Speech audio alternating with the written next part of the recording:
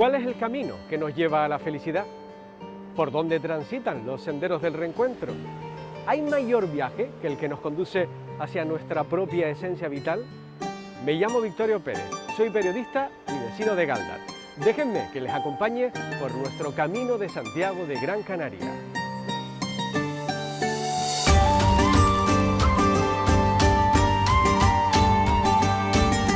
En 2021 celebramos el Año Santo Jacobeo en Gáldar, un acontecimiento religioso, cultural e histórico con su punto final en el templo arciprestal de Santiago de los Caballeros de Gáldar, donde los peregrinos ganan el jubileo. Pero todo camino tiene un inicio y nuestra peregrinación arranca en el sur de la isla de Gran Canaria, junto a las dunas de Maspalomas, aunque en realidad todo comienza mucho antes en el tiempo. La prehispánica Gáldar, corte de los Guanartemes, antiguos reyes canarios, se convierte con la conquista de Canarias en el siglo XV en uno de los principales focos para la evangelización del archipiélago. La antigua capital canaria acoge desde entonces la devoción al apóstol Santiago, patrón de las Españas. Tal es así que ya en 1482 se consagra en una antigua casa canaria el primer templo jacobeo fuera de la península ibérica. Allí, aseguran los textos históricos, el obispo Fray Juan de Frías, protector de los indígenas, celebró por primera vez misa en honor al santo patrón. Ese lugar prehispánico convertido en templo jacobeo daría nombre a la parroquia y a la incipiente nueva villa castellana sobre los restos de la antigua Gáldar, Santiago de los Caballeros de Gáldar. Desde entonces, todos los caminos llevan a Gáldar. Nuestros pasos como peregrinos siguen hoy las huellas de un antiguo camino real aborigen, rebautizado tras la conquista como el Camino de Santiago de Gran Canaria, la primera ruta jacobea fuera del territorio continental europeo. 48 horas de ruta, 78 kilómetros, más de 1.500 metros de desnivel y 3 etapas que nos llevan por los áridos barrancos del sur, subiendo por las cumbres de la isla, para conducirnos finalmente a través del tesoro paisajístico y etnográfico del municipio norteño de Gáldar hasta la puerta santa del templo jacobeo de Santiago de los Caballeros de la real ciudad de Gáldar. Y es que, ¿cómo separar lo natural de lo espiritual? El paisaje, la tradición, la naturaleza, la gastronomía, la tierra, la cultura, nuestro cielo y nuestro mar forjan el carácter del camino. Un camino de ida y vuelta. De ida, claro, hacia el jubileo, pero también de vuelta. De vuelta al origen volcánico de las Islas Canarias, en parajes como el Montañón Negro, donde la oscuridad del picón y la lava volcánica se funden con el esplendor verde de los pinos de Gáldar. De vuelta a los sabores auténticos, como el de los espectaculares quesos de oveja cuajados con la flor del cardo y hechos artesanalmente en las queserías de los Altos de Gáldar. De vuelta al respeto por el sudor del campo, por las manos curtidas, por los frutos del trabajo y la cosecha. ¿No es esta otra forma de redención?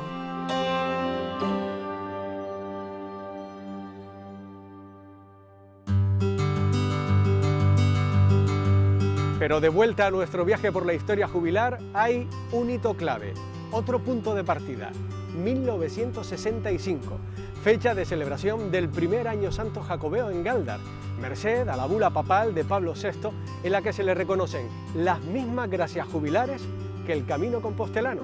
Desde entonces se viene celebrando gracias a una concesión pontificia que ya desde 1993 fue otorgada a perpetuidad por el Papa Juan Pablo II. En la Gáldar de nuestros días son muchas las referencias a la veneración jacobea.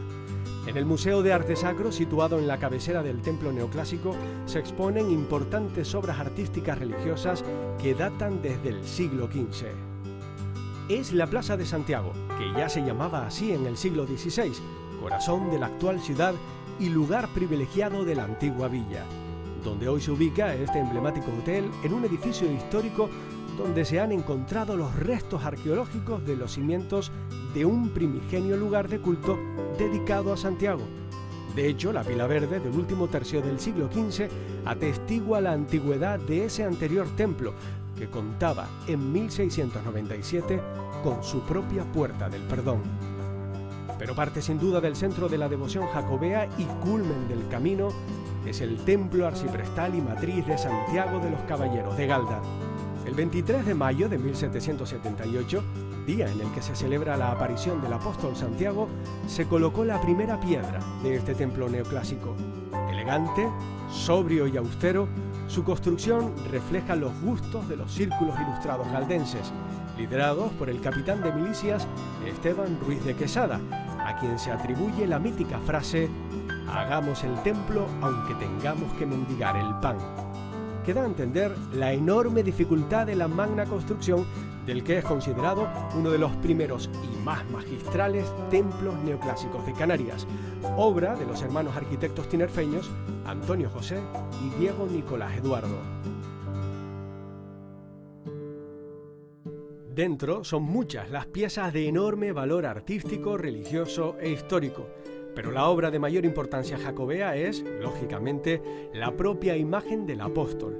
La actual, que muestra a Santiago a caballo con su espada, se ha documentado desde 1629 y se cree que es de origen mexicano. Junto con la talla, en la iglesia se encuentran numerosas obras de arte con símbolos jacobeos, como el cáliz, la cruz procesional y el portapaz de Santiago. Tras la capilla del apóstol, con su retablo neoclásico, se ubica el camarín del santo patrono. A sus pies, la puerta santa o del perdón. Una puerta que tras 11 años se vuelve a abrir de nuevo en 2021 para recibir a los peregrinos y concederles la indulgencia del jubileo.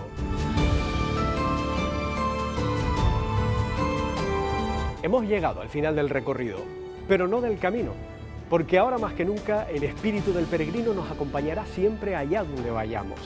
Seremos nosotros los encargados de trazar una senda hacia el mundo que queremos habitar, la sociedad en la que convivir y la persona que aspiramos a ser a partir de este 2021. ¡Feliz Año Santo Jacobeo 2021!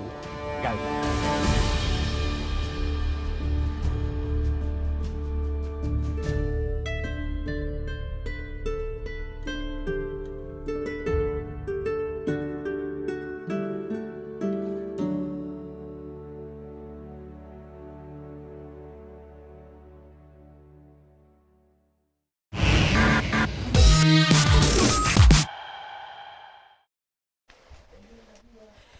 Buenos días todo el mundo, bienvenidos por fin al inicio de este streaming en el Gran Canaria Frónton King 2021 presentado por Cerveza Corona y NMD Bodyboard.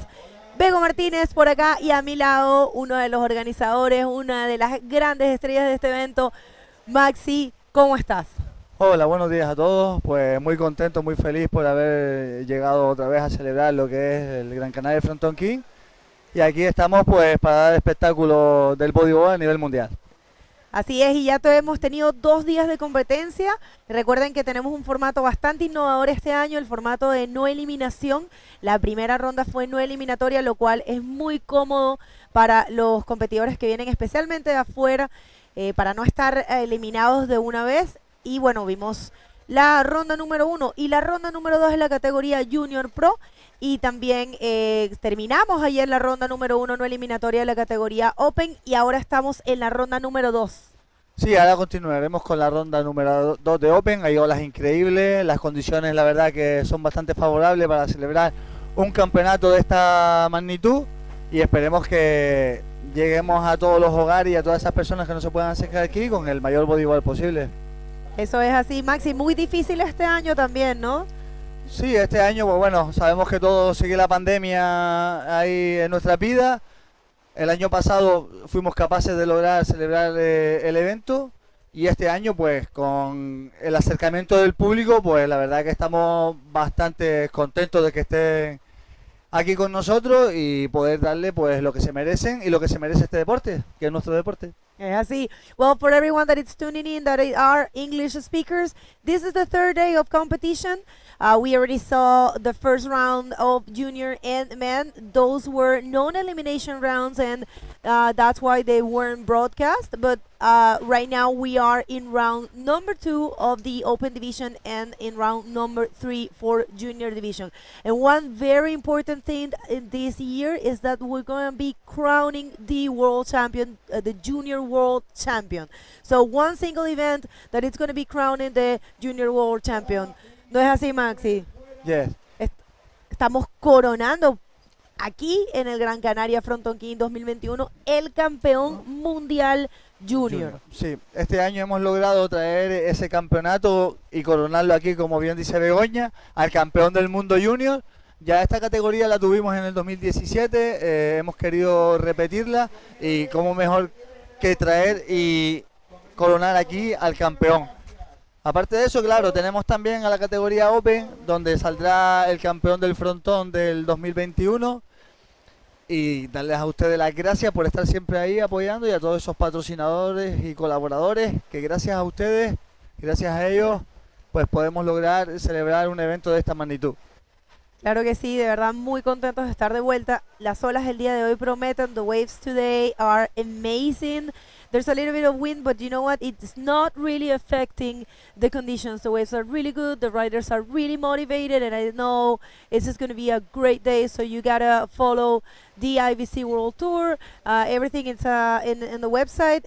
There's 2 YouTube channels that are going to be broadcasting this event. It's the IBC World Tour YouTube channel and the Fronton King YouTube channel. You can you just make sure to share that and tell all your friends and family that this event is on, and this is one of the best bodyboarding events of the year.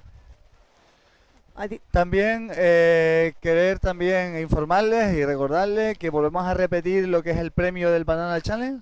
Este año volvemos a entregar ese premio a la mejor maniobra del evento. Entran todos los competidores, todas las categorías, y a esa maniobra que sea la mayor o la más espectacular del Frontón, pues le daremos el premio del Banana Challenge. Well, this is a very important thing. We're gonna be repeating the Banana Challenge, the Red Bull Banana Challenge. This is a mini competition within the competition. So the best maneuver of the whole competition, not division, the most radical maneuver will get a prize of $1,000, and that's going to be granted on the award ceremony at the end of the event. Así que muchísimas gracias a todos ustedes por su apoyo. Hemos recibido muchísimo cariño a través de las redes sociales y les repetimos que los 2 primeros días, como fueron de rondas no eliminatorias, no se transmitieron. Ahora vamos a ir ya con todo, de ahora sí ya no paramos, ¿ah, Maxi? Y ahora sí. Además, las condiciones son perfectas en el día de hoy para celebrar un campeonato de esta categoría. Ya tenemos a la primera manga en el agua, estamos a punto de empezar y espero que lo disfruten como realmente se merece. Bueno, mientras tanto que ya se están preparando, los riders están llegando de afuera, vamos a ver los highlights de los días que han pasado y ya regresamos directo a la acción.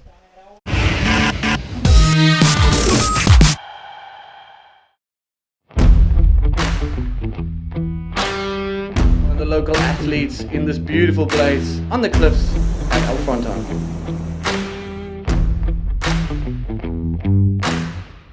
Up and riding, looking at the section. There it goes, hits a good clean invert right in the flats. Exactly what the judges want.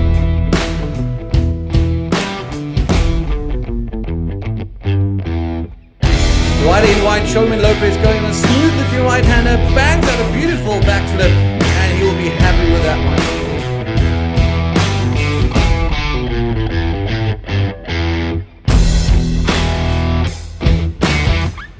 Twisted Roberts upper riding on the left hander. Look at that section, massive backflip all the way to the flats. Oh my goodness, those ribs will be hurting.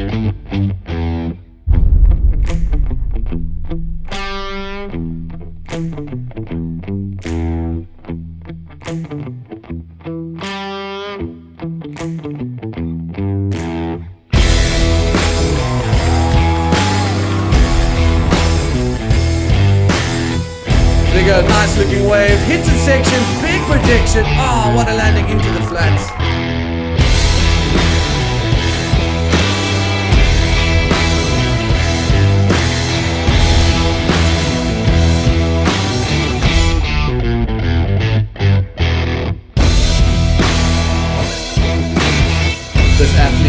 of his wave, showcasing his local knowledge. A nice smooth barrel in the section. Oh, comes out with the spit. What a ride.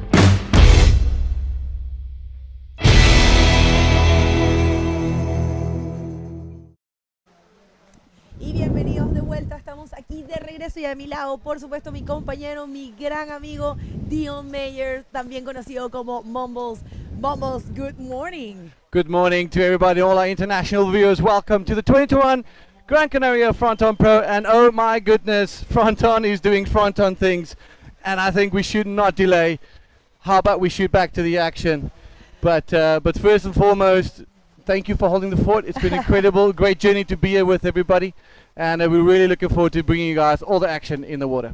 How were those 2 days, Dion? It was amazing, huh? How packed of action. Yeah, it was incredible. It was so good to see all these juniors and the Groms just stepping up and surfing all these waves, every single one. So here we go, ladies and gentlemen, round number 2, heat number 3. This is elimination rounds. Biggo, who do we have in this heat? Okay, tenemos in white we have Ocio Rodriguez, in red we have Cristian Antunes, in yellow we have Rumen Adrián González, and in blue we have Carlos Suárez. Round 2, heat number 3, esto es, ayer avanzamos 2 hits de esta ronda número 3. Esta ronda es eliminatoria. Después de esta ronda se despiden 2 competidores. Yes, exactly what she said. Well, there's 18 minutes in this heat, 20-minute heats, ladies and gentlemen. The waves are absolutely pumping. We're going to see a lot more waves ridden, given the fact that yesterday and the day before was a little bit on the small side, but definitely building since we started. We had Blue up and riding, nice little barrel. What's happening here? Good little section, a lot of speed, and he manages to get just in front of the section, ending it off with a double spinner, maybe 3. That's 2 for the win. Right, ladies and gentlemen, we are finally live, and it's an absolute pleasure to be here with you guys. Myself, Biggo, and Manny will be bringing you all the actions throughout the day here at the 2021 Gran Canaria Fronton Pro. And man, it is amazing to be here. What can we say? Well, Carlos Suárez opened up his account with a quick little right there, Biggo, and didn't get too much, but he got that 2.3, just dusting off the cobwebs and just settling the nerves. The waves are peaking, some of the set waves, Biggo, are peaking around about the 6 to 8 foot on that reef, you know, so they're going to be very selective, and they have to make sure that they sit in the right position.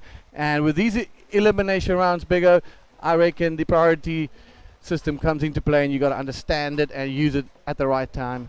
Oh, definitely. Priority system is the best thing that you can get to compete. I think it's the most fair way to compete, and it's I think it's really useful that you have this kind of system. Otherwise, it will be a mess, you know, and people marking each other. So that's a nice looking one, but not really happening there for any of the riders.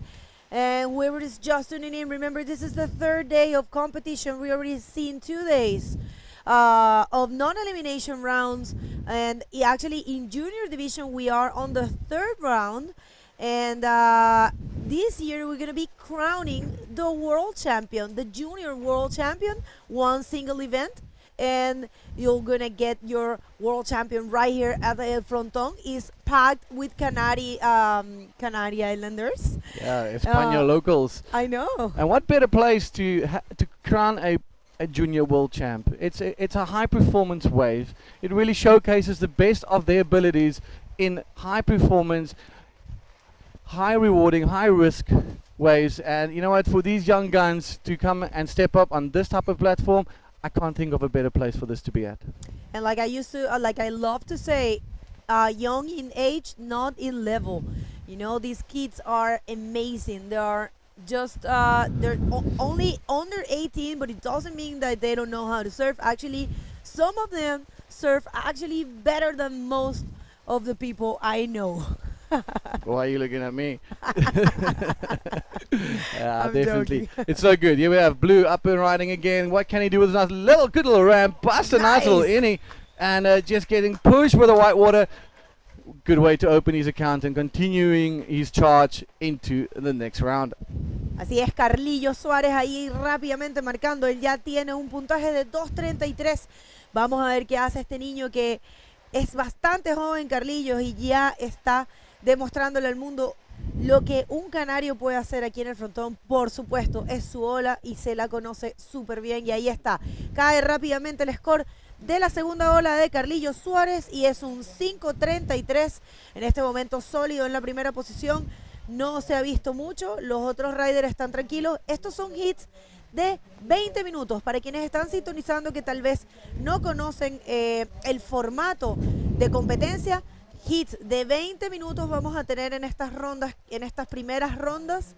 Ahí vamos viendo un poquito lo que es nuestra área de competencia, varios riders preparándose. Pues estas primeras rondas son de 20 minutos, por supuesto las dos mejores olas cuentan y hay un límite de 12 olas. As you guys can see, we are strictly adhering to the local COVID-19 protocols. Mandatory masks. Event carries a limit capacity of 1,000 people. Hand sanitizers are provided for all competitors and fans. Gran Canaria, a safe place with almost zero COVID-19 infection levels. And currently, as of last night, the current tourism rate is sitting at 89%. So once again, one of the better places and the safest places to come and enjoy yourself for a nice family holiday and some high flying. Here we go. The Chilean getting focused, Matias Diaz. Man, this guy is an incredible athlete, and it's just love watching him surf. So not much happening further in this heat. A little bit quiet with Carlos Suarez leading the charge with a 5.33 for his invert. Judges clearly liking that one, and he's sitting comfortably in the lead with a 7.66. Así es, y bueno, para quienes están aquí recién sintonizando, tercer día de competencia, pero primer día de streaming. En el agua tenemos a Carlillo Suárez en azul, a Ucio Rodríguez desde Galicia en blanco, Cristian Antunes, el único argentino que está en competencia, y Rumen Adrián González en amarillo. En este momento es Carlillo en la primera posición. Y aprovechamos para decirles que Gran Canaria es un destino seguro para el turismo, para la práctica de deportes activos. Y atención que se viene Rumen. All right, Yellow getting in and out. Maybe he lost a little bit of grip on his board there. He just also, Rumen wants to just settle those nerves bigger. It's quite intimidating in there. The swell is really big. It's coming from a bunch of random angles, so you really have to pick the wave that's going to offer and line up the best on the reef. So right now they're coming from the west, they're coming a little bit from the north, so it's really almost forming two peaks, and you want that one that really connects with the reef and gives you that opportunity for both the left and the right scoring waves. But right now Carlos Suarez sitting pretty in that lead, and Ucio Rodriguez still needs to open his account. He's got a 1 point ride, and Rumen sitting with a 1.67. But it's Christian Antunes Bego that is trailing without a decent score yet. So yeah, Cristian Antunes is the only rider from Argentina that we have in this event. And he's actually living here in Gran Canaria, so I think he has been practicing a lot and loving this wave. So kudos for the sole Argentinian. That's it. You know what I love about here right now is the amount of South Americans making the pilgrimage and all the effort to get you. Here we go. There's the Italian stallion, the man that cooks up a storm in the Just Your Accommodation guest house where we all are staying at. What an amazing place, owned by Ale Barbosa and his family. But you can just see the focus on this man's face. He had a pretty shocking heat yesterday, and he feels he needs to redeem it for himself and his country. Very patriotic. But we'll see if he gets through this one. I reckon he's going to cook up a storm this evening. Yes. Y podríamos aprovechar esta pequeña receso para darle muchísimas gracias a todos nuestros patrocinadores, por supuesto, Cerveza Corona, el Cabildo de Gran Canaria, el Instituto Insular de Deportes, el Patronato de Turismo de Gran Canaria, el Ayuntamiento de Gáldar y NMD Bodyboard Company. Muchísimas gracias. También tenemos muchos colaboradores: Hasio House, Hydroflask, Camper Canarias, Agua Bruma, nuestros media partners, Bird Magazine, Medusa. Gracias, chicos, de verdad, por estar acá, por apoyar el bodyboard, por apoyar estos eventos. Créannos que para el mundo es Muy, muy importante tener el Frónton King, en uno de los eventos más esperados, uno de los eventos más queridos del bodyboard mundial, y estamos felices de estar aquí con ustedes. Thank you very much. There's a whole long list of amazing sponsors here for the 2021 Gran Canaria Fronton Pro, presented by Cerveja, Corona and NMD Bodyboards. A little frame before this, we saw the stairs going down to the rocks, and being on top of the cliff face here, it is actually, we actually have the better view. Once you go down there, and then you start actually getting the magnitude, and you feel the power of Fronton as it offloads onto these reefs. And you know, these guys are about to get some serious, got action in the water. Red finally getting a little bit of wave, a little bit of cutback reverse vibe, and looking for that second six. Just got absolutely catapulted into the flats with that one. Crowd loving it. Love to see a little bit of a high flying action. This is just a small taste of what we are going to be expecting today, and tomorrow, Begonia, the swell looks even bigger. Yeah, definitely. And yeah, man, what a great well, wait a minute. Do you know what I love to watch? That little offshore wind, and with the, you know, with the reflection of the sun, it's got like a little pinky color. Look at that. Yeah, oh my God, little that's rainbow. so beautiful. Little rainbow there, huh? Yeah, and the water's so clear. It's incredibly clear, incredibly warm as well. Well, as a Cape Townian, anything is warm, but it hovers around about the 20 to 23 degrees centigrade Celsius. I mean, and it makes it for real comfortable surfing. You're not very restricted by a thick wetsuit. You just kind of go in with a short arm, short leg, 2 mil, and you know, just protect yourself from the reef.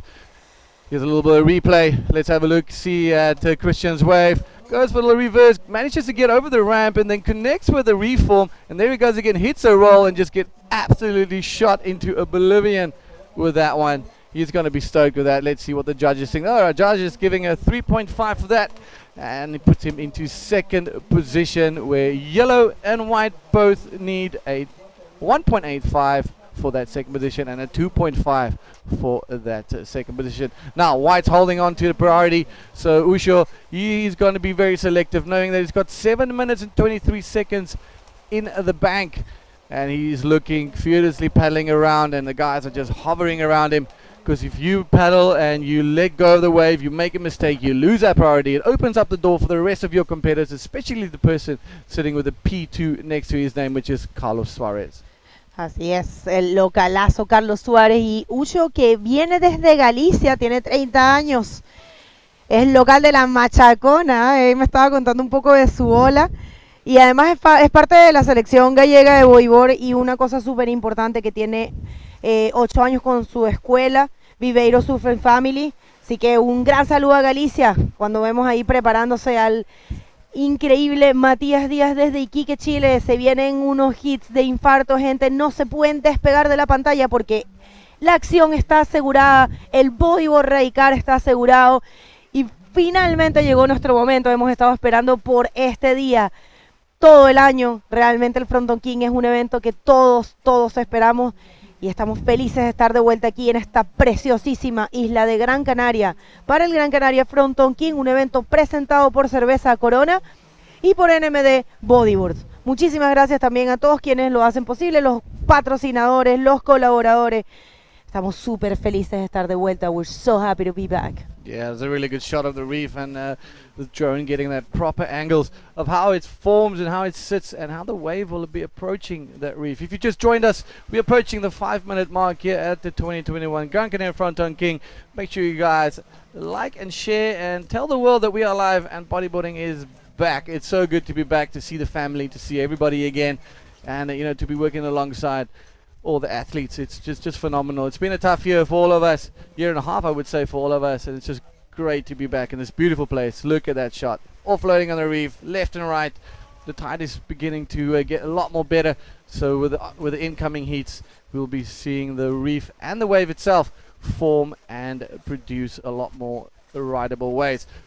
Well, let me tell you what, we have seen some 8 to 10 footers offloading on this reef, so they will be sneaking in, and these athletes need to be wide awake to make sure they don't get caught offside, as we still have not many waves ridden in this heat. Begonia with Carlos Suarez holding that first place steady with a 7.66, and Ucho Rodriguez currently in 4th place, needing a 2.51 to get to that 2nd position. He is holding that first priority. All right, rather than blue, he was looking and he let that one go. Right, it's a little insider, probably won't offer much scoring opportunity. The swell is a little bit of a mixy-matchy on the reef. Here's a nice little pullback shot. You guys can see how it's just, some of them are missing the reef and some of them are just coming from a different angle, and then every now and then that perfect one pulls in. We do have a lot of wind at the moment. Today is quite windy, so we're sitting behind a nice little windscreen, but in the water it is definitely challenging, and we'll see what the athletes can come up with. It's all about being in the right place at the right time. Definitely, but you know what, Dion, this is what really amazed me about this place is that no matter there's winds, wait a minute, here comes Ucho desde Galicia, vamos a ver qué puede hacer, un rolo cayendo, a ver, vamos a ver, porque cuando el frontón te presenta este tipo de rampas que no continúan adelante en la ola, a veces, o sea, la mayoría de las veces los jueces no lo consideran completado. Vamos a ver qué piensan los jueces. Yo no soy jueza, solo soy comentarista y no sé si lo van a tomar como completado. Vamos a ver qué ofrecen los jueces para el gallego Ucho Rodriguez.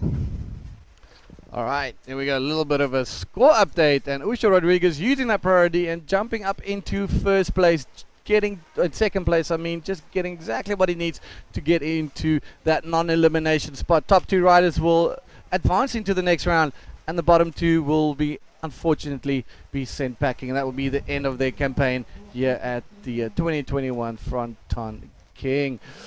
Wow, look at that.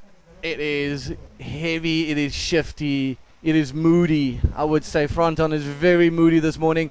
Here we go. Bigger. You guys are looking, and we have blue up and riding. Carlillo Suárez, una bonita derecha. Vamos a ver si nos puede ofrecer otro inver. Oh, no lo cae. Guau. Bueno, así es la cosa. Eso suele pasar. Sin embargo, es nada todavía que algo de tiempo.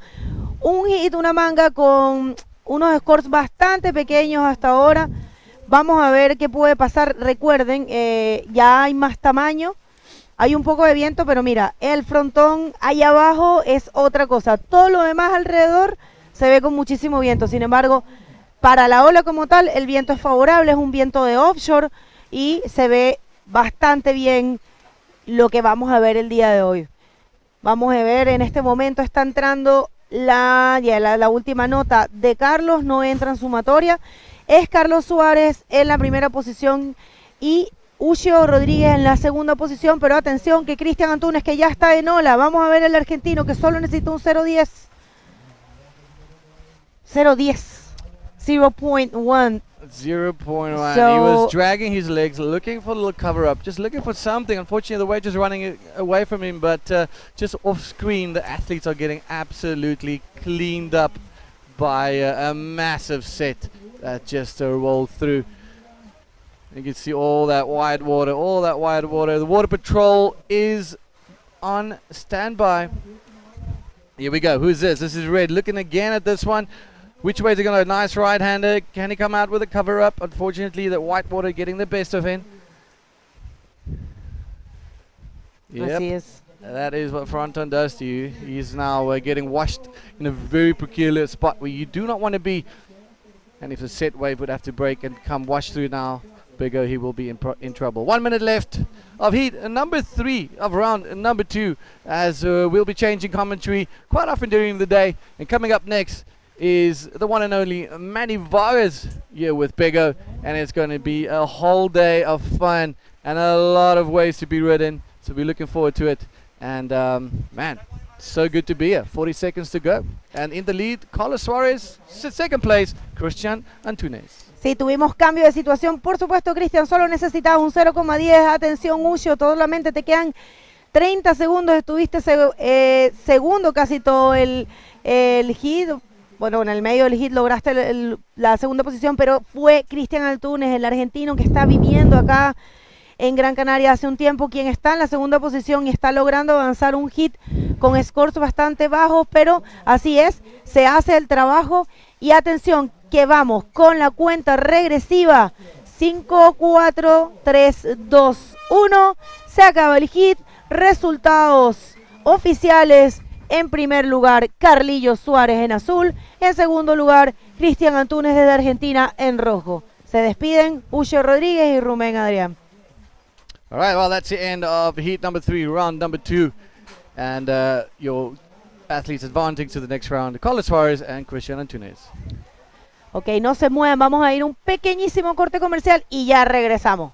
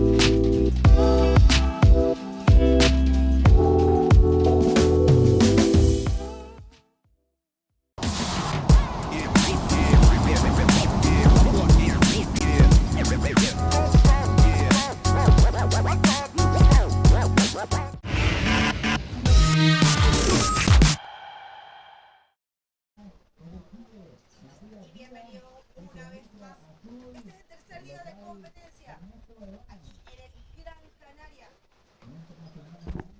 Bienvenidos una vez más. Este es el tercer día de competencia en el Gran Canaria Frónton King 2021, presentado por Cerveza Corona y NMD Bodyboards.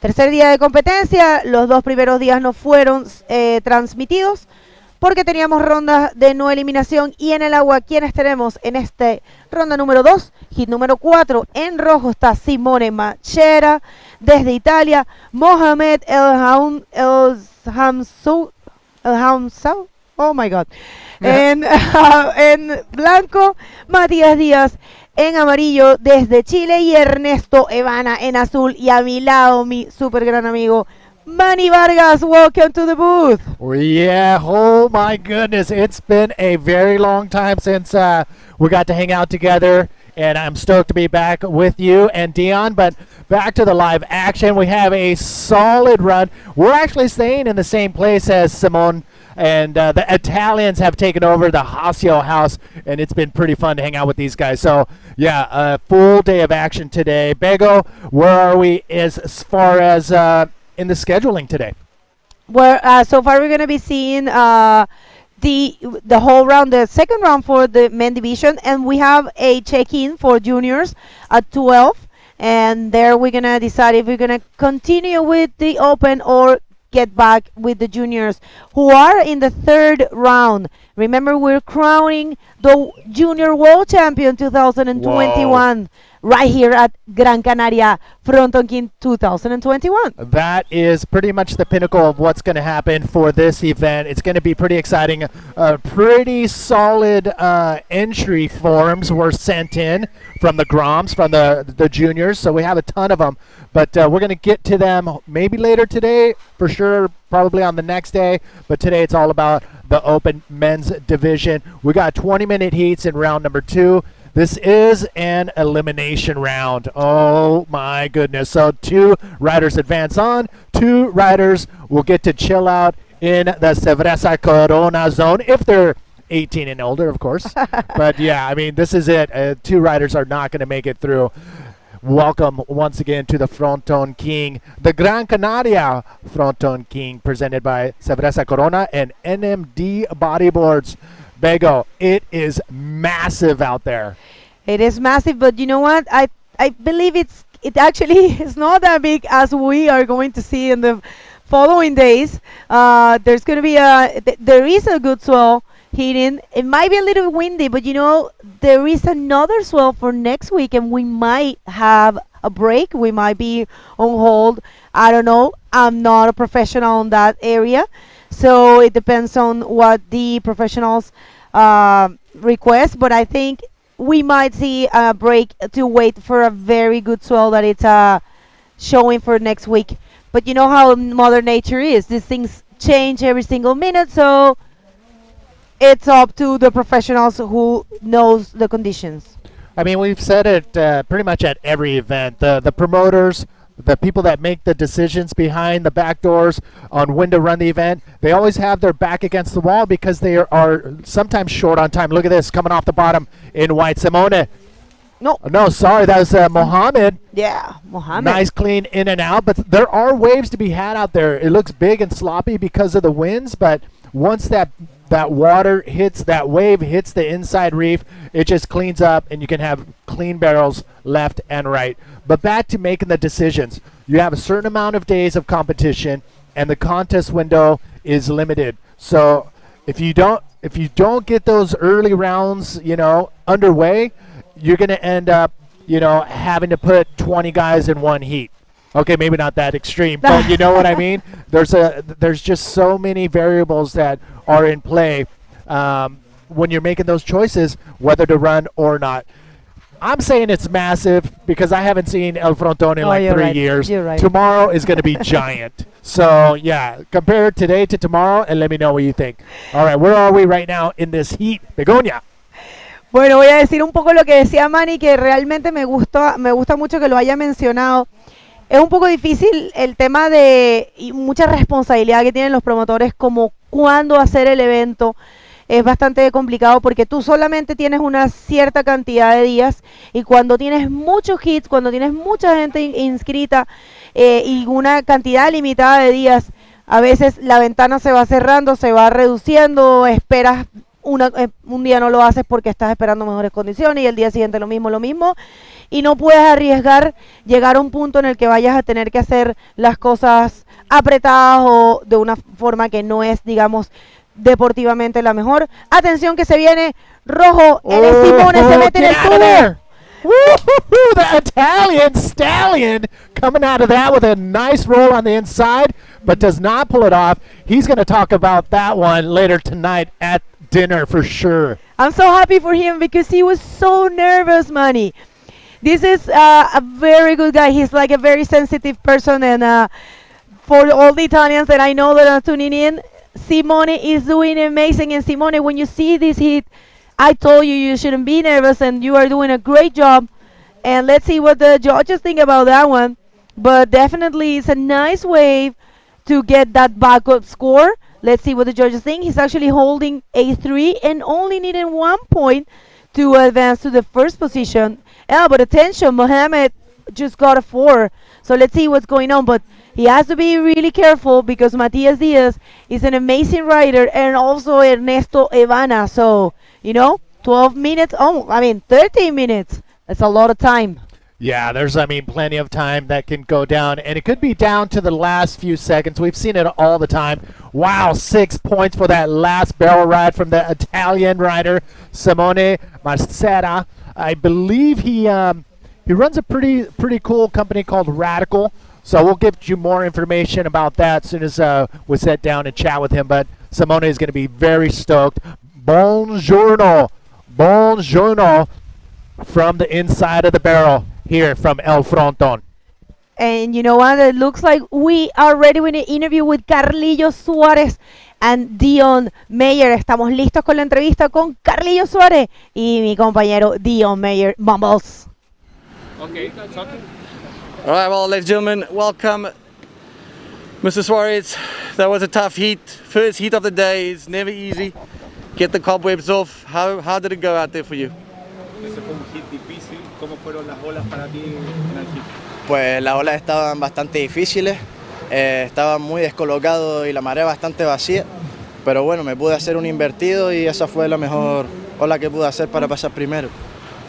All right, fantastic. Well, we're wishing you all the best luck moving forward in the event, and I hope the waves continue to swing in your favor. Te deseamos lo mejor en el resto de la competición y si quisieras darle saludos a alguien ahí. Pues muchas gracias y quiero darle saludos a todos mis amigos, mis padres y ya está. Eso. Gracias. Gracias. Manny, back to you guys. Thank you very much, Dion. Thank you very much, Dion. Muchísimas gracias, Dion. Y atención, mucha acción. Casi cae ese backflip. Matías Díaz, pero no lo lograba entrar.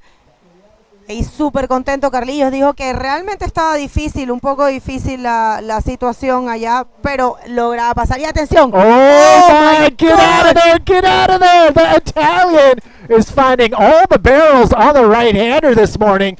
Heat number 2, the second heat of the day. It is Simone, the Italian. I can hear everybody from Milan to Sardinia Island yelling and cheering for their very own Italian rider, Simone Macera. Macera, Simone. Italiano. Bambini. That Está is siendo increíble. Miren qué tubazo, señores. Casi lo sale. So there is a lot of chop, a lot of bump going on in the water because of the wind, and that was what kind of disengaged his rail, and he wasn't able to, look at him, he's frustrated as he hits the water because he did not make it out of that barrel, but that was pretty sick for the Italian Simone Macera. Simone Macera, I'm so happy for you, but you know what? Be careful because Matias Diaz, the Chilean, attention, Matias Diaz, the Chilean, only needing a 5.48 to get that first position. Ernesto Ivana, he had priority, number one priority, and going for that wave, turning around, I'm guessing he may have lost that priority. And in these situations where there's one peak, having priority is critical. It's one of those variables that you got to keep in your pocket, and Ernesto may have messed up there. Matías, up the riding. Vamos a ver qué nos puede ofrecer el chileno, el iquiqueño Matías Díaz. Claro que sí. So Matias Diaz, I mean, you guys are living in the same country. This guy is one of my favorite riders to probably pull off a win here.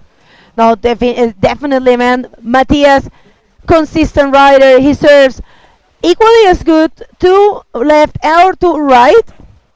And I really admire his level. Also, the way he is. So, I don't know, Manny. I'm thinking he's going to get that 5.48. He needs to knock Simone from the first position. But there's still a lot of time to go. And this is a very good hit. I'm thinking in here the conditions change real fast. So comparing from the previous heat, these guys right here are actually showing some skill. I mean, they're just showing they can find the proper way, and it looks like something's going on there. This is Ernesto. Nice. Oh my God. Negotiates under the lip, able to get a quick pocket ride, coming in an inside section. Can he get another barrel? Yes, he does. Ernesto losing priority, but somehow with third priority, grabs a solid double barrel on that right-hander. The crowd here is going absolutely bonkers on that wave for Ernesto Ivana. You talked about the conditions. Yes, we had a low tide earlier today. Now we're going to see a high tide around 2:30, and which means that the reef is going to fill up with water, but because there's some swell in the water, we will be able to run through the entire day with some action. So it's going to be pretty fun to see what is going to happen as far as more water on the reef.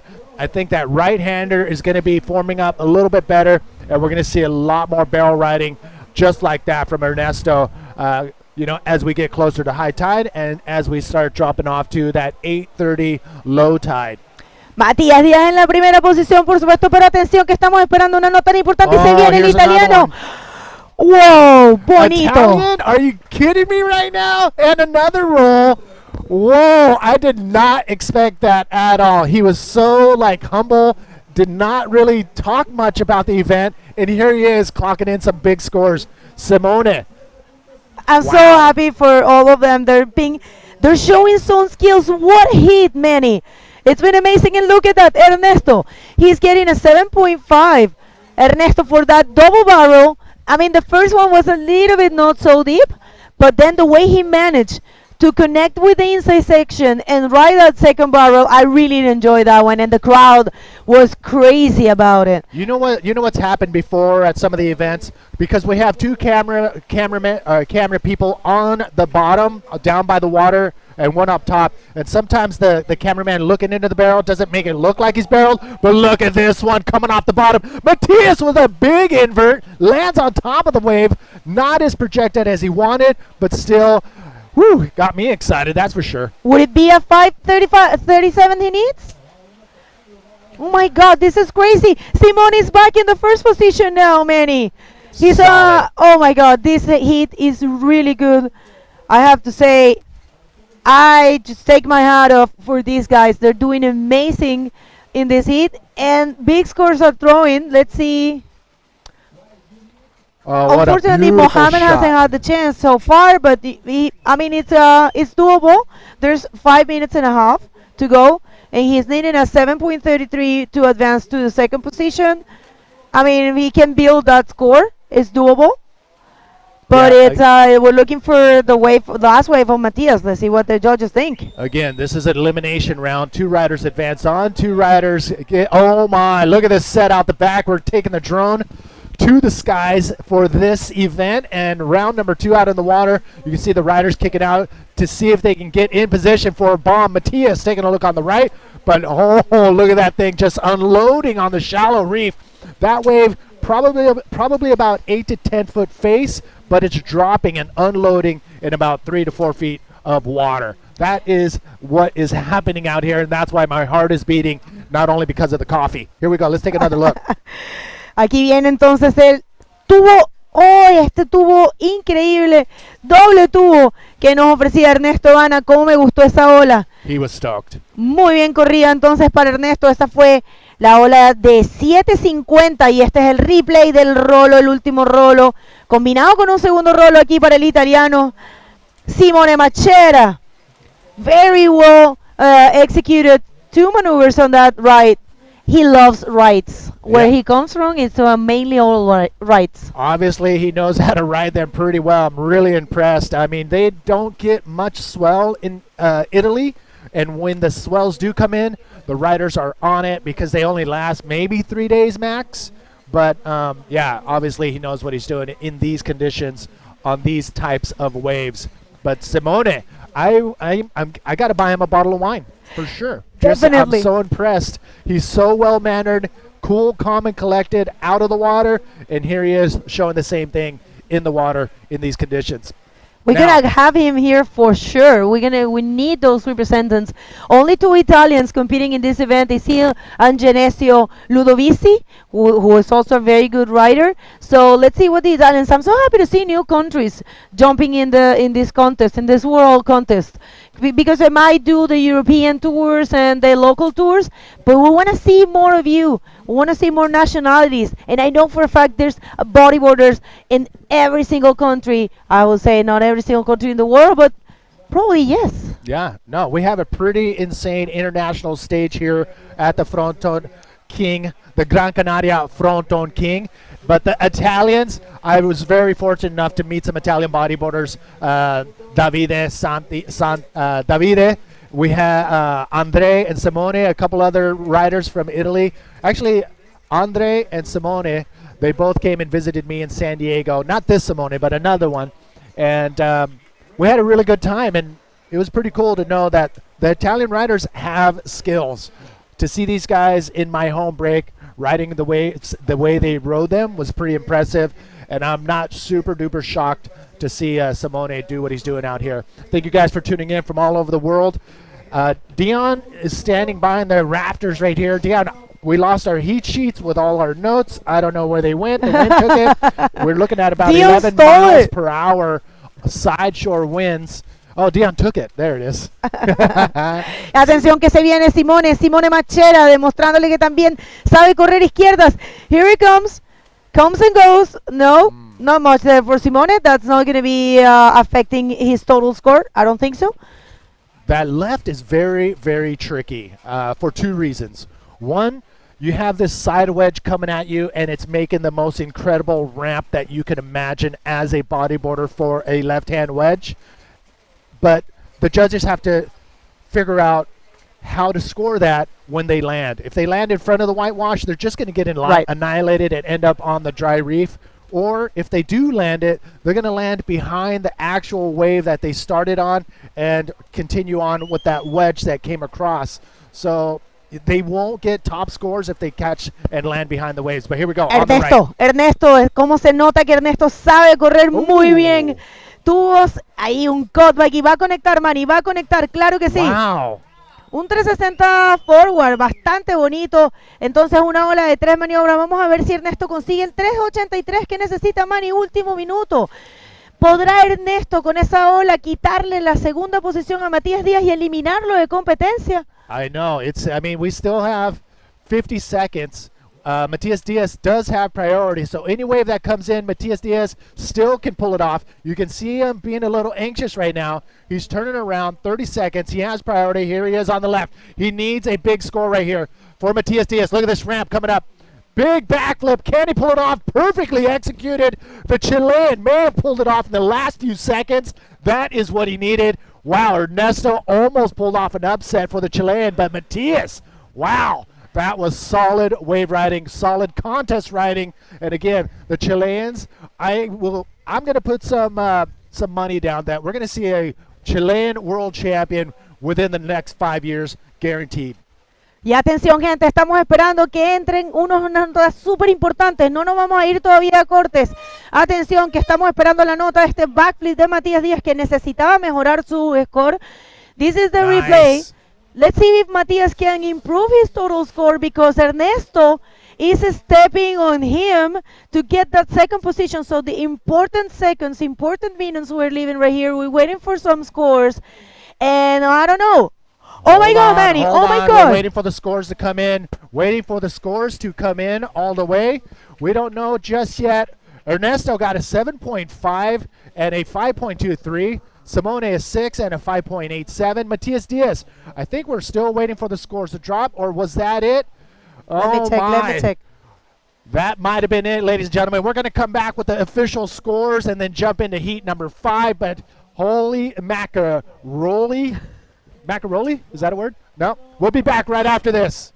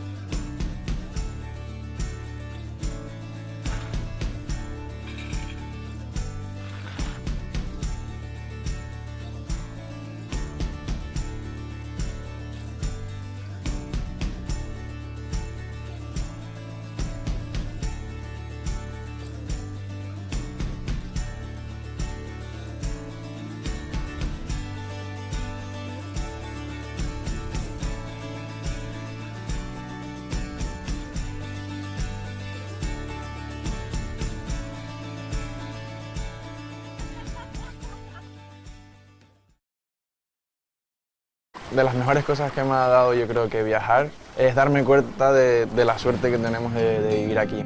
Volver a querer estar en casa es ese momento, después de estar un día entero surfeando con mis amigos, relajado en la playa, simplemente disfrutando del día que hemos tenido y estar ahí echándonos una cerveza y disfrutar del momento y estar juntos.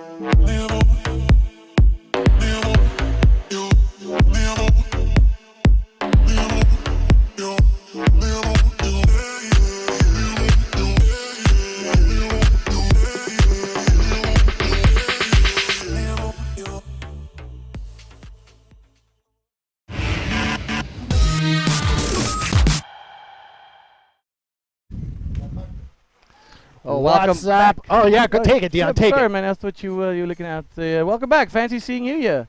I know, right? Yeah, let's see. Oh, your heat number 5, round number 2, ladies and gentlemen. Samuel Fuentes, Jan Sulain, Ivan Castello, and Bruno Martin. Another cracker heat here, Manny.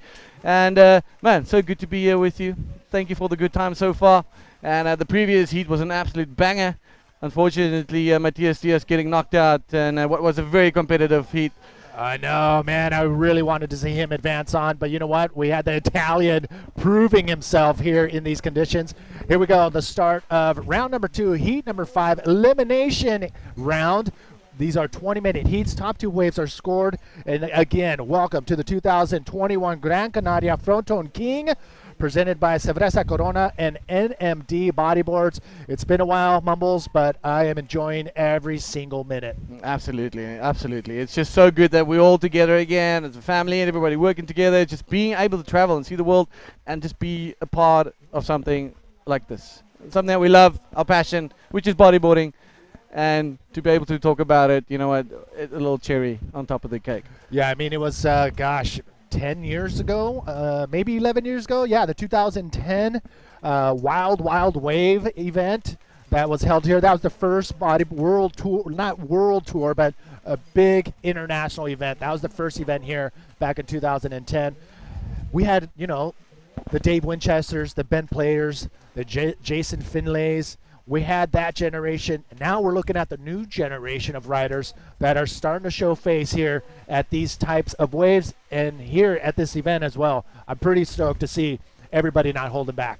Yeah, absolutely. And a wave like this, you know what, you cannot hold back. It's full on, one mistake, and you can pay a dear price for it. But, you know, your generation with the guys that you guys, like Wingy and all the names that you just mentioned, you know, they paved the way. They paved the way for this contest, and to see this amount of junior competitors coming and competing for the Pro Junior title, it's incredible. And it just shows that the grassroots is working. The whole development system within IBC is working, and you've got, I mean, what's it, about 10 Peruvian riders here. You've got a bunch from Chile, you've got an Argentinians, we just saw Simone from Italy, so multinational. All right, rider in red, looking at this one.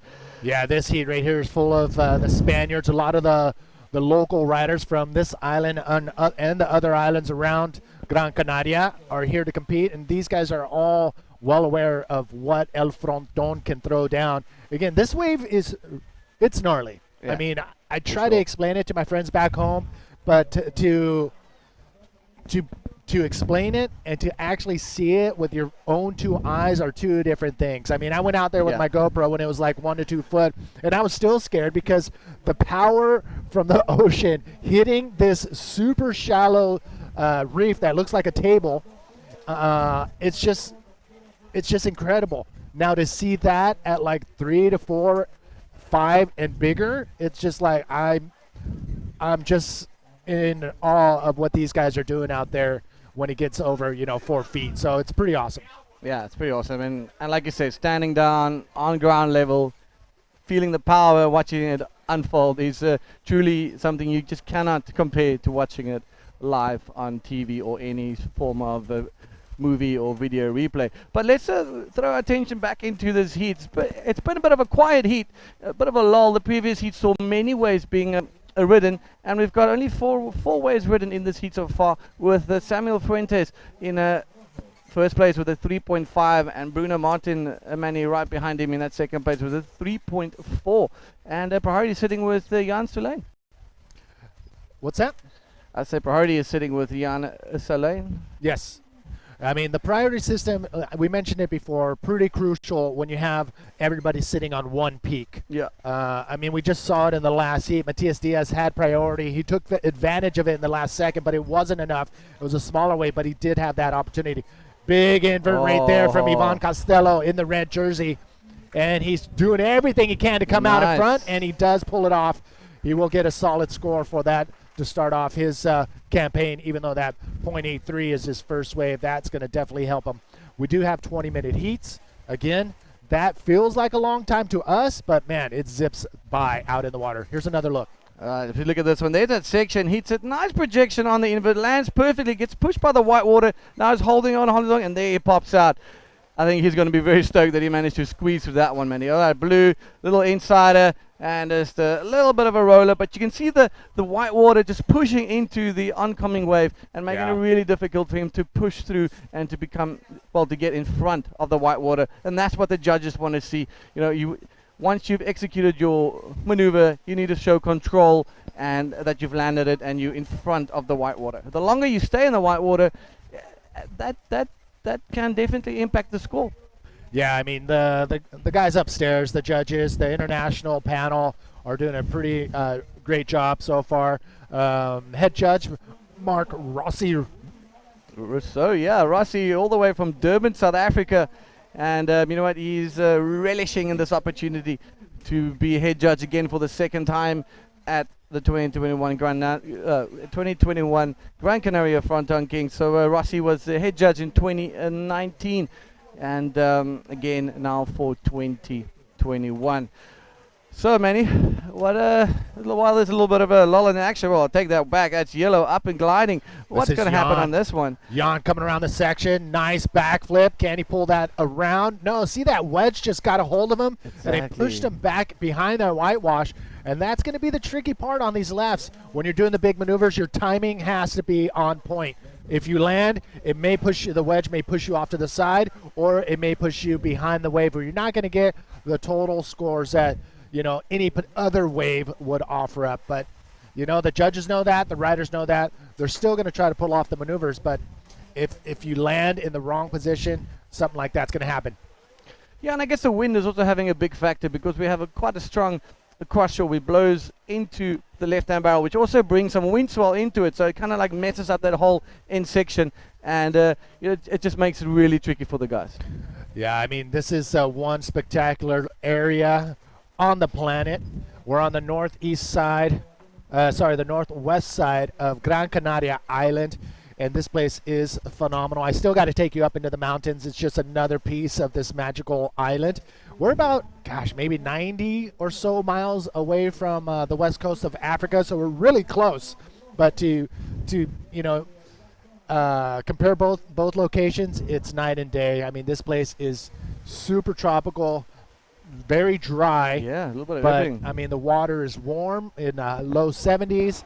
The wind does get a little fierce coming out of the northeast, but still not too bad to rain down here on El Fronton. Here's a quick look at what's happening in the water. All right, well, just past the 10-minute mark, and Ivan Costello smashing a 7-point ride. Oh, we got White up for a lot of speed, just kicks out in the back like a little frog off a branch. But Ivan Costello with a 7-point ride now, currently in first place and with first priority. And Samuel Fuentes with a total wave score of 4.57, Manny. Those are the two riders currently not in danger. But as we saw in the previous heat, it's not over until that hooter honks. Yeah, so check this out. Dion, we do have the interview ready, standing by right after this wave. We'll send it over to Begonia, but first, Samuel Fuentes gets unglued. So, yes, Begonia is downstairs with the winner of that last heat, Ernesto. When he was catching these waves, the whole crowd was cheering. Bego, let's hear from you and Ernesto.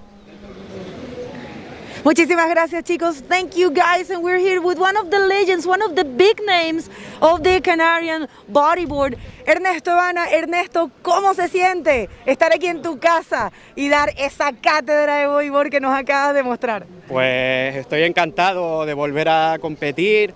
Pude competir en el 2019 otra vez, pero muchos años sin competir. Y competir aquí en casa y en el Frónton King es lo mejor que se puede hacer. Nada, y hay buenas condiciones, ya empieza a subir la fuerza y a ver qué se puede hacer. Well, he's saying he's very happy to be back. He was away for 11 years. He went away. Estuviste por 11 años. And he's back. He's from here. He has been transferred to different places for work. And he's saying actually the conditions are really good. And for him, he's so happy to be back. ¿Cómo estuvo ese hit? Esto que hiciste, estuviste igual cuarto bastante tiempo durante el hit y de repente te consigues esta ola de doble tubo y después otro tubo. Sí. Pues cuéntanos un poco. Bueno, empecé la manga, quise esperar a que viniera una buena serie y como no venía dije, bueno, voy a coger lo primero que entre y bajé una izquierda muy mala y cuando voy remontando veo al francés bajar su olón de derecha, digo, no puede ser esto, ya no me cuadra. Dije, nada, voy para adentro y a esperar buenas y a ver qué se puede hacer. Y nada, y me cuadraron los dos tubos, ya con esa ya me puse más tranquilo y a esperar otra buena y al final sonó la flauta y pasé. Well, he's saying he was waiting. He took a very bad left, and then he found this. He actually saw Simone, Italian, to come to take this huge ride, and he said like, "Oh my God, I won't have a chance." But Simone didn't make it on that one, and he was just thinking, "I have to take whatever I can." So, congratulations. You want to say something to someone back home? Gracias, un saludo a todos. Gracias. Back to you guys. Awesome. So Ernesto is super pumped. Thank you for the interview, Begonia. But man, it's going to be another full day of action here, and I can't wait until it gets into that zone where the right actually stays open longer. It's going to be pretty fun to watch as the tide keeps rolling in. Oh yes, oh yes, oh yes. And we saw yesterday as this tide gets a little bit higher, it just gets a lot more gnarly. All right, that's White up and riding. What's he got? A little bit of speed. Nice little ARS, man. He hits a landing. Can he squeeze around? There he is. Nice. All right, that's exactly what he wanted, and that's exactly what the judges wanted to see. So Bruno Martin backing up his 3.4 with a nice ARS. I mean, we got some of the top riders on hand. We do have Brahim Idosh from Morocco. PLC is here as well. Maxime Castillo from France is on hand too. I mean, we got a pretty strong contingent of riders from all over the world, but these guys are definitely the ones to keep your eyes on because they've been here before. They've been on the podium before or close to it, and so they know what it takes to get into those later rounds. But there's a lot of hungry riders out there, as we saw in the last heat, the last few heats of the day. So it's going to be pretty good because nobody's holding back.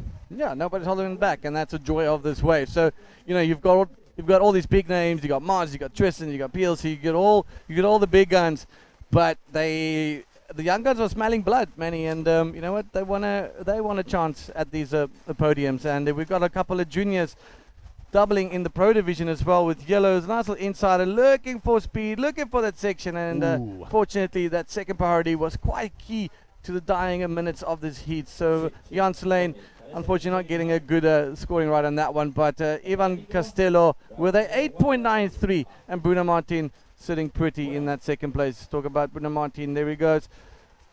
Slow-mo, how good is the slow-mo? Wow. So look at that line that he's drawing. A little bit of speed bump, but he sees a section. Now he sees a section just past the white water. Right, there it is.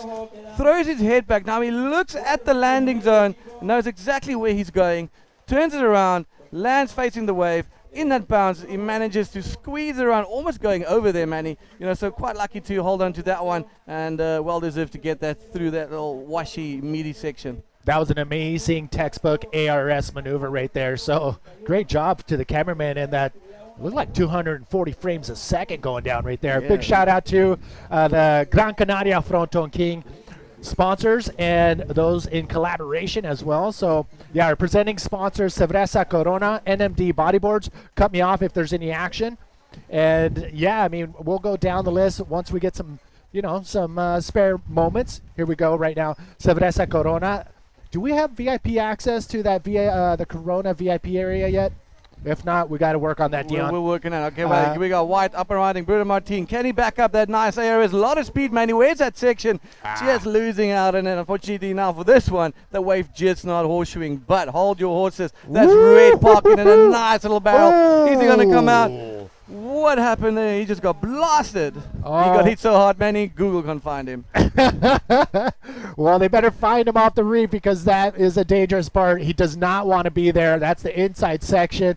But, man, he just got lit on that second section. Man, and the lip alone could knock him, water in the ears, water up the nasal passages. But it's the reef, too, that he's got to be aware of. He looks okay. Ivan Castello paddling back out. Again, big shout out to the sponsors.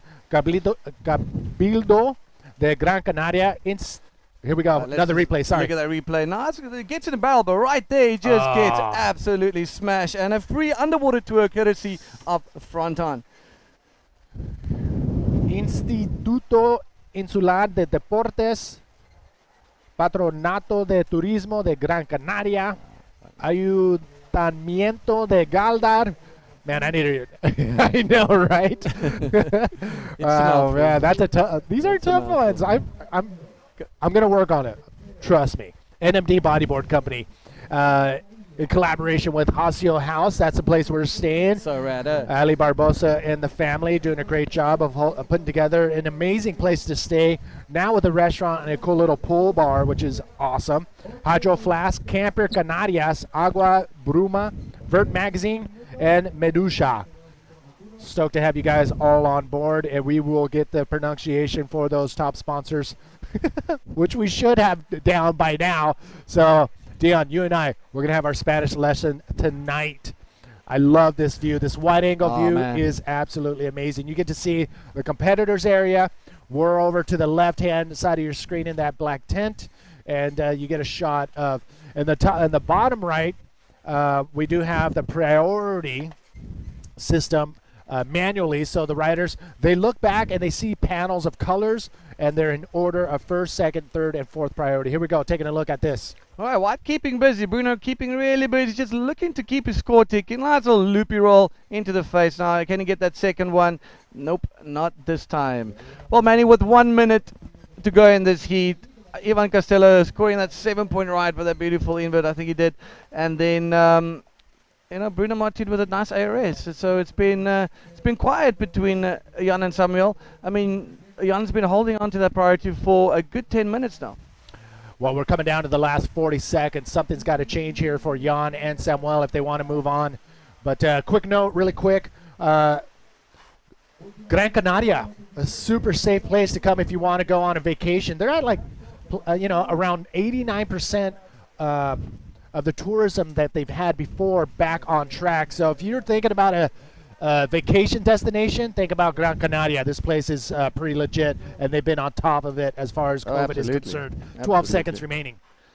All right, well, who's it going to be? Ivan Costello and Bruno Martin will be going through to the next round. And unfortunately, not progressing is Jan Solein and Samuel Fuentes. Well, that's the end of that heat, ladies and gentlemen. All right, Dion, take her out to the next heat. As I step down, I'm going to do some interviews. All right, we'll be back with some more high-flying action from a 2021 Gran Canaria Fronton King right after this ad break.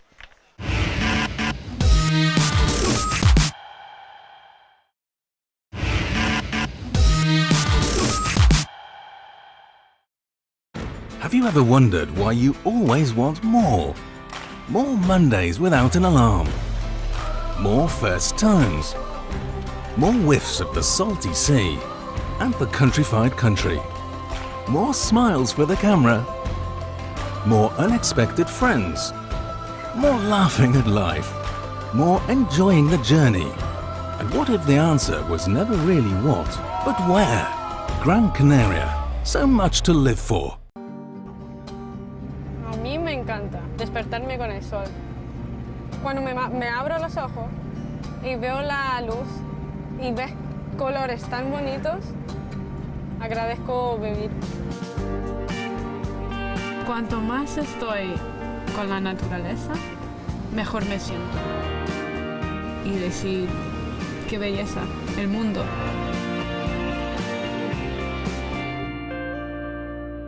¿Cómo separar lo natural de lo espiritual? El paisaje, la tradición, la gastronomía, la cultura, nuestro cielo y nuestro mar forjan el carácter del camino. Un camino de ida y vuelta. De ida, claro, hacia el jubileo, pero también de vuelta. De vuelta al respeto por el sudor del campo, por los frutos del trabajo y la cosecha. ¿No es esta otra forma de redención? Feliz Año Santo Jacobeo 2021. Santiago de los Caballeros de Gáldar.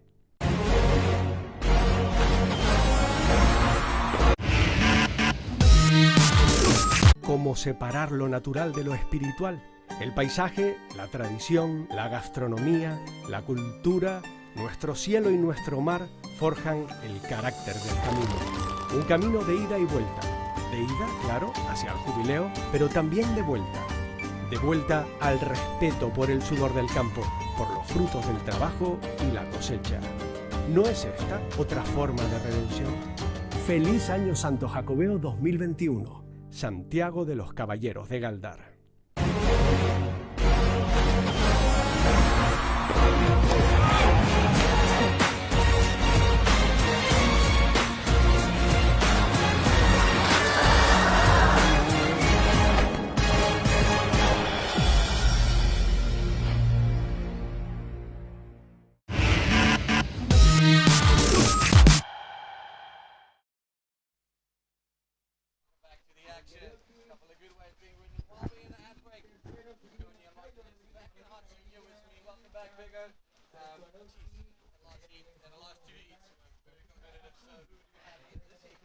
Thank you very much, Dion. And in the water, you have your heat number 6. Is Samad Lambarki in blue. We have Ramon Perez in red, Julian Unanue in white, and Rodrigo Silva in yellow.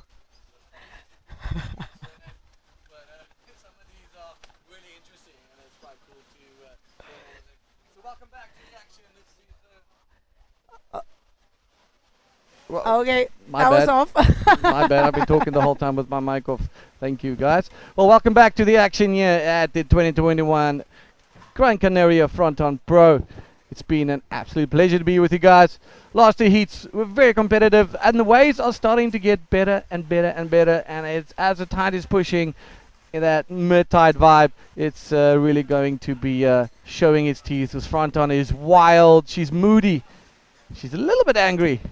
And here we have the situation in the water, ladies and gentlemen. It's 16.5 minutes. Round number 2, hit number 6, Julian Anuane. And he's scoring with a 1.5 in the lead right now. So not many waves being ridden. We did see off-screen the rider in blue getting absolutely hammered, unfortunately. Taken off in a really precarious spot and making contact with the reef. But he is okay. He's back. He's making his way back slowly to the back. The water patrol is keeping a keen eye on the athlete. Yeah, what a great day, man. Dion, I don't know about you, but I've been so excited just to see these guys killing that wave. I think it's a perfect size, you know. I mean, I don't know. This is probably from my point of view, but I really would enjoy to surf these conditions. Just mid-size, and look at that. Here he comes, Ramón Pérez. Vamos a ver, ¿qué puede hacer Ramón Pérez? Nada. Claro que sí está empezando. Ahí viene. Vamos a ver si conecta. Bonito rolo redondito para Ramón. Y se viene rápidamente Samad Lambarki. Un invert. Okay, well, let's see what the judges think about that one. He actually hold on to his board as a cat. So let's see what the judges think. Yeah, unfortunately, I don't think he got much projection on landing on top of the white water, and was kicking a little bit out of desperation to try and make it in front of the white water. But the judges looking for execution, style, and air in the most critical section of the wave.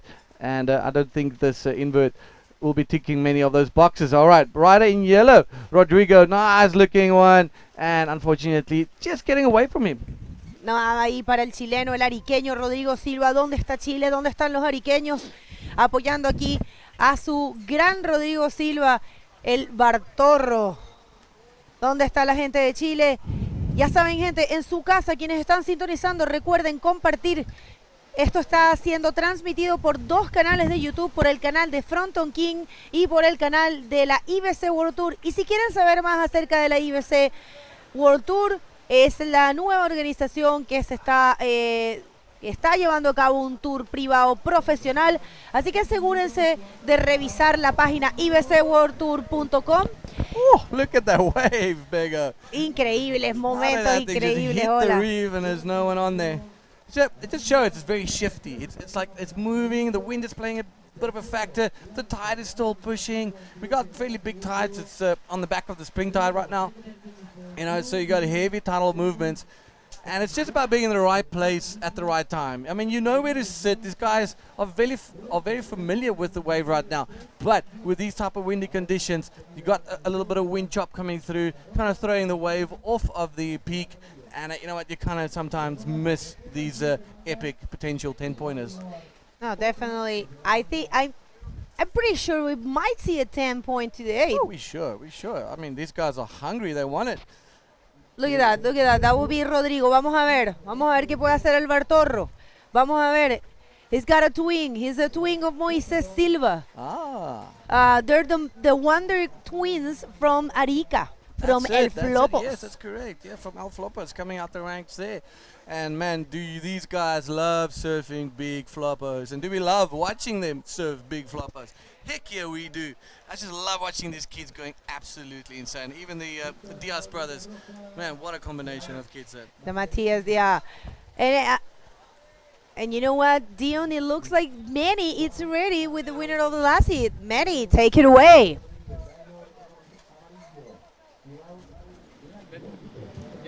Are we good? All right, we are good. All right, what's up, everybody? So I got the winner of that last heat, Ivan Castelo from the north of Spain, Galicia. All right, and he's been to Gran Canaria twice. This is his first event at El Fronton for the Frónton King. Congratulations. He doesn't know English, so I'll translate right after he answers the question. I'm gonna ask him, how difficult is it? From where we're standing, it looks very difficult. How difficult are the waves? Que es muy difícil allá en la ola, pero tan difícil como es. Sí, es muy difícil porque y más condiciones como hoy, si no la conoces, encontrar la ola buena, muy seca, muy rápida, muy fuerte. No estamos acostumbrados nosotros a surfear este tipo de olas y es aprender cada minuto que estás en el agua estás mejorando. I don't think it's that. Yeah, he was just saying, yeah, it's very difficult for people that don't surf here all the time to get in there and learn where to sit, because it's a dry reef and it's very difficult. For each session, you're learning.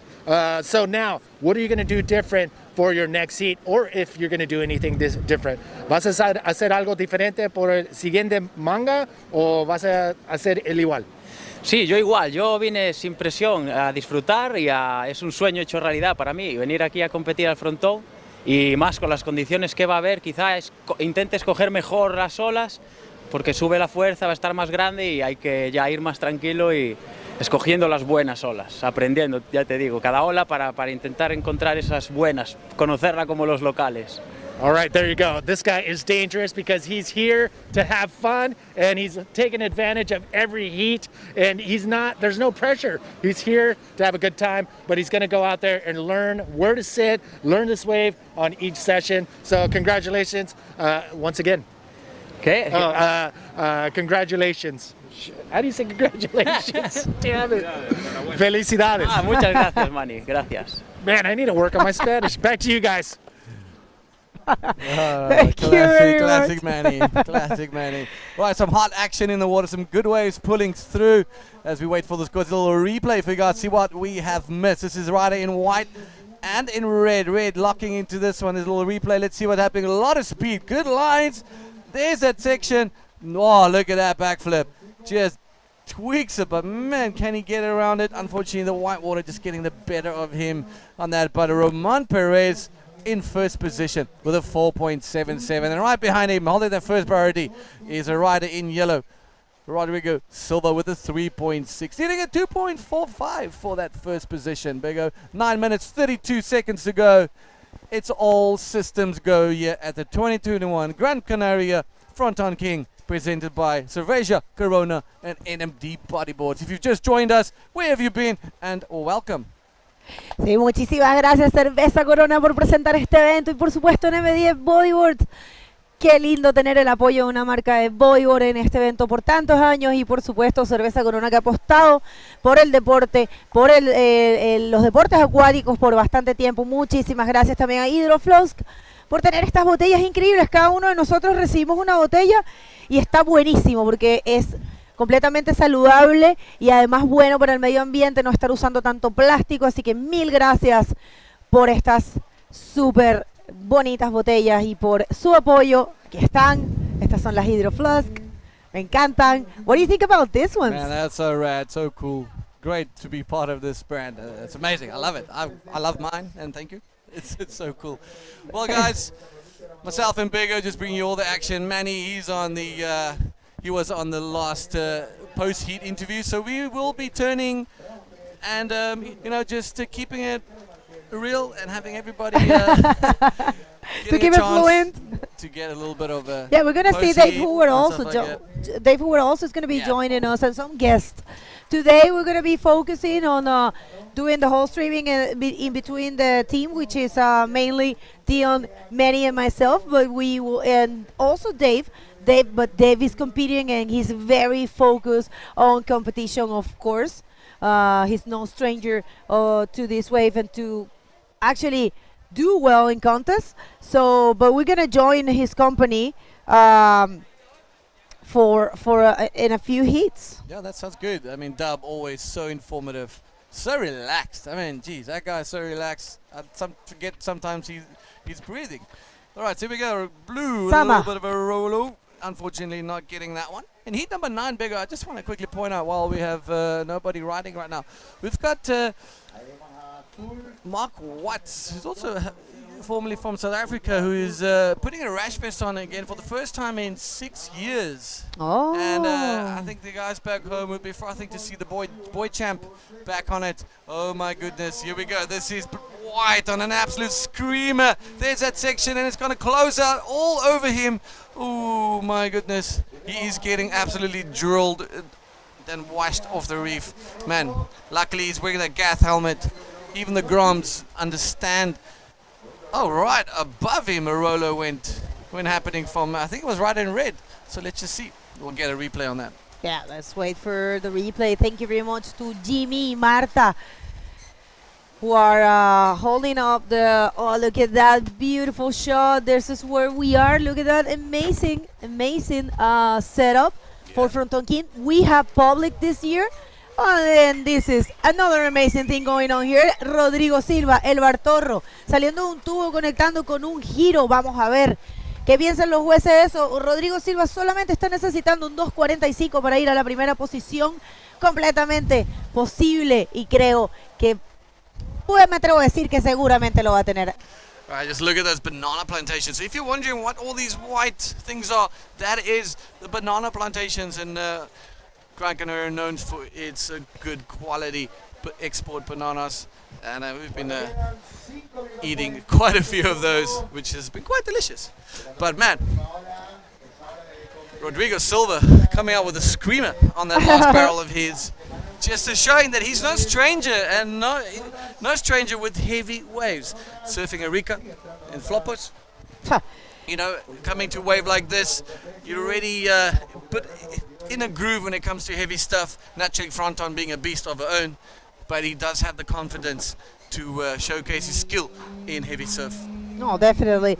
Rodrigo El Bartorro can surf this place with his eyes closed. He's very young. He's actually 19 years old.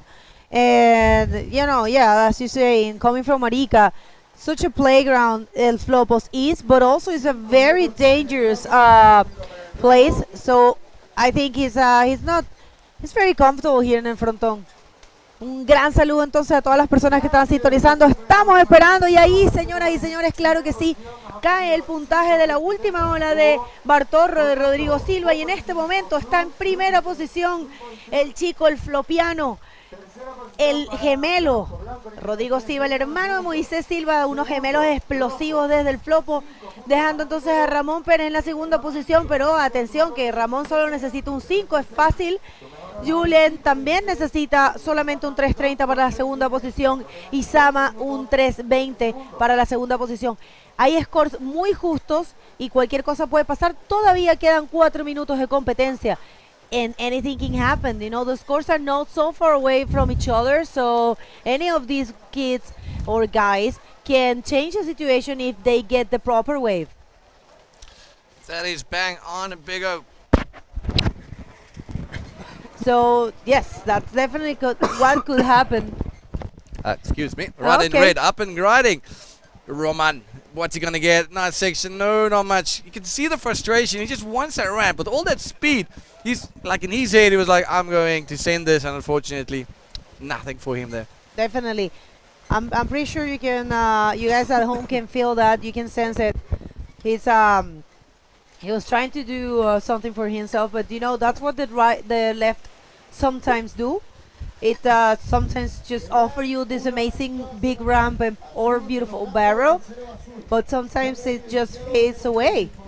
and leaves you with no chance to show the world what you're capable to do. Yeah, the left-hander just running away from him a little bit there. Frustration stations as he is amped to progress into the next round, which will be round number 3. Top 2 riders from round number 2 make it to the next round. This is heat number 6. We'll be heading into heat number 7. We're just under the 3-minute mark. It's a little split peak action on the left and the right. The blue getting a little cover up and still going. And we'll try and bring you how things unfolded for the other rider on the split peak. But here we go, red up and riding, looking at this one, Roman Perez. Now there's a little section, tries to go for the barrel, does, and just hits the eject. You can see they are having fun, and that's what it's all about. So I heard and I saw that the youngest competitor here is 13 years old. Yep. What were you doing when you were 13? Oh my God, I was playing with Barbie. Exactly. Dice, el más joven de la competencia tiene 13 años y me pregunta, ¿qué estabas haciendo tú cuando tenías 13 años? Yo todavía jugaba con Barbie, gente, yo no sé usted, pero yo todavía jugaba con Barbie. Así que estamos al últimos 2 minutos de competencia y todo parece indicar hasta ahora que es Rodrigo Silva y Ramón Pérez quienes están avanzando. Puede pasar, puede cambiar, los scores están bastante cerca. Ya subió a la tercera posición Samat. Así que vamos a ver si logra conseguir ese 3.54 que necesita para avanzar a la segunda posición. Pero Ramón Pérez, que le está pisando los talones a Rodrigo Silva, con solo necesitando un 4.77, podría cambiar la situación. Gracias a todos ustedes quienes están sintonizando. No se olviden de compartir. Esto está siendo transmitido a través de 2 canales de YouTube. Estamos a través del canal de la IBC World Tour y a través del Frontón. Who's there? That's Rodrigo. Keeping very busy. Trying to improve it. Oof. Oh. Eject butt on that one. Probably hit his face on his board. No. And there he goes. Swims immediately to the channel, which is the safest place just to get out of harm's way and just to recollect yourself. You can see a little bit frustrated there and just recollecting himself. Seeing how much time is left in this heat. Rodrigo Silva. Not any priority assigned to these riders right now. So they're all paddling back. Here's a little replay of a race ride. Tries to hook the little handbrake, gets a slight cover up, a little bit too high, loses his rail and slides down the face of the wave. And there he is in full control again, but unfortunately a little bit too low and too late for that section. Mombo's first time for you here. How do you feel? Yeah, it's incredible. It's humbling to be here. This place is absolutely amazing. It's beautiful. It's just beautiful, and this wave, it's a whole different animal compared to watching it live. And being here to see this wave unfold on this reef yesterday and today, I mean, it's when you go down there, it's a different animal. Watching it from up top, it's just beautiful. Watching it from down below, it's gnarly. Ok, así que se acaba, señoras y señores, este primer hit. Resultados no oficiales. Es Rodrigo Silva, el chileno, avanzando en la primera posición y Ramón Pérez en la segunda posición. Vámonos a unos cortes comerciales. Ah, no, un segundo. Aquí viene el replay de la última ola de Bartorro, pero no lo lograba completar. Muchas gracias. Y con ese replay nos vamos a ir a unos pequeños cortes comerciales, pero no se muevan porque ya volvemos con mucha acción en el Gran Canaria Frónton King 2021.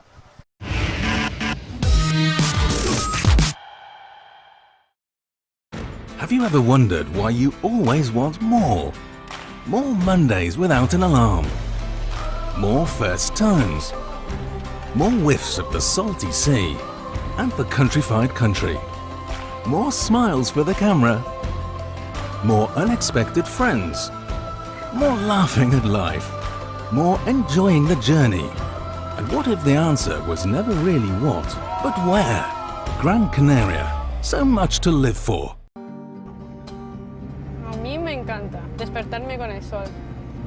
Cuando me abro los ojos y veo la luz y ves colores tan bonitos, agradezco vivir.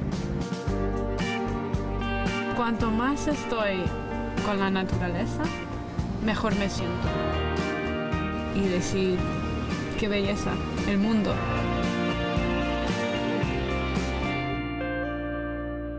¿Cómo separar lo natural de lo espiritual? El paisaje, la tradición, la gastronomía, la cultura, Nuestro cielo y nuestro mar forjan el carácter del camino. Un camino de ida y vuelta. De ida, claro, hacia el jubileo, pero también de vuelta. De vuelta al respeto por el sudor del campo, por los frutos del trabajo y la cosecha. ¿No es esta otra forma de redención? Feliz Año Santo Jacobeo 2021. Santiago de los Caballeros de Gáldar.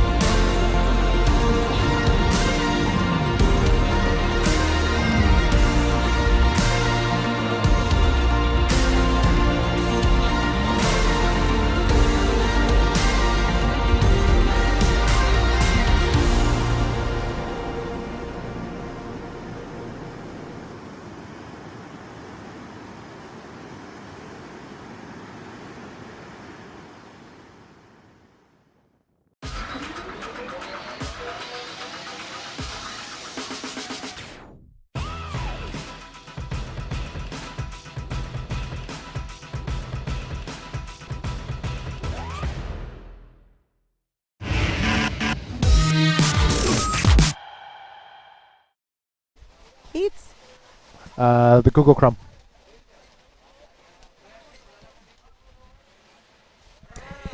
And welcome back, everybody. We are here, Manny Vargas and Bengo Martinez, bringing you the live feed. And we have seen crazy action in the water, Manny. Who do we have? Well, we've been seeing the action while you guys were at commercial, but Dylos Rodriguez in yellow, showing everybody how it's done out there. In red, we're going to see Victor Amador. In white, Tabau Magyarotti.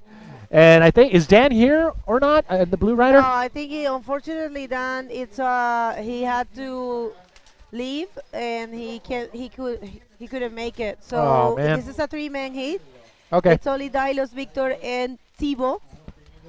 And Dylos with an 8.83. Yeah, I mean, when you if they bring it back for the replay, you'll see what I'm talking about. Dylos, he is a veteran here at this wave. Here we go. Nice, nice conditions so far in these, high tide, but we're going to see a little bit more action from these riders as that right continues to get better and better. Sí, así que para quienes están recién sintonizando, este es el tercer día de competencia. Recuerden que los dos primeros días no fueron sintonizados no fueron transmitidos porque eran rondas no eliminatorias y avanzamos. Entonces estamos en la ronda número 2 de la categoría Open masculino, Open Men, y esta ronda sí es eliminatoria. Y quienes están en el agua, Dylos Rodríguez, un localazo, un canario que sabe perfectamente cómo correr. Y atención, que se viene rojo. Will he come out of that? That's the question. Slides in, but just gets annihilated. Look at his board, tombstoning in the whitewash. Comes up for a breath of air, then gets side slapped from that wedge, and finally regains a little bit of control. There he is, now paddling for the channel. Big shout out to everybody for tuning in. I know Ian Campbell's watching right now. Anthony Robson. I got to interview this bodyboard collector from the UK, the East Coast, last night. So, Anthony, thanks for taking the time out of your vacation to sit down. And if you want to listen to his audio interview, it will be posted on Boog Life tonight, booglife.com. But check this out, sponsors. We want a big shout out to our sponsors for the 2021 Gran Canaria Frónton King, presented by Cerveza Corona and NMD Bodyboards. Who else do we got? Claro que sí, and we have, of course, el Cabildo de Gran Canaria. Muchísimas gracias al Instituto Insular de Deportes, el Patronato de Turismo de Gran Canaria, el Ayuntamiento de Gáldar, por supuesto, y nuestros colaboradores que son Jacío House, Hydroflask, Camper Canarias, Agua Bruma y los media partners Bird Magazine y Medusa. Nice. Gracias a todos. Sonocombi Audiovisuales también está presente. Gracias por todo el apoyo y por supuesto Link, que está todos los años. Link Bodyboard Shop, best shop in Canary Islands. So if you guys are here, you might decide not to travel without your board. So if you decide that because you don't want to travel heavy and you want to be comfortable, you can travel to Gran Canarias without a board and find a great variety of boards and goods for bodyboarding right there at Link. So make sure you check it out. It's in Las Palmas. Check this out, 20-minute heats in round number 2. We're at heat number 7 of 11 heats in this round. This is elimination round, so two riders advance on. The other riders are knocked out of the event, and that is where the pressure is right now because you have to be on your game to get through these tough conditions. There's a strong 11 to 15 mile per hour gust winds from the left. So it's going into the left waves, but it's not bad. It's actually opening up the lefts a little bit, but the rights are still able to get into the inside and start barreling, and we've been seeing that all morning long. Are you planning to surf, Manny? Yeah, I got my drop knee board ready to go, and I'm waiting for it to get a little bigger before I head out. I don't believe you. Oh, heck no, man. I've been out here like 3-4 foot, and I was like, okay, this is probably, I don't need to be out here, but that was pretty much my limit in this type of wave. But anything above 10-foot faces, it's like I don't need this because it is breaking in super shallow water, 3 foot, maybe 4 feet deep on the sets. And I know you went out there earlier this week, but you know what I'm talking about. Yeah, no, I mean it was really tiny, and actually you also went out, but with your camera, so that day was tiny. No. That tiny that we didn't really get many waves. So, but yeah, it felt so good to be out there. For all of you that do not know Fronton, I tell you the water is so beautiful. It's clean, and the temperature is so comfortable. You go with your you actually can go with shorts, man. It depends on your level. Here, wait a minute. Here comes Tivo. All right. Tivo. Nice clean cut on the takeoff, but that's about it. T-Boat is also staying with us in the Hasio house, I believe. Yes. And yeah, I mean the Italians and our French friends that are staying in the Hasio house with us, they're all super cool and collected, and to see them, throw down in the competition is actually kind of cool. I like that. Pero para todas las personas que están sintonizando, apoyando al gran Dailos Rodríguez, está haciendo un trabajo increíble, típico de Dailos. Coge una ola, consigue un súper buen score y se espera. Se espera tranquilito arriba con su prioridad número 1 para buscar otra ola muy buena y lograr completar el score y quedarse en la primera posición. Ya lo vi hacer eso el año pasado, ya muchos lo hemos visto en otros momentos de su historia competitiva, que es bastante vasta. Manny, vamos a ver, hablando justamente de Dailos. Dailos dropping in, nice clean turn, beautiful scoop into the barrel, behind the section, comes out clean, forces that roll, lands back into the barrel, but that first section was all about skills and knowledge, and he knows this wave pretty much better than everybody out in the water. That's what I'm going to say right now, because what he just did on that first part of the wave was incredible. Goosebumps, Manny, because I was talking about that. I was just talking that he was waiting patiently. And here's the replay. Aquí viene el replay de la última ola de Dailos. ¡Qué buen performance! Cómo se mete perfectamente en esta primera sección y segunda sección del tubo. Completa con este rolo que tal vez le costó un poquito, pero lo completó y cayó dentro del tubo, Manny. ¡Qué manera! Was sick. That was pretty awesome. Dailos Rodriguez. If you see that little pug on the TV, That's his dog, and he brings his dog to the beach with him all the time. Dog's probably on the reef waiting for him to come out, but that was a solid wave from Dylos Rodriguez. We always say his name in this event because he's one of the standouts.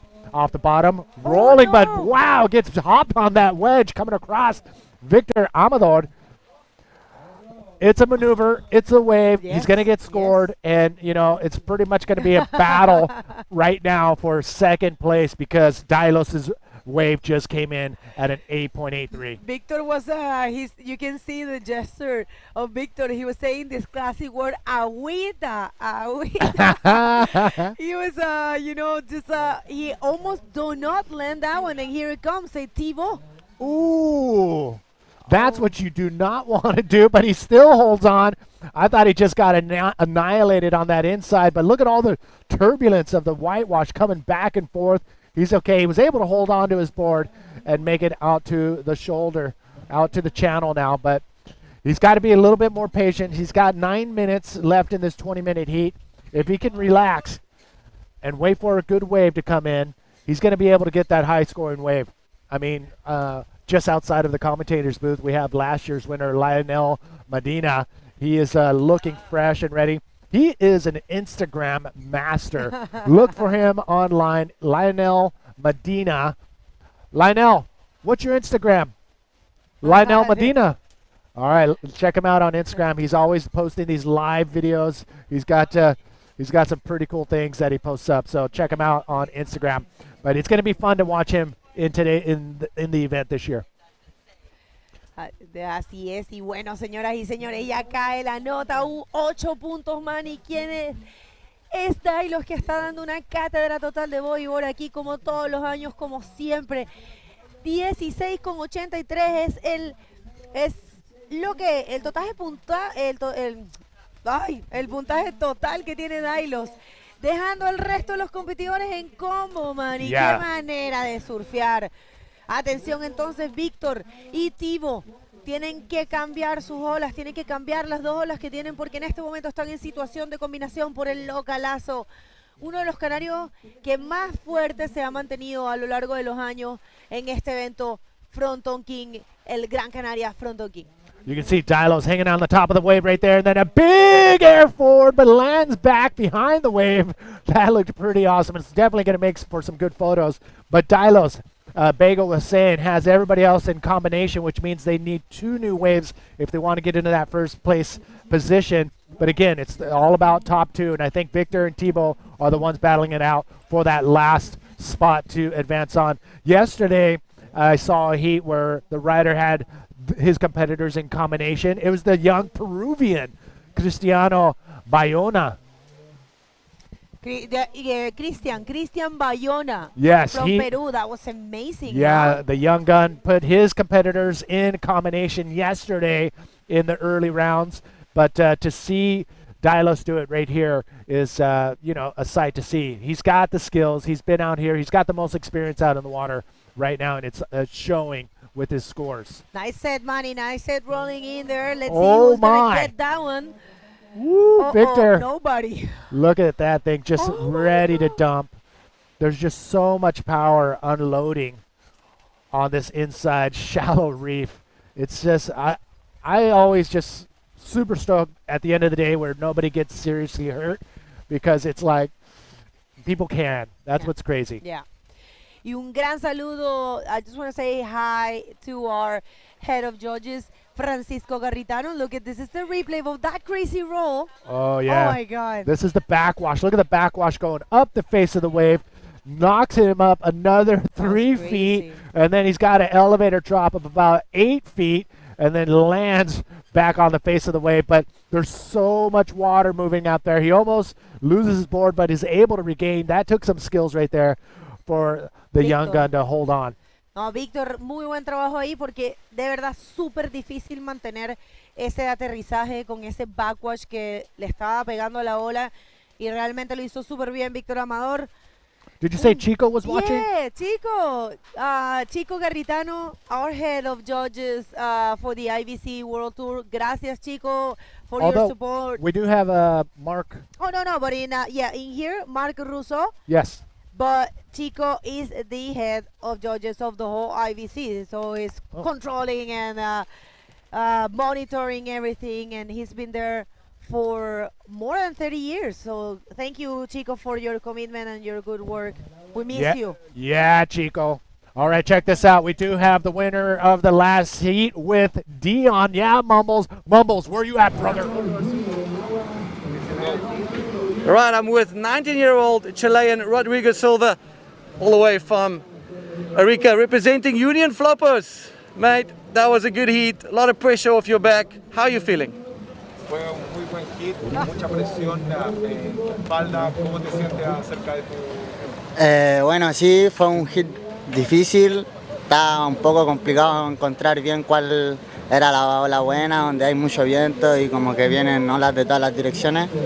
Pero por suerte pude hacerme con 2 olas buenas y logré pasar mi hit con un tubito en la derecha y un rolo en la izquierda. Coming from a wave like Floppers, you used to heavy waves. Do you think this is to your advantage over here?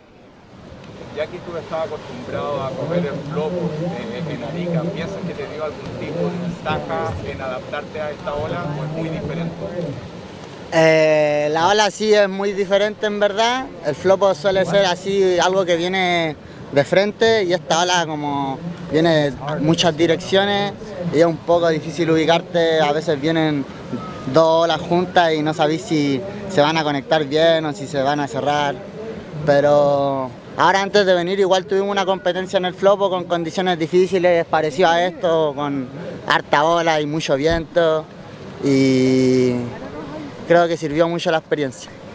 All right, well, that's fantastic. It's good to know. Well, we're looking forward to seeing you in the next round. Good luck. And is there anyone else you want to say hi to back home? ¿Te gustaría darle saludos, agradecer a alguien en Chile o a la gente? Sí, obvio, agradecer a mis auspiciadores que me ayudaron a venir acá, Unión Flopo, Tina Tipax, Mercato Cocina, y siempre a mi familia, a mi abuela, a mi tía Eli, a mi mamá, a mi novia que me ayudó a darte igual, a toda mi familia que siempre me apoya para que yo cumpla mis sueños y esté aquí hoy en día. Espero que estén felices también y les mando un saludo a todos y que estén bien, los quiero mucho. Gracias, Manny Bego. Back to you guys. Thank you very much, Dion. Amazing interview there for Rodrigo Silva. Congratulations, felicitaciones a Rodrigo y a toda su familia y amigos en Arica. Y sigue Dailos durísimo en la primera posición. Yeah, Silva, he has a twin brother who's not here, but both of them. Oh, he is here. Yeah. Oh, I thought both of them. Oh my gosh. Okay, so you guys are in for a treat because both of these young guns are going to be throwing down because they do come from a wave that is, I don't want to say it's really similar, but they're completely different. But these 2 young kids coming to us from Arica are ready to throw down here. Okay, here we go. Last 2 minutes left in this 20-minute heat. Of course, Dailos Rodriguez holding it down, showing that his local skills are pretty prominent here at this wave. And the Victor and Thibaut are the ones battling it out. Still, low scores are to be had between these two to keep advancing on. One of them is going to get knocked out. Big shout out to Stevie Mayer and the crew in Australia. Stevie runs some boat trips, bodyboarding boat trips to the Mentawais and other islands. If you guys are interested in taking a pretty epic bodyboarding trip, get a hold of the Australian Stevie Mayer. Here we go, up and riding. Dailos comes around the section and a big invert lands perfectly, and he comes around the section and another roll. Ladies and gentlemen, that's how it's done right here at El Fronton for the Gran Canaria Frónton King, presented by Cerveza Corona and NMD Bodyboards. That was amazing. Get that golden boom fist ready. Get that golden boom fist ready. It will be thrown out for 10-point rides only, but a nice invert. Clean landing, able to regain his rail, and then this inside roll, kind of rolled it over, but still a pretty solid wave. That first move got projected, landed on top of the face. We're going to see bigger moves for sure, but that was pretty awesome. That was gentleman style there for Dailos. Oh my God, could it get any better than this? Dailos está haciendo un excelente trabajo. Atención, Thibaut, el francés, no ha logrado conectar nada. Thibaut en este hit, y todo parece indicar que Por supuesto no va a cambiar nada, Dailos va a seguir en la primera posición, súper sólido, realmente qué buen performance para Dailos Rodríguez, localazo de acá, quien acaba de salir de un extend, Manny, he had a little surgery, hard one, and but he's doing great, so congratulations, Dailos. Wait, hold on. Did you just say he came out of the hospital from a heart surgery? Yes. And here he is. No, not open heart. He had an extend to his heart. You know, it's like, it's like stent. It's like a stent. Okay. Yeah, stent. Okay. Well, he's got to hold off on eating all those pork sandwiches or whatever they have here, because I just had one this morning. Those things are heavy. Either way, Dailos Rodríguez dominating everybody. Victor is the one that beat out the Frenchman to advance on. That is the end of heat number 7, round number 2. Don't go anywhere. We'll be back right after this.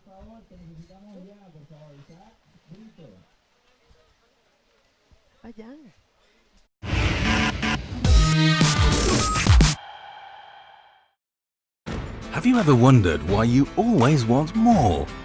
More Mondays without an alarm. More first tones.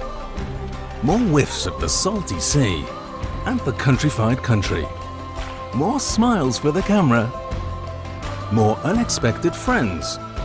More laughing at life. More enjoying the journey. And what if the answer was never really what, but where? Gran Canaria. So much to live for. A mí me encanta despertarme con el sol. Cuando me abro los ojos y veo la luz y ves colores tan bonitos, agradezco vivir. Cuanto más estoy con la naturaleza, mejor me siento. Y decir, qué belleza, el mundo.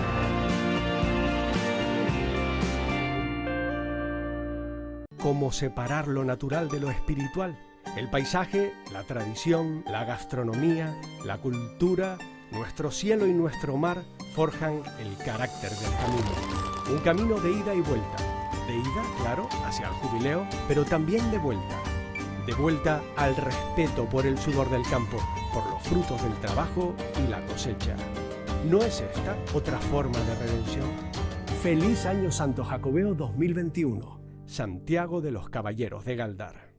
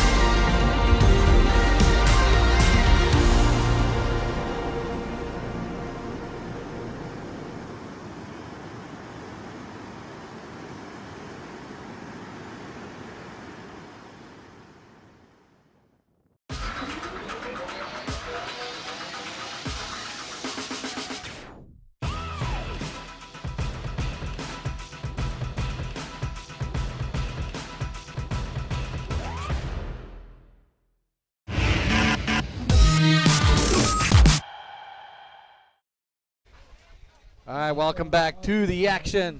It's been a very, very entertaining day with you. With me is Manny Vargas. Woo, woo, woo! We're bringing the heat.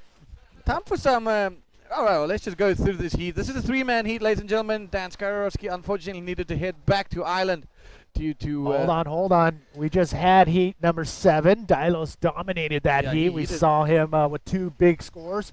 We're actually going to head into heat number 8, I believe. So hold on to your seats, ladies and gentlemen. The action is not going to stop, that's for sure. But we are going to have heat number 8 out in the water. And yeah, this is the 2021 Gran Canaria Frónton King presented by Cerveza Corona and NMD Bodyboards. That's the one. Dion, that's the one. The conditions. Bring everybody up to speed. All right, well, if you only joining us now, welcome to the 2021 Gran Canaria Fronton King.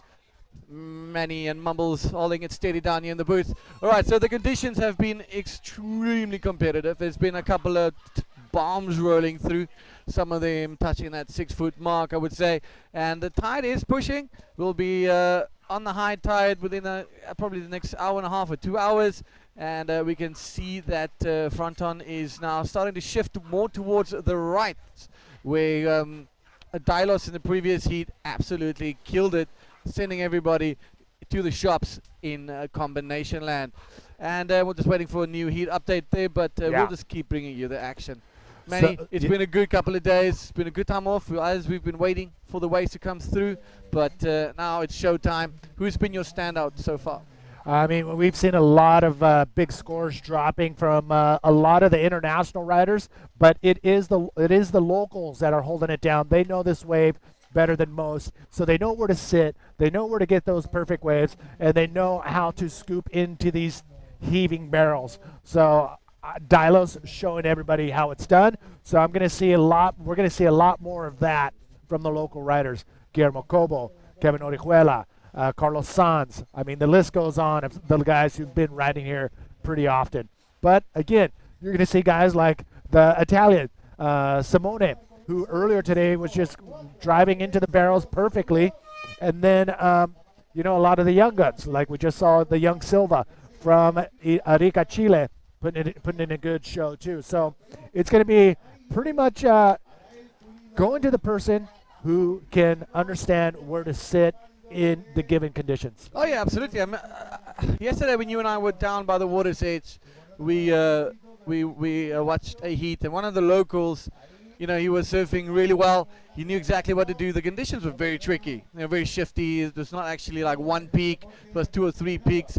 And he got out, took his fins off, and ran up the stairs, and he had to go to work. You know, that was a bit crazy. So it just comes down to that knowledge. But these groms are coming through thick and fast. Yeah, so we're going to dial in the heat graphics, so stay with us on that. We do have heat number, I believe that is heat number, you know what, stay tuned. We'll come back. We're just going to give you the live action to make sure that we don't lose any of that, which is going down, because it is freaking going off right now. If you can get one of those rare waves that sweeps across the reef, you are stoked. You just saw it on your screen. Wow, that thing spat so hard. Incredible. And that's a right-hander just showing face, having to be in the right place at the right time and just get yourself into one of those spits. And you know what, that's all she wrote. That's all you need. One big Fronton pit and you can go home. Mission accomplished. That's it. All right, so out in the water, we're still trying to make sure, I believe your man, Mark Watts, is out there, so we want to make sure the graphic is correct out there. Well, yeah, if Watts is in there, there's a nice little roller by Red, loving that one. And he's just definitely pretty keen to put himself in the lead, and that is Ricardo Martel. We're going to just go for that right now. Let's go what's on the screen, and the priority will start being announced between all the riders.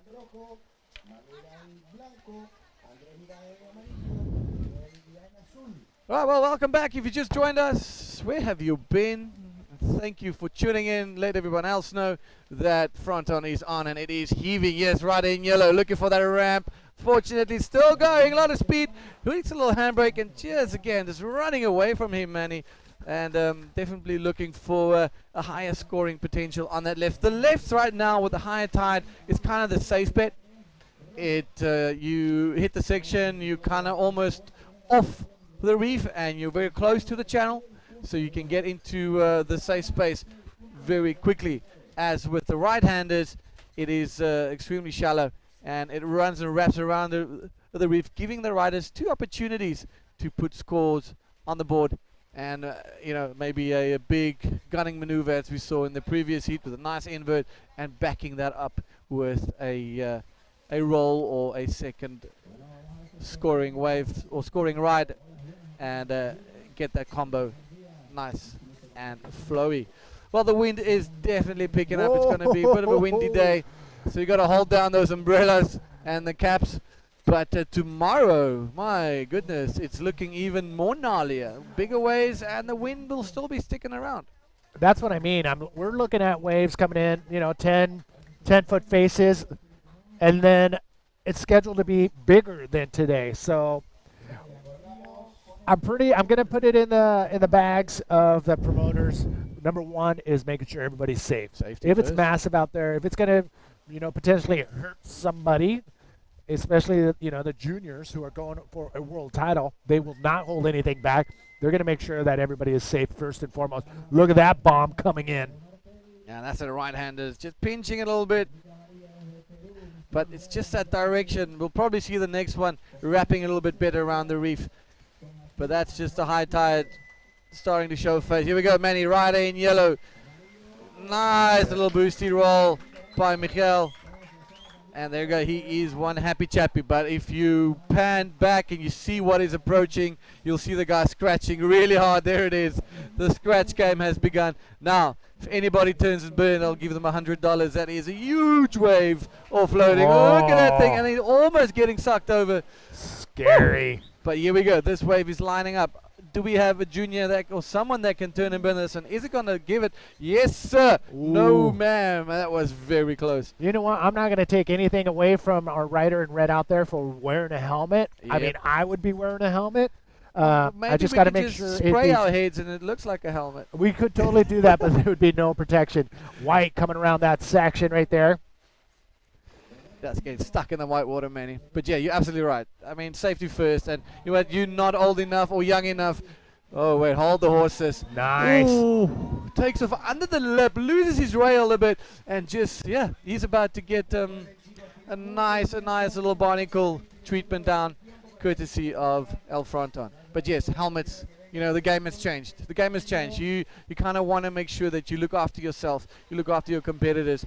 And a wave like this, at this size, ladies and gentlemen, it is high risk, high reward, and very shallow. So you can easily hit the reef, and it's game over. All right, check this out. We do have the winner of that last heat with Begonia. That's Dylos Rodriguez. So, Begonia, where are you at, sister? Yeah, dentro. Thank you very much, guys. We're here obviously with Dylos Rodriguez. Oh my God, Dylos, you know you're one of the favorites every year, but this year you are showing some connection with your wave. Dylos, uno de los favoritos, estás súper conectado con tu ola. Cuéntanos qué pasó allá afuera. Bueno, he tenido bastante suerte en la manga, las olas se me han dado muy bien. He elegido la primera, que me ha dado una puntuación muy alta y ya estaba surfeando muy tranquilo. Las siguientes olas también fueron altas, pude conectar unos tubos ahí muy sólidos y las puntuaciones muy bien. Muy contento y motivado para el round 3, que ayer me quedé bastante rascado con las condiciones, yo soy un poquito más pesado y tal, y estas condiciones se me dan un poquito mejor. Well, he's saying he's very humble. He's saying he actually managed to connect a few waves, but actually he destroyed it. And he came from a little bit of he was a little bit frustrated from yesterday because he didn't feel he did his best, but now he feels way more comfortable in these conditions. Dylos, it's coming out of some type of a heart surgery. It's not an open heart surgery, but you did have a stent put in place in your heart. Estás saliendo de una operación, te pusieron un stent. Cuéntanos un poco esa experiencia y ahora reinsertarte al deporte. Debe ser muy emotivo y debió haber sido duro. Sí, la verdad que bueno, fue aquí surfeando también, a los 5 minutos de entrar al agua me dio un dolor muy fuerte en el pecho y tuve que salir corriendo para el hospital y me había dado un infarto. Por el camino al hospital, sudores muy fríos, sudores y había sufrido un infarto. Me hicieron cateterismo, me pusieron un stent, 4 días en el hospital, en UCI. Y bueno, ya recuperado después de pruebas de fuerza, exámenes y tal. Y ya muy motivado y con muchas ganas de coger otra vez la forma. Fue hace muy poquito, la verdad, pero bueno, ya estoy bien, me encuentro muy bien. Well, he was actually surfing and he felt a really strong pain in his heart, and he had to like leave the wave, leave here really fast. He was about to get a heart attack. But fortunately, they got in time. He got the surgery, and he's doing great. And he's more motivated than ever. Dailos, algo que decir. La gente está loca con tu performance, así que si quieres saludar a alguien. Bueno, un saludo a todos los riders, a los que están viendo en casa en directo, de todos los países del mundo, y que apoyen mucho el evento, porque esto es increíble, la infraestructura, la organización, toda la gente que viene de fuera, lo dan todo para el evento este que se ve a nivel mundial y que crezca el bodyboard. Eso es. Muchísimas gracias, Dailos. Felicitaciones. Y back to you guys in the booth. All right, welcome back. Welcome back. Thanks, Bigger, for that good interview. And with a lot of action unfolding in the 2021 Gran Canaria Frónton King. Welcome back, ladies and gentlemen. My name is Mumbles. With me is Manny Vargas. 11 minutes to go in the seat with Ricardo Mattel sitting pretty with a 7.87. Michiel Brahim Jansi with a total weight score of 5.67, and Adele and Menzi both unfortunately trailing at the bottom spectrum with a 1.5 and a 1 point. Right, so right now yellow and red commanding this heat, and Ricardo with a higher score of a solid 6 point. Right, all right, well that's his yellow also looking, guys trying to get into position. Couple of big waves that swung past on this one, so they're all scattered, and they're trying to get back into the takeoff zone, looking for those right-handers and the potential high-scoring left-hander Manny Vargas. All right, so yeah, we're still dialing in the graphic for the scores. Hang tight, but we are not in round 3 just yet.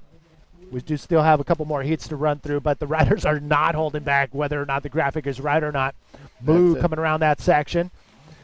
You can tell, a little frustration right there. You're going to see a lot of that from the Groms especially, because they want to prove to the world that they belong out here. There's a young Peruvian right there coming around the section. Clean spin. It's pretty awesome to see how many young competitors are doing the open men's division. Oh, absolutely. I mean, they also want to slice of the pie, Manny. I just feel like, why are we the only ones... they don't want to feel left out. They want to show their skills, and rightfully so. They deserve to be here, and we've seen already a couple of upsets and a couple of the younger guys advancing through into round number 3. Just to point out, you guys, we are still in round number 2. The heat that is coming up next, or that's currently in the water, is well, let's just look at this replay, and then we'll get back to you. That's rider in red, cruising down the line. There's a section, goes, wow, that's a solid roll, but unfortunately, Manny, that is the danger zone, and that's yellow, just waiting for something, unfortunately, just running away from the wave, and that seems like one of the young Peruvian riders, and on the back of that, the little frustration, and just trying to get into the barrel, the young guy, you can see there, he slaps his board. He knew that he was supposed to hook the rail and make his way through that, but all good. That's how you learn, that's how you advance, and that's how you get better at this. All right, just to make sure you guys understand this, we are still in round number 2, and a lot of action to come. Wow, we look might how see look the juniors still going. Here we go. How cool are those shirts? I think they do have some pretty incredible merch here. Oh, so man, top of the class. Yeah, if any of my Boog Life patrons, the Pipeline patrons, if you guys are Boog Life subscribers and you guys want something similar to these, hit me up on my Patreon page. You know how to get a hold of me. That's it. I mean, talk about that, man. Yesterday we had quite a random but incredible encounter with a bodyboarding fan. Yes. And it turned out just to be such a great experience for us all. Yeah, it was Anthony Robson was hanging out here. He actually came on vacation with his family, his 3 kids, and his lady. But they were staying on the opposite side of the island. And what was awesome, it coincided with the Frónton King event. And he came down. His family stayed on the other side of the island.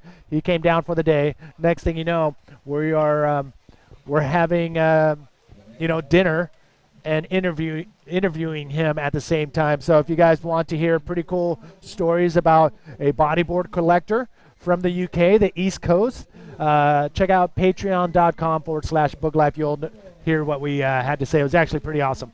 Yeah, guy owns over 125 different bodyboards, preserving the history of our sport. And I think these private bodyboard collectors, you know, they are really doing a good service to the sport, where they are preserving the older models, you know, the heritage and the history of our sport. But let's throw our action back into this heat with the rider in red currently holding that first position with a 7.87, and yellow in second position with a 6.4.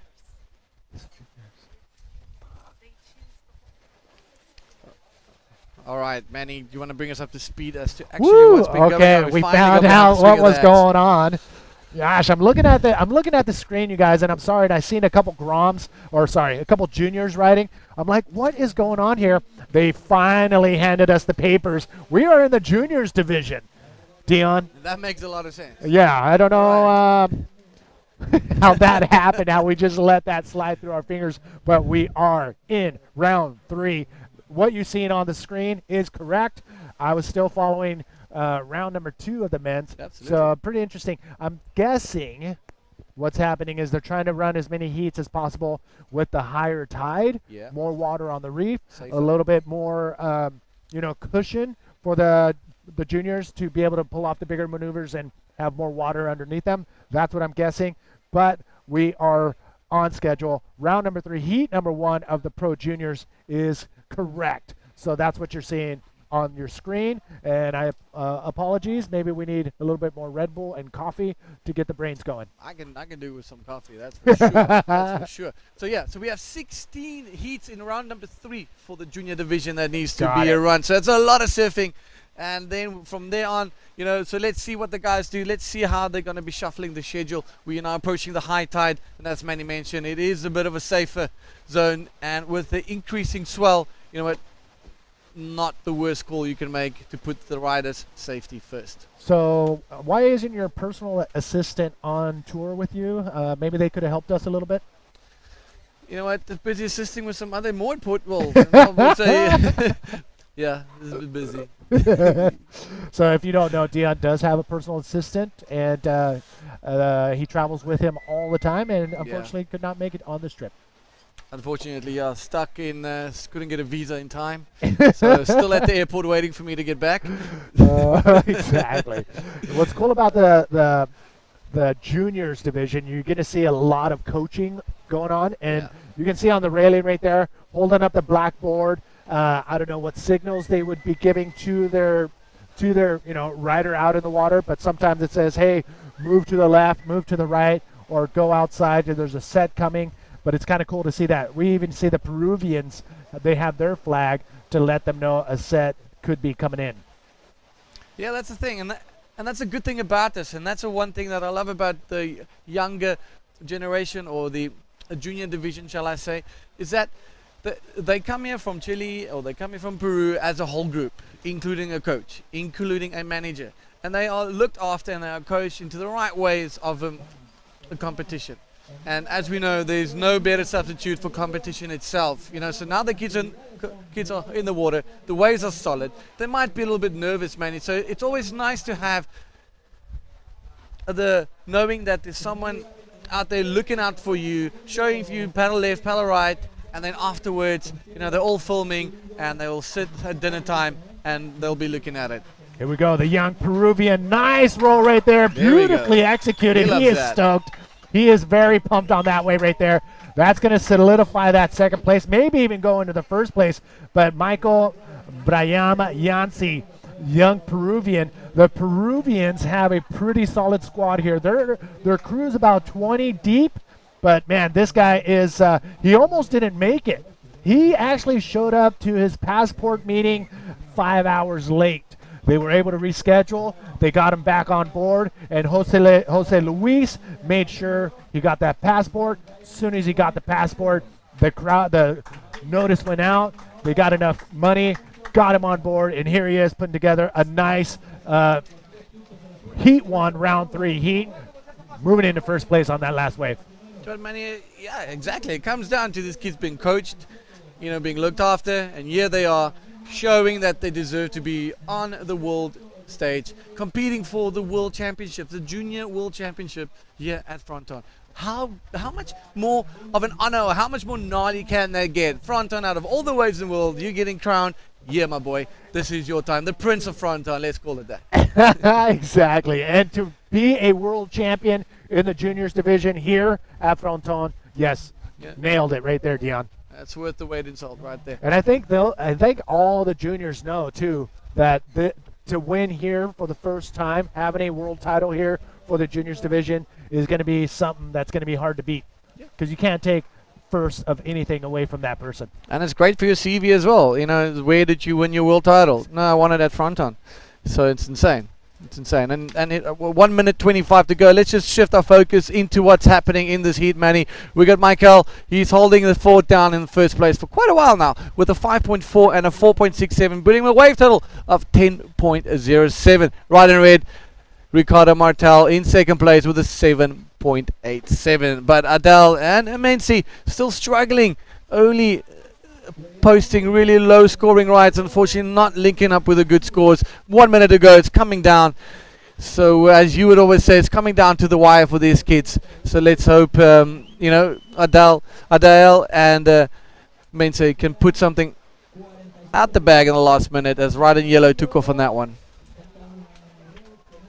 All right, looks like camera 2 must have dropped his coffee. Or his iPhone. Or his iPhone. All good. The live stream crew have been doing a great job year after year. So, yeah, I mean, a big shout out to those guys for holding it down. But here we are in the round number 3, heat number 1. Less than 20 seconds remaining. Wow, the young Peruvian is going to be stoked. Oh, so stoked. They're making all the ceviche tonight if he continues this charge. Actually, I think one of the team managers is going to be throwing a ceviche this weekend. Oh, yeah. Man, that was so good. That's not supposed to be public news, so don't tell anybody. Don't tell anyone. So it's there at house number 75. All right, that's the end of the heat, Manny. That's in of round number heat number 1, round number 3, and coming up with more high flying junior action here from the 2021 Gran Canaria Frónton King. We'll be right back after these ads.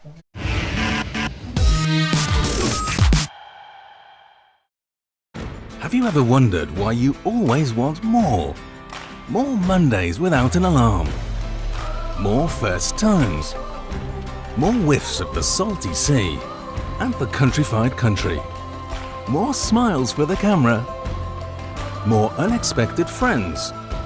More laughing at life. More enjoying the journey. And what if the answer was never really what, but where? Gran Canaria, so much to live for. Have you ever wondered why you always want more? More Mondays without the alarm. More first times. More leaps into the unknown. More breakfasts in bed. More whiffs of the salty sea and the countrified country. More smiles for the camera. More heartbeats per minute. More enjoying the journey. More dreams almost fulfilled. More unexpected friends. More races to anywhere. More flavors to discover. More being at a loss for words. More time. Time to lose yourself and find yourself again. In short, more moments like this, and this, and this. And what if the answer was never really what, but where?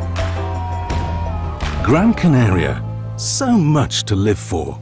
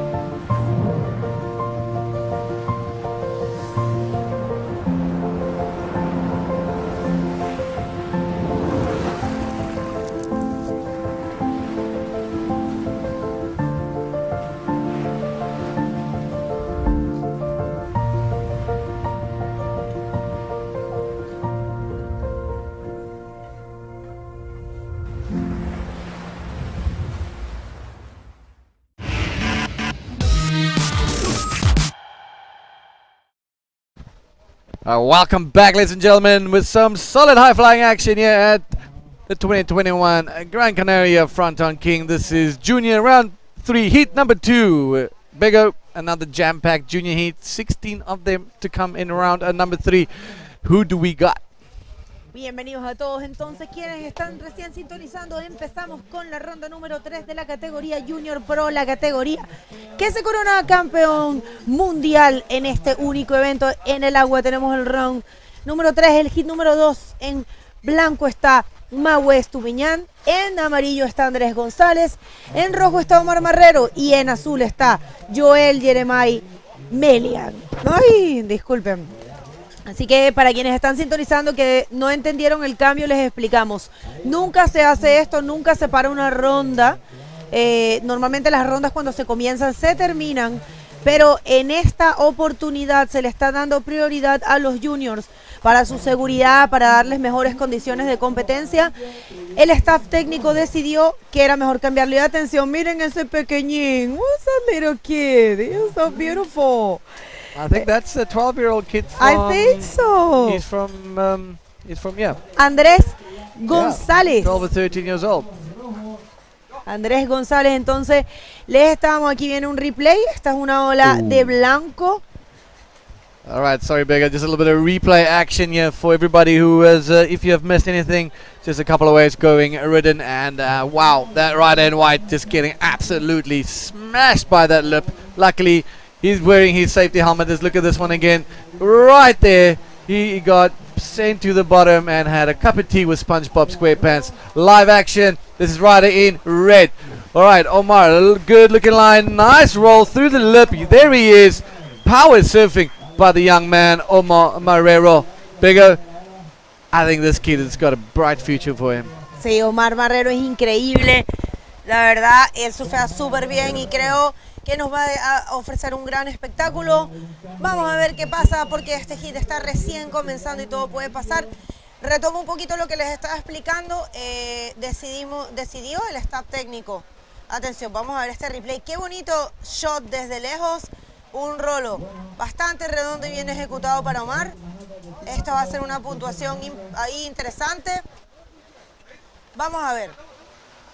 Vamos a ver qué ofrecen los jueces para esa ola de Omar Marrero.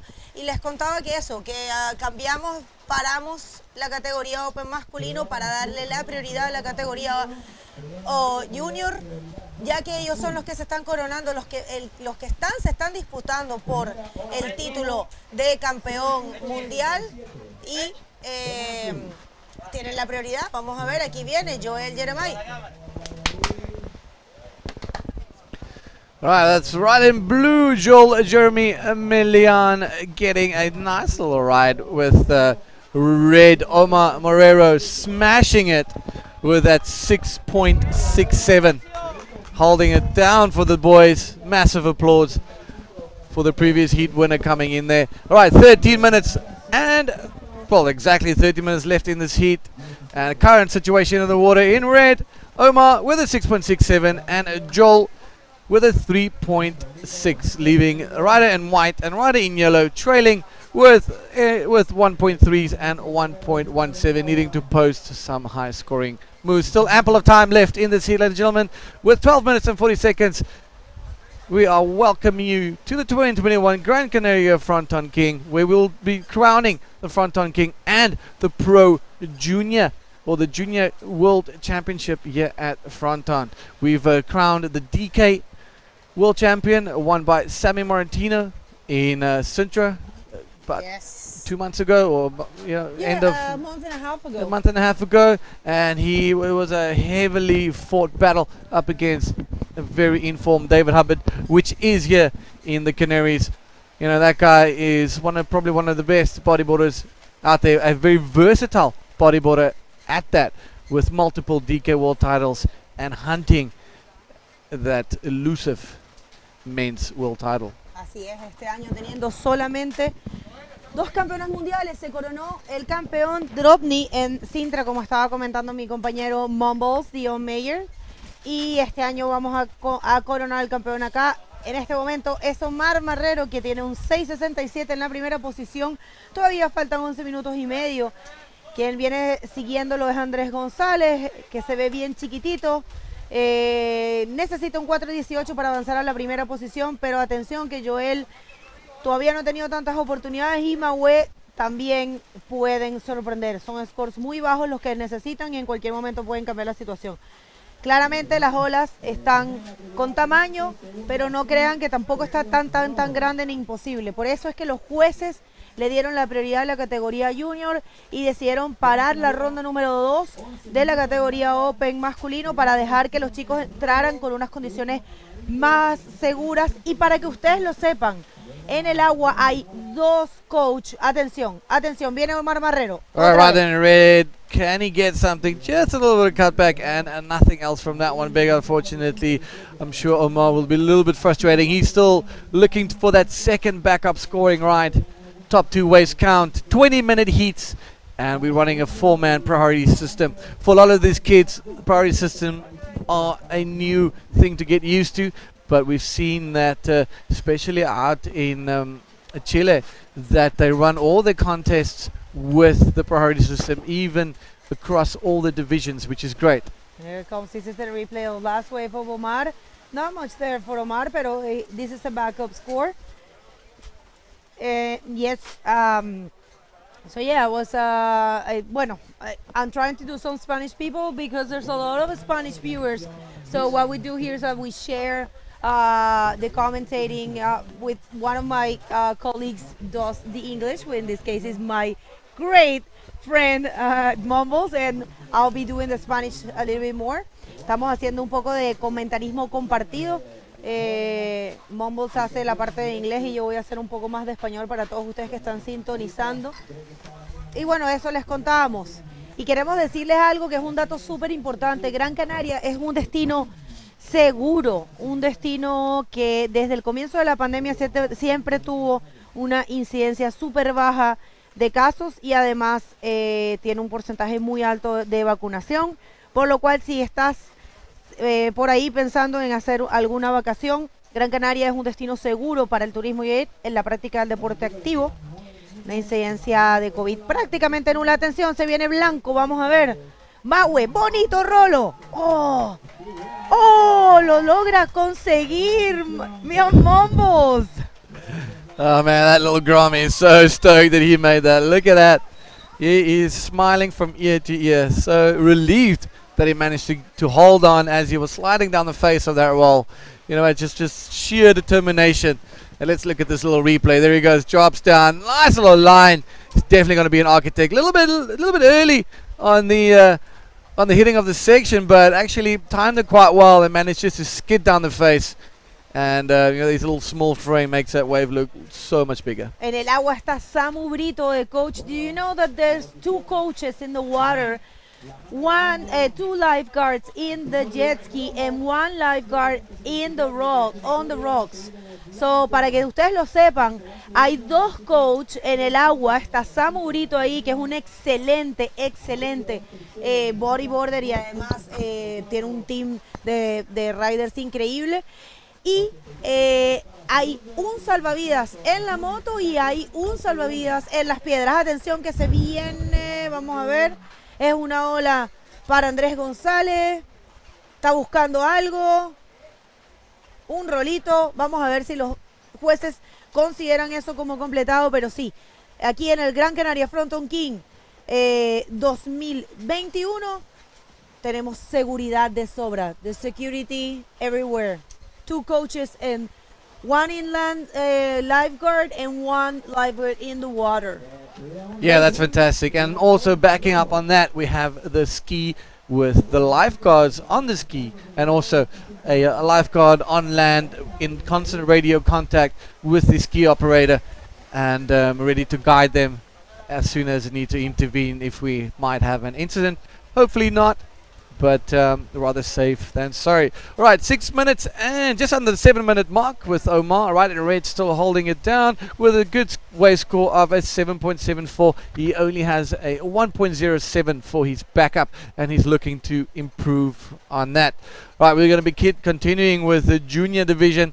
We will be crowning the world champion for 2021 here in Gran Canaria for the 2021 Frónton King. Good to have you guys. Make sure you tell everybody that we are live in anticipation for the building swell tomorrow and some good competition. All right, we got a heat interview with Manny Vargas. Heading down to you, Manny. Where you at? Go. All right, what's up, everybody? Here we are with the winner of the last heat. It is Michael Yancey. Beatbull is what they call him back home. He is holding it down for Team Peru. I'm going to ask him what would happen if he were to bring home a world title for the juniors division. Beatbull, ¿qué pasaría si regresan a Perú con un título mundial? Buenas, Manny. Sería histórico en Perú porque hay muchos juniors de anteriores y personas que eran muy buenos, que lo han intentado pero no han podido. Pero ojalá que en este Frónton King 2020 o 2021 se pueda llevar el título mundial Perú. Ok, suerte. ¿Y otras palabras? Quiero agradecer a todas las marcas que me apoyaron, al Club Deportivo del Perú. Puedes subirlo si quieres. A todas las marcas que están acá. Y arriba Perú, carajo. All right, back to you guys. Muchas gracias, Manny. Way is being ridden by these young grums, getting back into the channel with that. So we just want to, with 5 minutes to go, we just want to bring something to all our viewers' attention. It seems that somebody has decided to hack the IBC's Instagram account. Yes. And unfortunately, we have no access to that. And it's just very sad and frustrating that that we're sitting with this type of situation as the rider in blue is battling the white water. So we are appealing for any of our viewers, for someone that could potentially help, that's been through something like this, to please get in touch with any one of us. You're welcome to hit us slide into our DMs or email the IBC and go through the website. Kevin Cotter will be standing by and Glenn will be standing by to answer any questions. So yeah, unfortunate, but that's just the world we face right now. But for now, let's focus on the good. Let's focus on these Groms absolutely sending it bigger. Así es, ahora les vamos a dar una información y ese era Andrés González ahí haciendo un rolo. Vamos a ver si consigue el 2.84 que necesita Andrés para subir a la segunda posición y poder clasificar, porque esta ronda que está aquí es una ronda eliminatoria. Recuerden, la primera ronda fue de no eliminación, la segunda fue eliminatoria y esta tercera también lo es. Hay una información muy importante que les queremos hacer llegar a ustedes y ojalá poder conseguir su colaboración. Lamentablemente nos hackearon la cuenta oficial de la IBC World Tour en Instagram. La verdad que es una pena, de verdad, porque se está trabajando muy fuerte por el bodyboard, se está haciendo grandes cosas y lamentablemente hay mucha gente con malas intenciones. Si alguien de ustedes que está sintonizando conoce o sabe algo que se puede hacer, ya estamos tratando de tomar acciones, pero toda ayuda es bienvenida. Si alguien de ustedes nos puede ayudar, pueden escribirnos a nuestros Instagram personales, pueden inscribir al Frónton King también si quieren y ahí los vamos a tratar, los vamos a leer. Realmente es una pena que este tipo de cosas pasen. La cuenta del Instagram de la IBC para que ustedes sepan. Vean, atención, vamos a ver, viene Omar aquí, vamos a ver. Oh, Dios mío, se decide salir, qué peligroso. Man, if that kid was out, if he was my child, I would have had a heart attack. That was insane. Just absolute commitment on this one. The waves washing through over the reef. It's absolutely carnage. It's like Squid Games out there. Just carnage everywhere you see. The bodies are everywhere. The kids are scattered across the reef, ladies and gentlemen. And it is big. It's offloading. This is probably the biggest set that we've seen on the day. Just look at your screen. It's an absolute scratch fest out there. But 2 minutes to go. You know what? Nothing gets the heart going than watching a massive wave offload in front of you. But this Fronton is like an infomercial. There's one more coming, and she's like, well, I'm not done. Wait, there is more. Look at this one building heaving and just smashing down on the reef. Man, what a place to be.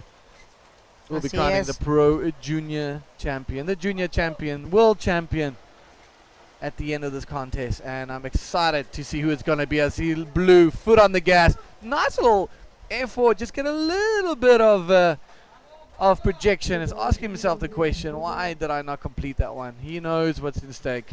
It seems like he pulled his arm a little bit there. That duck dive session that they had a couple of seconds ago was pretty gnarly, and that will rattle anybody. Atención que se viene Andresito. Vamos a ver. Andresito está buscando entonces una oportunidad. No, ese rolo no creo que cuente porque fue sin pared. Pero bueno, muy bien, muy buen performance y felicitaciones. Independientemente de lo que pase, felicitaciones a todos estos chicos por estar ahí adentro. Realmente son chicos bastante jóvenes en algunos casos, me parece que es el caso de Andrés. Y realmente el Frontón no es un juego y menos con estas condiciones. Y yo creo que todos, solamente por estar ahí afuera, son ganadores. I was saying that congratulations to all of them because Frontón is not a joke. And just to be out there, it's a winning for you, you know. It's really hard just to get out there. You're out there with 4 of your there. friends. You know, you're surfing uncrowded Fronton for your friends for 20 minutes. It's the time of your life. Yes, definitely amazing. All right, this heat's winding down, and currently in the first position is Omar Morero with a 7.9, and holding that first priority is Maggie Estupinan. Really apologize if I'm butchering your surname, but he came up with a nice 4-point ride and sitting in second place. These two guys will be advancing into the next round. That's Ryder in red and Ryder in white. Well, this is a junior division, and we will be carrying on with the juniors as the high tide is pushing, and as the tide will be coming down, heading back into the mains, I hope. Well, we'll be back with some more high-flying action here from the 2021 Frónton King right after these ads.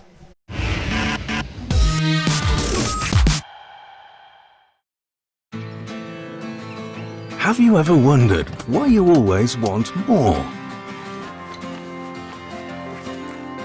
More Mondays without the alarm. More first times. More leaps into the unknown. More breakfasts in bed. More whiffs of the salty sea and the countrified country. More smiles for the camera. More heartbeats per minute. More enjoying the journey. More dreams almost fulfilled. More unexpected friends. More races to anywhere. More flavors to discover. More being at a loss for words. More time. Time to lose yourself and find yourself again. In short, more moments like this. And this. And this. And what if the answer was never really what, but where? Gran Canaria. So much to live for.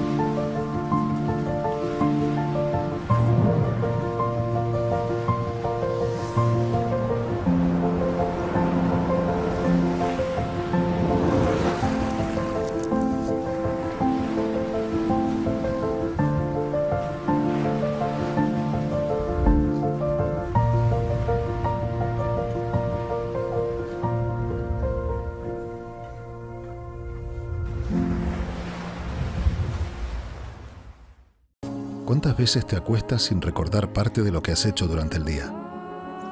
Sientes que estás vivo, pero no que estés viviendo. No te preocupes, le pasa a demasiada gente, y tú al menos estás descubriendo que puedes cambiar tu vida y la de los tuyos. Te voy a llevar al lugar ideal para empezar a vivir de nuevo. Pero primero tenemos que ponernos de acuerdo en unos conceptos básicos, porque creo que no hablamos de lo mismo cuando pensamos en grandes superficies.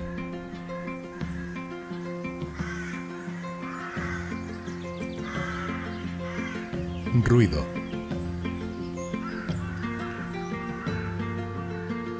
Hacer la compra.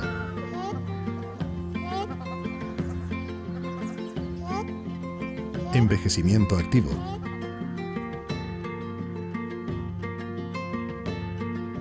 Animales de compañía. Habitación con vistas.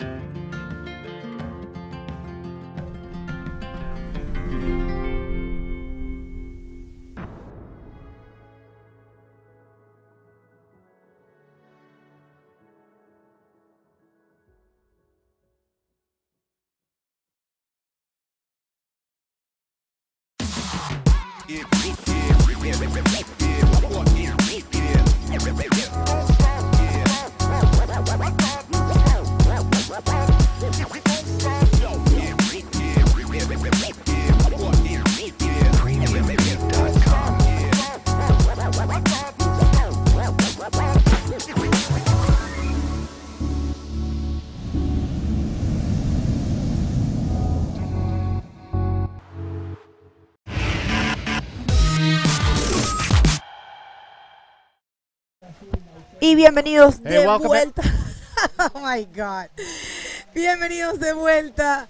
Este es el tercer día de competencia aquí en el Gran Canaria Frónton King 2021, presentado por Cerveza Corona y NMD Bodyboards. En el agua tenemos el hit número 3 de la ronda número 3 de la categoría Junior Pro.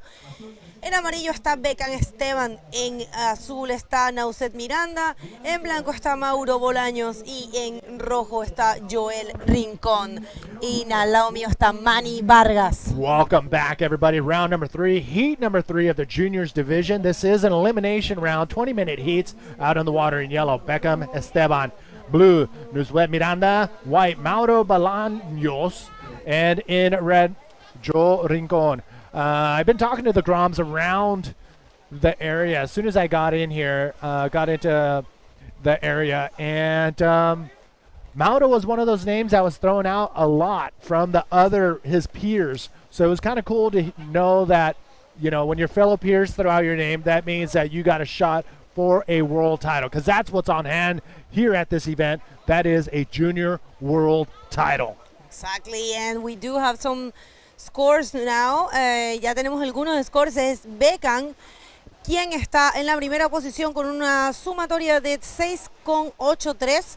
Nauset Miranda con 3.67, necesitando solo un 3.17. Todo puede pasar porque los scores están chicos, pero atención, Mauro Bolaños, que se conoce súper bien el frontón, necesita solo un 2.48 y Joel Rincón un 3.67. Todo puede pasar, estos chicos tienen un nivelazo. Realmente estoy impresionada porque ellos son pequeños en edad, pero no en nivel. Lo que siempre me gusta decir acerca de los juniors. Beckham Esteban, another Peruvian. Like I said, they're rolling pretty deep here at this event. I think their crew's about 20 deep. About maybe 15 of them are competing, and a handful of juniors, including Beckham Esteban.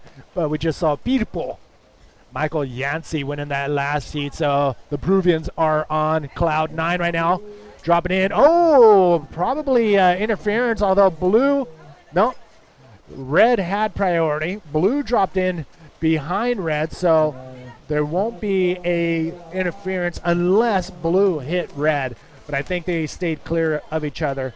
So it's going to be interesting what the judges are going to put down on their score sheet. Here's another look. As you can see, blue comes around the section, does not make any contact, or did he? That is the question. Nonetheless, that wave did not have much to offer as far as big scores is concerned.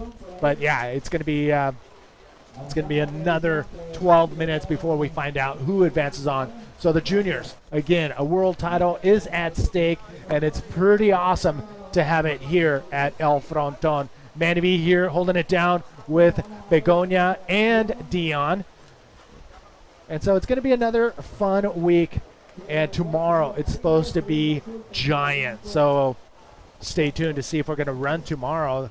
Either way, it's going to be a sight to see. Here we go, up and riding in white. That is Mauro. Hair flip out of that wave. So Begonia, the Groms, the juniors, there's so many of them that are hungry here at the Frónton King. Atención que se viene entonces. Qué bonito rolo para el peruano Becan Esteban. Can you hear the crowd in the background? That's the Perú Peruvian tiene un team. apoyo gigante aquí. Es la primera vez en la historia que viene una delegación peruana de este tamaño. Ayer lo conversábamos con Jorge Saavedra. Les costó muchísimo venir y realmente están muy felices de estar acá. Y la verdad que felicitaciones y muchísimas gracias a todas esas personas en Perú que hicieron posible esto. Sé que fue un trabajo mancomunado y miren qué bien lo están haciendo los peruanos. Grande Perú, arriba el Perú, arriba Becan, vamos para arriba, pero también arriba los canarios de arriba, todas las nacionalidades y todos los bodyboarders, porque aquí de lo que se trata es de elevar el deporte. Y ya saben, quienes estén sintonizando, si alguien sabe algo y nos puede ayudar, nos hackearon nuestra cuenta oficial de la IBC World Tour y estamos buscando todos los medios posibles para recuperarla. Mucha gente malintencionada que quiere hacer esas cosas o bueno, quién sabe de dónde vino, pero si ustedes tienen alguna información pueden escribirnos a la cuenta de la Frónton King. Y atención, vamos a ver, están entrando los scores y están entrando algunas olas corridas. Vamos a ver qué pasa. Do you want to say that in English too, Bego? Yeah, por favor, can you? No, you know the gist of it. I was just saying, if you're tuning in, we got hacked. Our official account got hacked in Instagram, and if you are out there and you can help us, any help is appreciated. All right, we'll throw that out once again, but first we do have the winner of that last heat with Dion. Dion, where you at, brother? All right, I'm with local Supergram Omar from El Confital. Omar, it's tough out there, it's big out there, it's messy out there. How are you feeling? How's the nerves? Estuvo difícil tu hit, estuvo bien. Sí, las condiciones de mi manga estuvieron difíciles ya que la marea está muy llena y las olas no da mucho potencial. Estuvo, bueno, me cuadró una de un rolo y gracias a esa pasé mi hit de la manga. All right, and how do you feel competing on the world stage here, vying for the Pro Junior title? ¿Cómo te sientes compitiendo por el título mundial en esta competición del World Tour? Bueno, la verdad es que me siento muy motivado ya que es mi último año junior y en esta categoría y espero llevarme el título para casa. Well, wishing you good luck for the rest of the event and congratulations on your heat win. Anyone else you want to say hi to? ¿Te gustaría agradecerle a alguien? Sí, le gustaría agradecerle a mi sponsor, a mi familia y a mis amigos que me están viendo ahí en el Confital. All right, gracias, Manny. Bego, back to you guys. Nice. Well, congratulations to the young junior advancing on. Thank you, Dion. And yes, if you are just tuning in, as you know, you can watch on ibcworldtour.com, and that's where you're going to see live scoring and daily highlights from this year's Gran Canaria Frónton King. So pass the word on, ibcworldtour.com. So we did hold off on heats remaining in round number 2 in the Open's men's division, so we can throw out round number 3 of the juniors. The tide is coming up high for another hour, which means more water on the reef. Look at this coming around this section. You can see by the lines being drawn by the young gun, Mauro Bolaños, that he knows this place pretty well and he knows how to draw the line as he came around that section. But I think all he needs to do is find the right wave and he's going to be able to boost no problem. So keep an eye on White. It's not over for him. 7 minutes, 25 seconds remaining. Again, Manny B here with Begonia throwing down the Spanish for our Spanish-speaking viewers, which is A ton. Yeah, definitely. Sí, deben haber muchísimas personas sintonizando. Miren ahí, gracias a Jimmy y a Marta por ponernos los comentarios. Atención, ahí dice, vamos Perú, de John Steve. Gracias por apoyarnos. Vamos a ir tratando de poner sus comentarios positivos y amables y bonitos. That's so cool. Y muchísimas gracias a todos que están sintonizando. Y es Beckham Esteban, claro que sí, en la primera posición. Es Nauset que está en la segunda posición. Mauro Bolaños que está buscando esa puntuación. Ahí tienen, ahí por supuesto, vamos Joel. Bego, check this out. If you're watching on the YouTube channel, throw a comment down there and we'll try to get you some shout outs. As you can see, Hilda Aguilar, Rafael, Vamos Peru, Dale Beckham. So yeah, drop a comment on the YouTube live stream, and our boys upstairs in the booth will pick out the rated PG versions, of course. Claro. And we'll give you some shout outs here on the live stream. Ooh. Ay, ay, ay. Is that Willie? No. Who Willie's is that? not a junior anymore. That's Alejandro Santana. Wow. Mendoza Santana, I think. I thought it was Willie Yes. Lujan. He has the same It looks hair. like. Oh, atención. Can he pull it? Can he pull it? Ay, Dios mío, qué bien está surfeando este chico, la verdad. How hard is it to pull off those maneuvers in front of the whitewash? Aquí Manny me pregunta, ¿qué tan difícil es sacar esas maniobras enfrente de la espuma? Es súper difícil, Manny. Súper difícil, realmente. Así que gracias, Perú, por estar apoyando aquí a Beckham, que está surfeando durísimo. Pero atención que los canarios también tienen mucha oportunidad en esta ola, que es su casa. Y aquí viene Beckham, bonito rolo, no le importa nada. Él viene de puras olas de beach break. Y mira cómo se están desarrollando aquí. Wow, the Peruvians are throwing down everything they've got here at the Gran Canaria Frónton King. So Beckham only riding beach breaks back home, and here he is throwing it down on one of the heaviest reef breaks on the planet. So good job to Beckham Esteban from Peru. Big shout out to JG. JG is an old school friend of mine from back in the day. Now he's back into it, taking hold of the California Bodyboarding Alliance. He, along with a team behind him, are throwing down an event in my hometown, Imperial Beach. Unfortunately, I won't be able to make it, but I'm sure it's going to go pretty sick. So JG, good luck this weekend, and thanks for watching. Out in the water, round number 3, heat number 3 of the juniors. Again, going for a world title. Sliding in under the pocket, getting covered up in the whitewash, but still comes out, banks in reverse, but cannot hold on to it. 4 minutes remaining. Again, only 2 riders will advance on into round number 4 here in this heat. Bego, how many heats do we have in round number 3 in the Pro Juniors? In round number 3, the Pro Juniors, we have 12 heats. And I think we're gonna, it's not for sure, wait a minute, un segundo. Ay, ay, oh, Dios mío. Oh my. Did he get, yes. So Muy bien.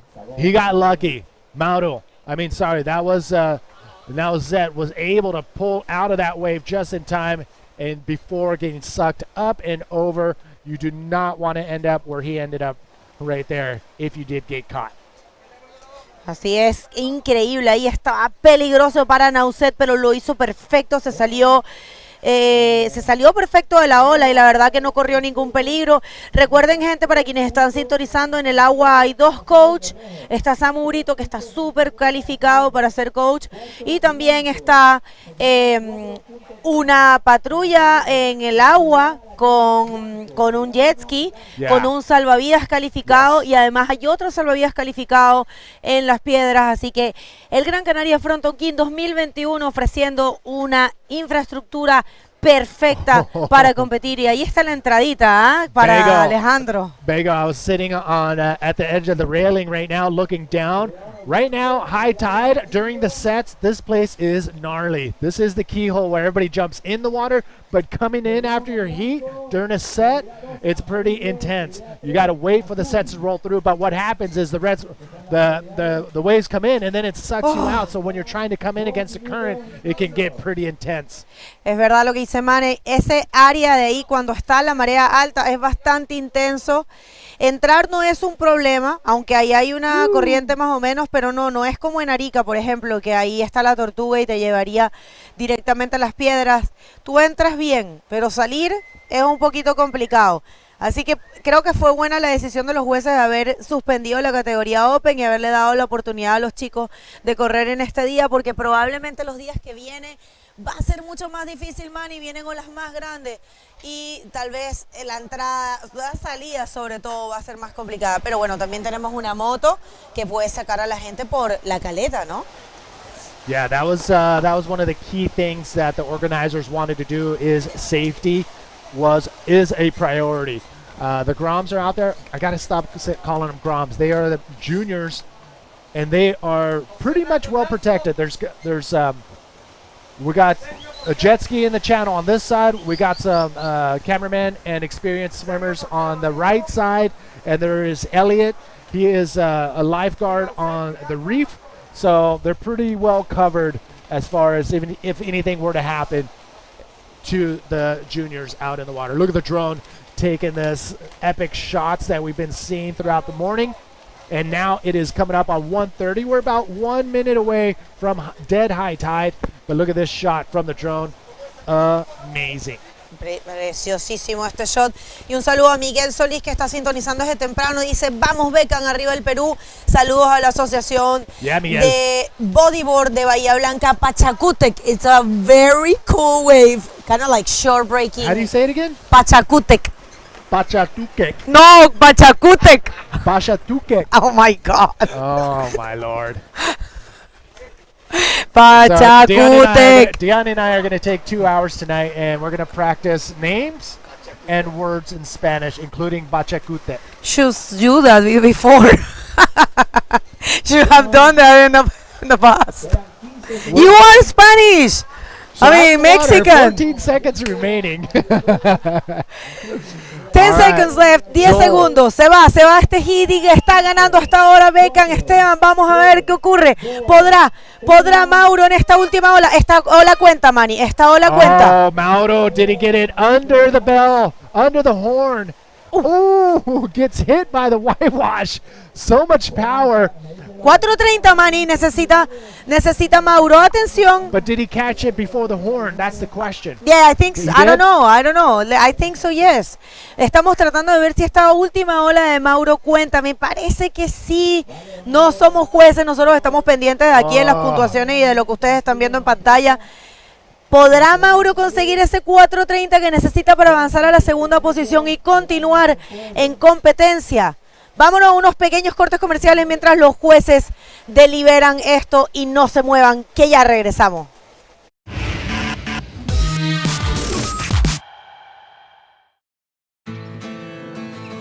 Have you ever wondered why you always want more? More Mondays without the alarm. More first times. More leaps into the unknown. More breakfasts in bed. More whiffs of the salty sea and the countrified country.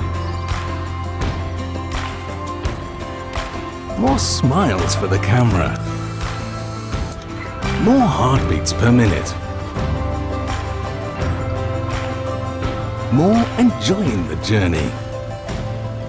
More dreams almost fulfilled. More unexpected friends. More races to anywhere. More flavors to discover. More being at a loss for words. More time. Time to lose yourself and find yourself again. In short, more moments like this. And this. And this.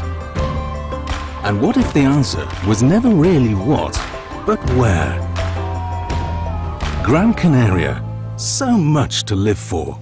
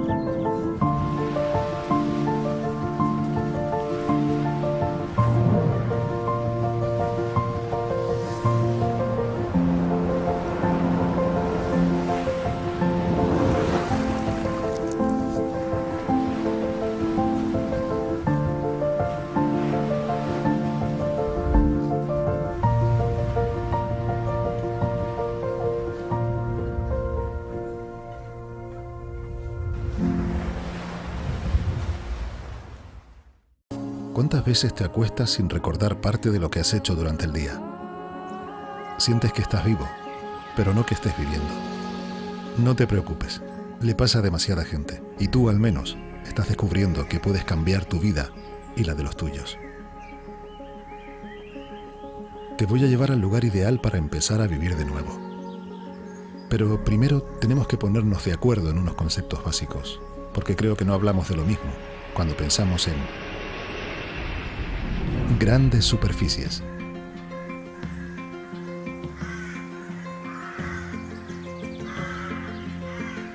Ruido.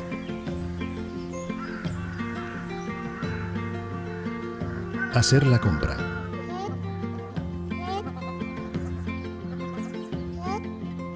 Envejecimiento activo.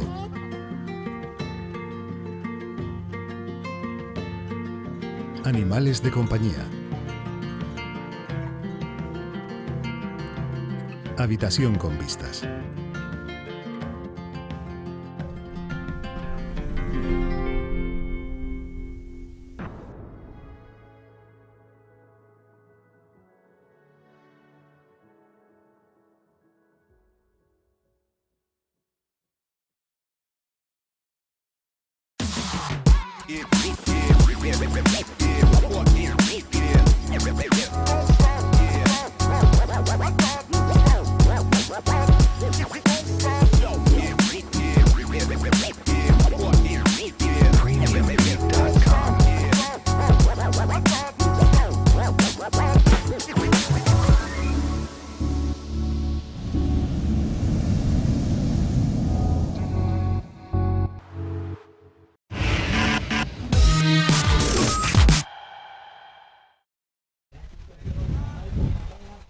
Welcome back, everybody. Manny V here with Dion, and we are holding it down here in the 2021 Gran Canaria Frónton King, presented by Cerveza Corona and NMD Bodyboards.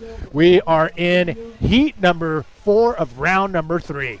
All right, David Perez looking steady. Yes. And we'll be chucking you some scores shortly. And Alejandro Mendoza and Joel Rodriguez with Ramon Perez. And Joel Rodriguez being the sole Portuguese competitor in the entire event, Manny Vargas. Wow, okay.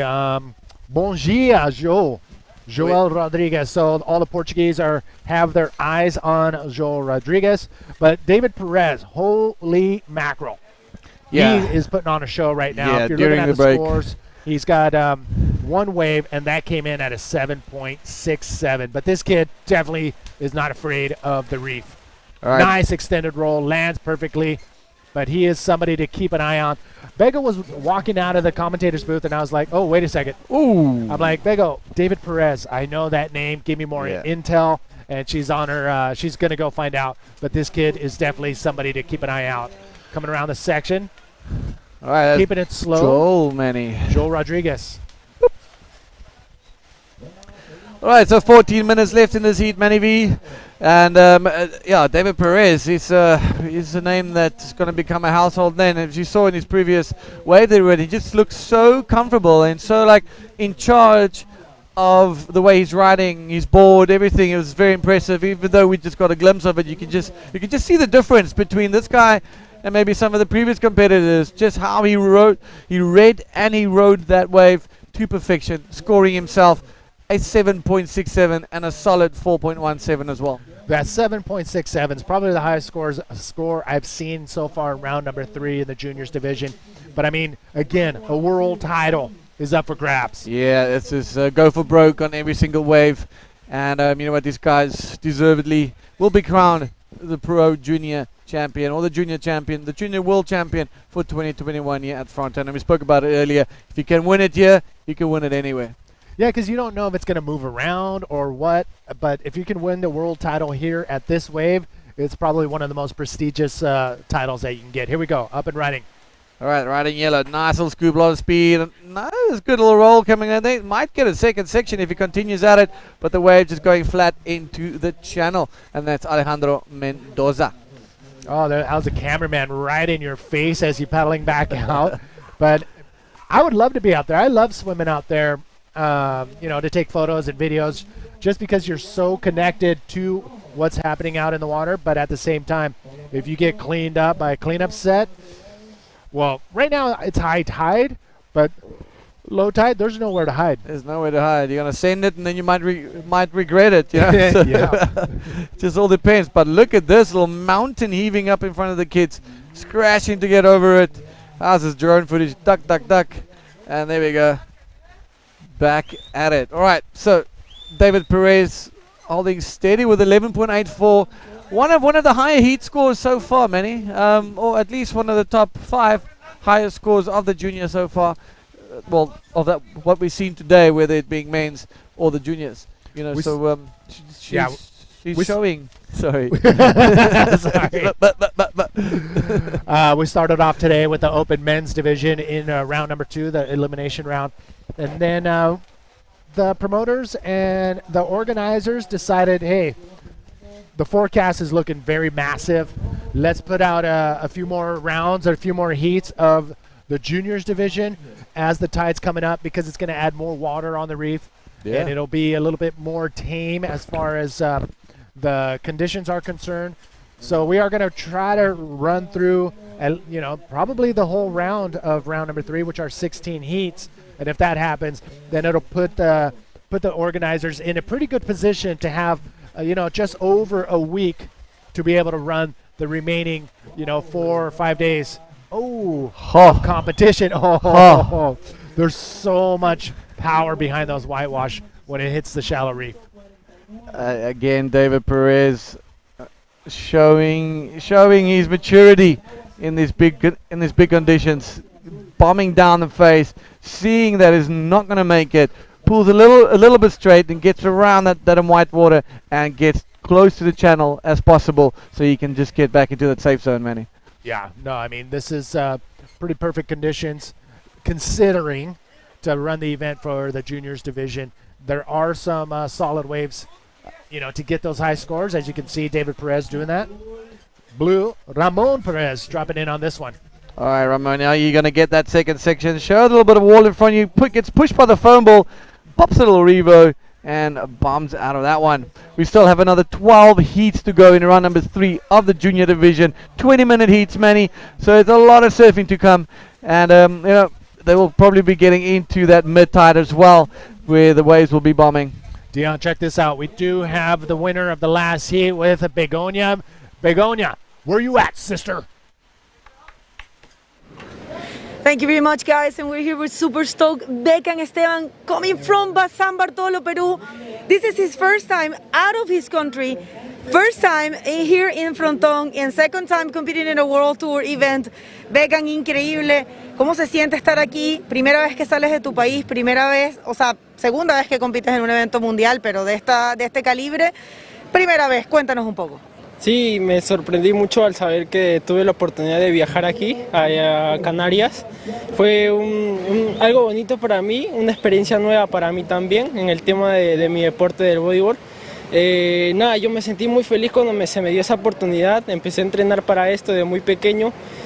Sentí que todas las personas de Perú apoyan mucho el deporte. Me gustó mucho la gente de San Bartolo, de mi distrito. Fue muy amable al enterarse de que yo iba a tener esta oportunidad de poder viajar, y me empezó a apoyar en muchas actividades que hice, y todas las personas muy agradables allá. Well, he's saying that he got a lot of support from his local community.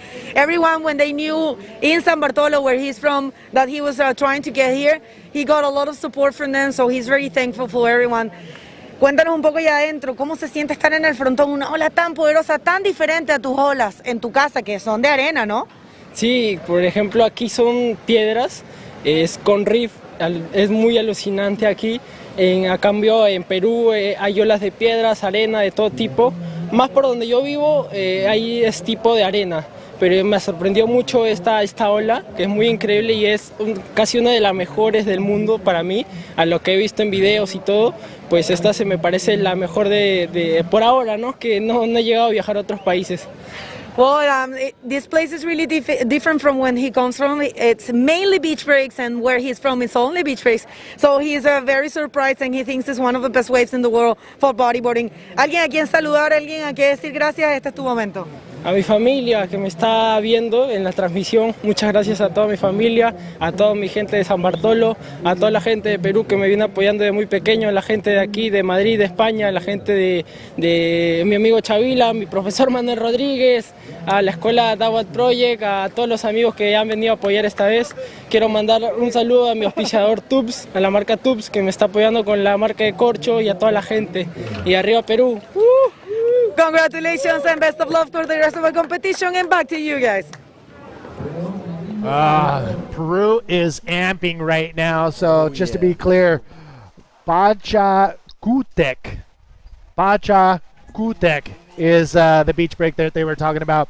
So thank you very much to... yeah, I knew that. Oh, yeah, right. So, yeah, Peru is making a statement here at the event in the juniors division, that's for sure. But they also have the open men's riders as well, so keep an eye out for the Peruvians. Yeah, well, you know what? They came in force, and they came to prove a point that they belong on the world stage. And that's what I love to see. Yes. These smaller countries coming up and just pushing through the ranks. A little replay from White, the Rolo top to bottom. Playing it safe and just keeping that scorecard ticking, Manny. But there's still a lot of surfing coming with 12 more junior heats and a dropping tide. It's basically bang on high tide right now. Watch your watch saying, oh yes sir, bang on high tide right now. So it'll be starting to drop, and we're just off the back of spring highs. So there's a lot of tidal movement, and I reckon in about 2 hours time we'll be seeing these bombs connecting good and proper on the reef with those left-handers opening wide open. So some of the Groms either excited or a bit afraid coming into the later heats of the day. So we'll see. But again, water safety is paramount, and everything is nicely, neatly in place. All right, 5 minutes and 43 seconds.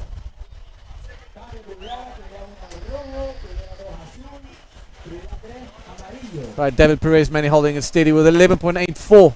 And Joel Rodriguez with a 7.3. I love these shots when they go into, you know, the athletes area, so you can see how focused they are, pretty much how flexible, because now the athletes of this age, they're all about flexibility, nutrition, and making sure that they have the best opportunity to, you know, become a world champion. Yeah, absolutely, and I think there's a lot more at play now. You know, it's a lot more scientific as well, and you know, if your body can perform, your mind will perform, and it puts a lot of confidence in these guys. If you look at how hard Moss trains, Tristan Roberts, I mean, Jan Campbell is, well, all the pros. I'm literally just naming a few, but they are literally putting in hours a day. And non-stop, just progressing, just developing, whether it's core strength, whether it's overall body, the conditioning, dieting, which is so important. And I think the Groms need to take a leaf from the pros' pages moving into the ranks, and if they want to be competitive and prolong their careers, you know, you got to look after your body. And you know what? I mean, just seeing the progression from the very get-go. I mean, back when Mike Stewart and Ben and all that whole crew came up, I wasn't thinking, wow, there's going to be a rider that are going to be perform better than them. And then those guys showed up. And then you look at those guys and you're like, oh man, who's going to do better than them? And then you get the, you know, the Dave Winchesters, the Ben Players, Ryan Hardy's, the Mitch Rollins. And then now you got the Tristan Roberts, you know, the PLCs. And what's next? Yeah, what's next? Exactly. It's just that, you know. So it's going to be pretty exciting. One day when we're 70 years old, we're going to look back and like, well, these are 7 generations of bodyboarders. And, you know, I think our speech will be a lot slower. Yeah. But it'll be incredible to see just how it develops. And you know what? The technology in the boards as well, and how it's been shaped, and you know, the channels and the newer materials. You know, well, what's next? You know, the boards right now are cutting edge, speed demons, flexible, you know, interchangeable strings and things like that. You guys never had that back in the day. You had one stiff pole, and you know, well, good luck, son. There you go. Yep.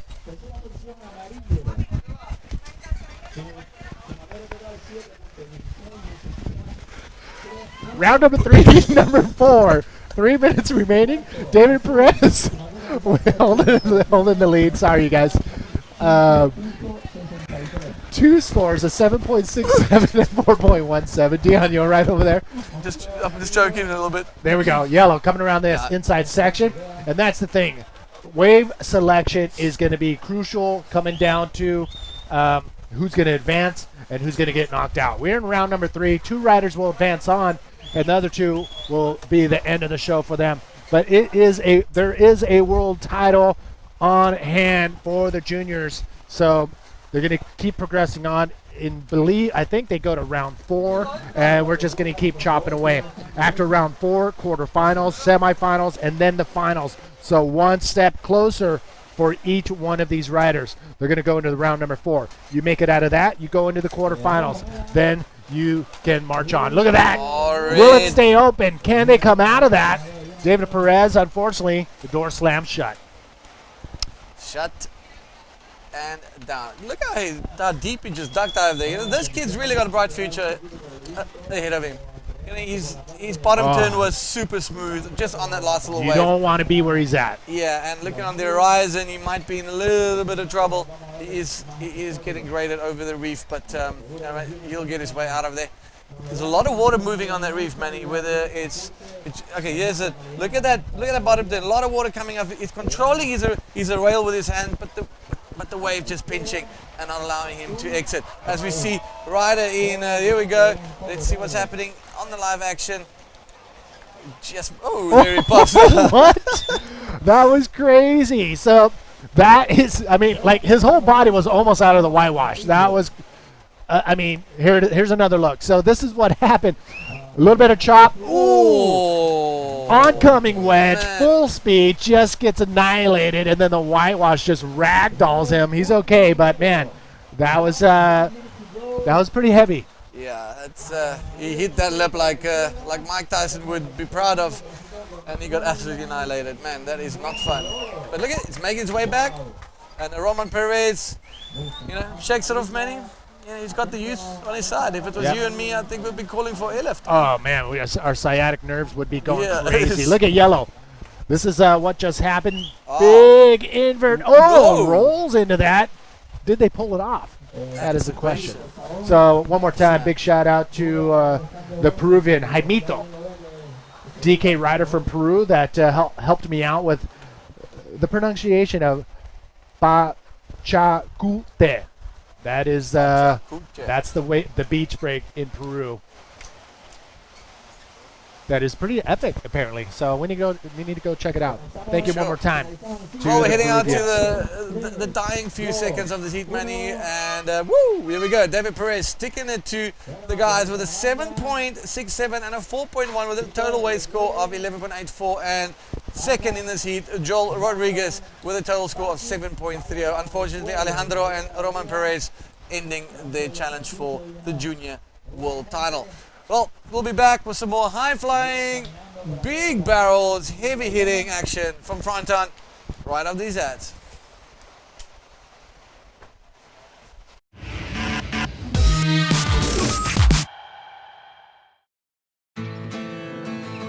Have you ever wondered why you always want more?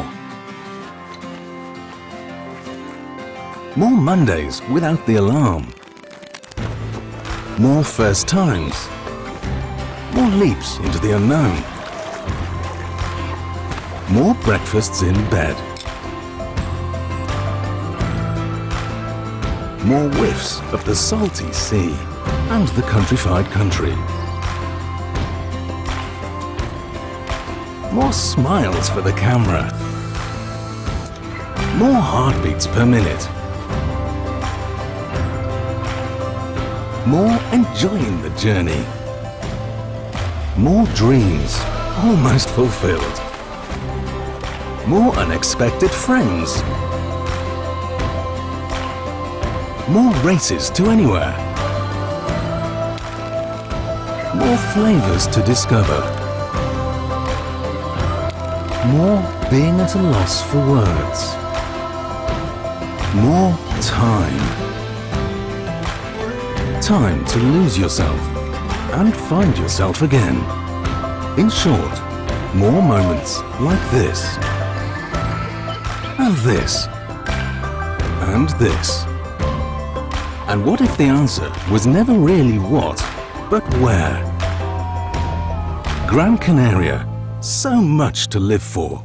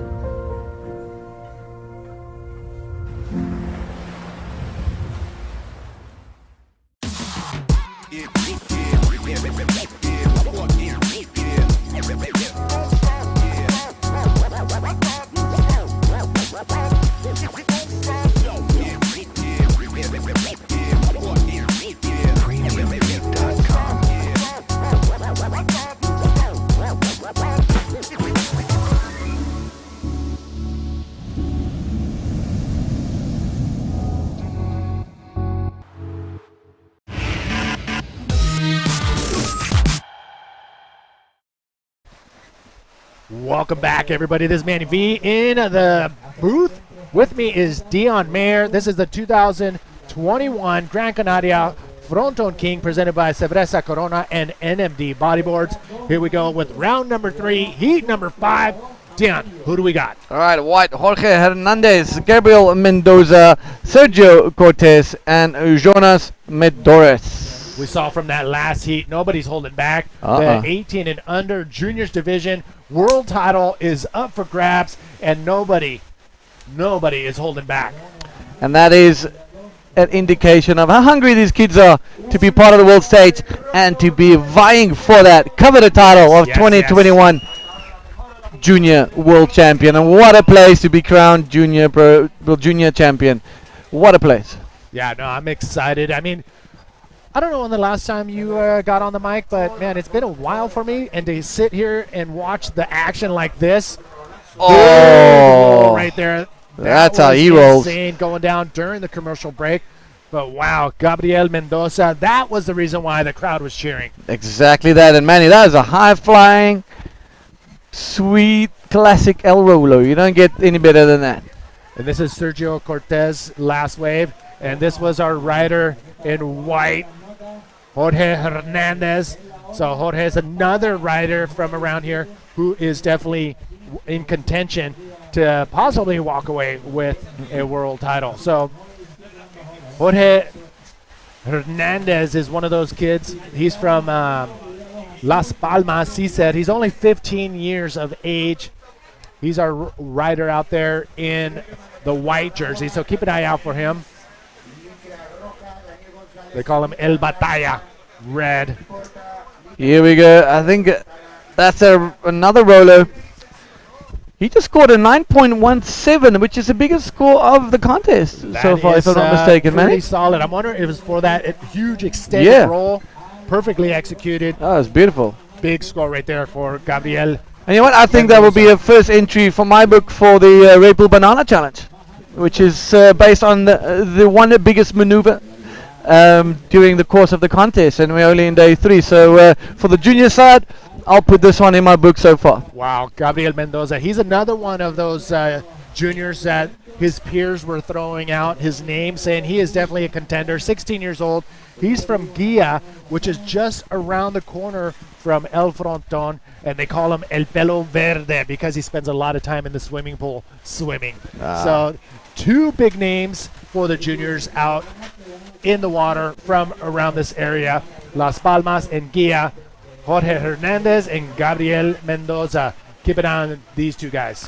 All right, and rightfully so. They're holding the first and the second position. We haven't spoken much about the priority within the Groms, or just the general priority system, Manny. It's you know, for a lot of the kids, they're not very used to it, and for them it's very new.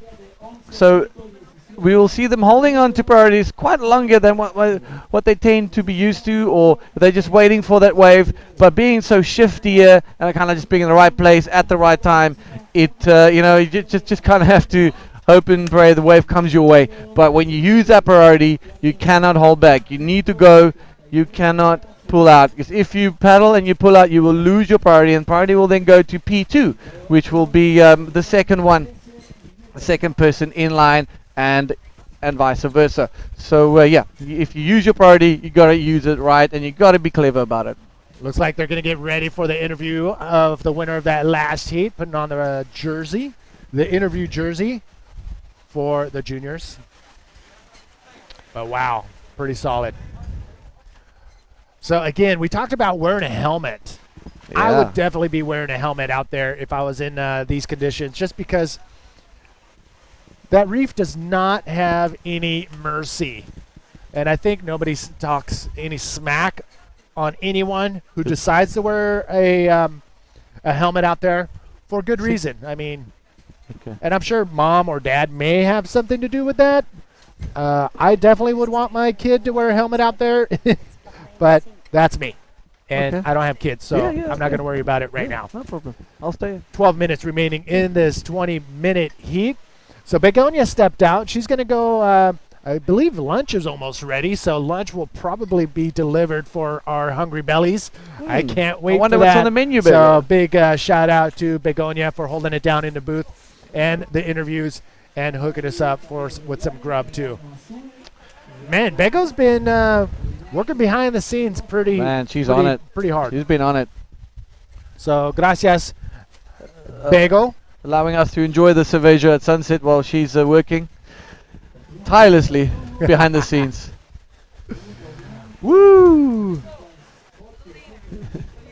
Right, 11 minutes, 25 seconds. Gabriel Mendoza holding it solid with a 9.17 and a 2-point ride. And Jorge Hernandez with a 3.73. Sergio and Jonas still needing to get on the scorecard.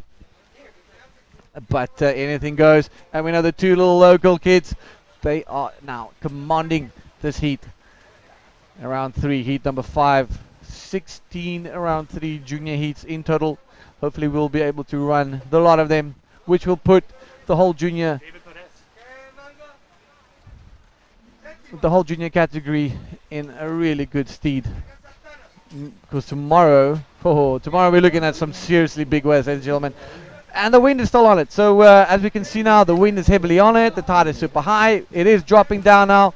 And there's some just mutants offloading on this reef.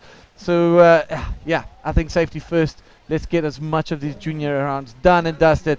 You can see the kids out there with their helmets, and we're seeing white. All right, this rider in white gliding through. Look at that ramp! Wow, what a loopy, gorgeous looking roll! My goodness, that was sweet. Everybody loves it, and he loves it. And you know what? That was so cool. I love seeing a good classic roller. Look at this stoked on this kid, and he needed that.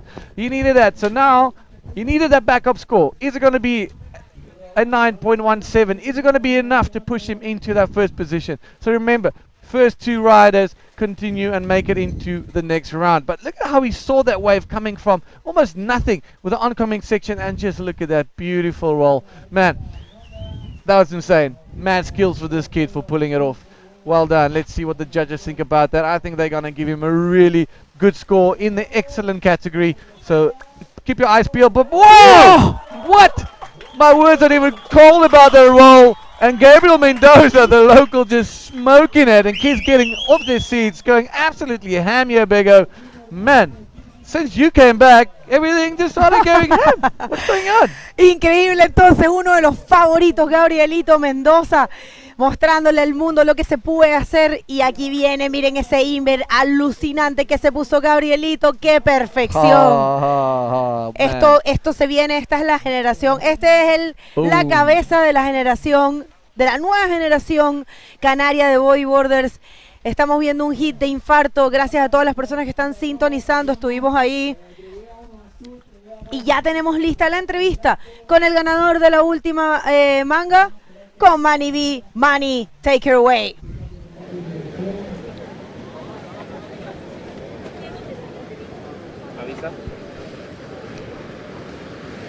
Hey, what's up, everybody? This is Manny V, and with me now is David Perez from Tenerife. He won that last heat. I'm going to ask him how difficult those conditions were out there.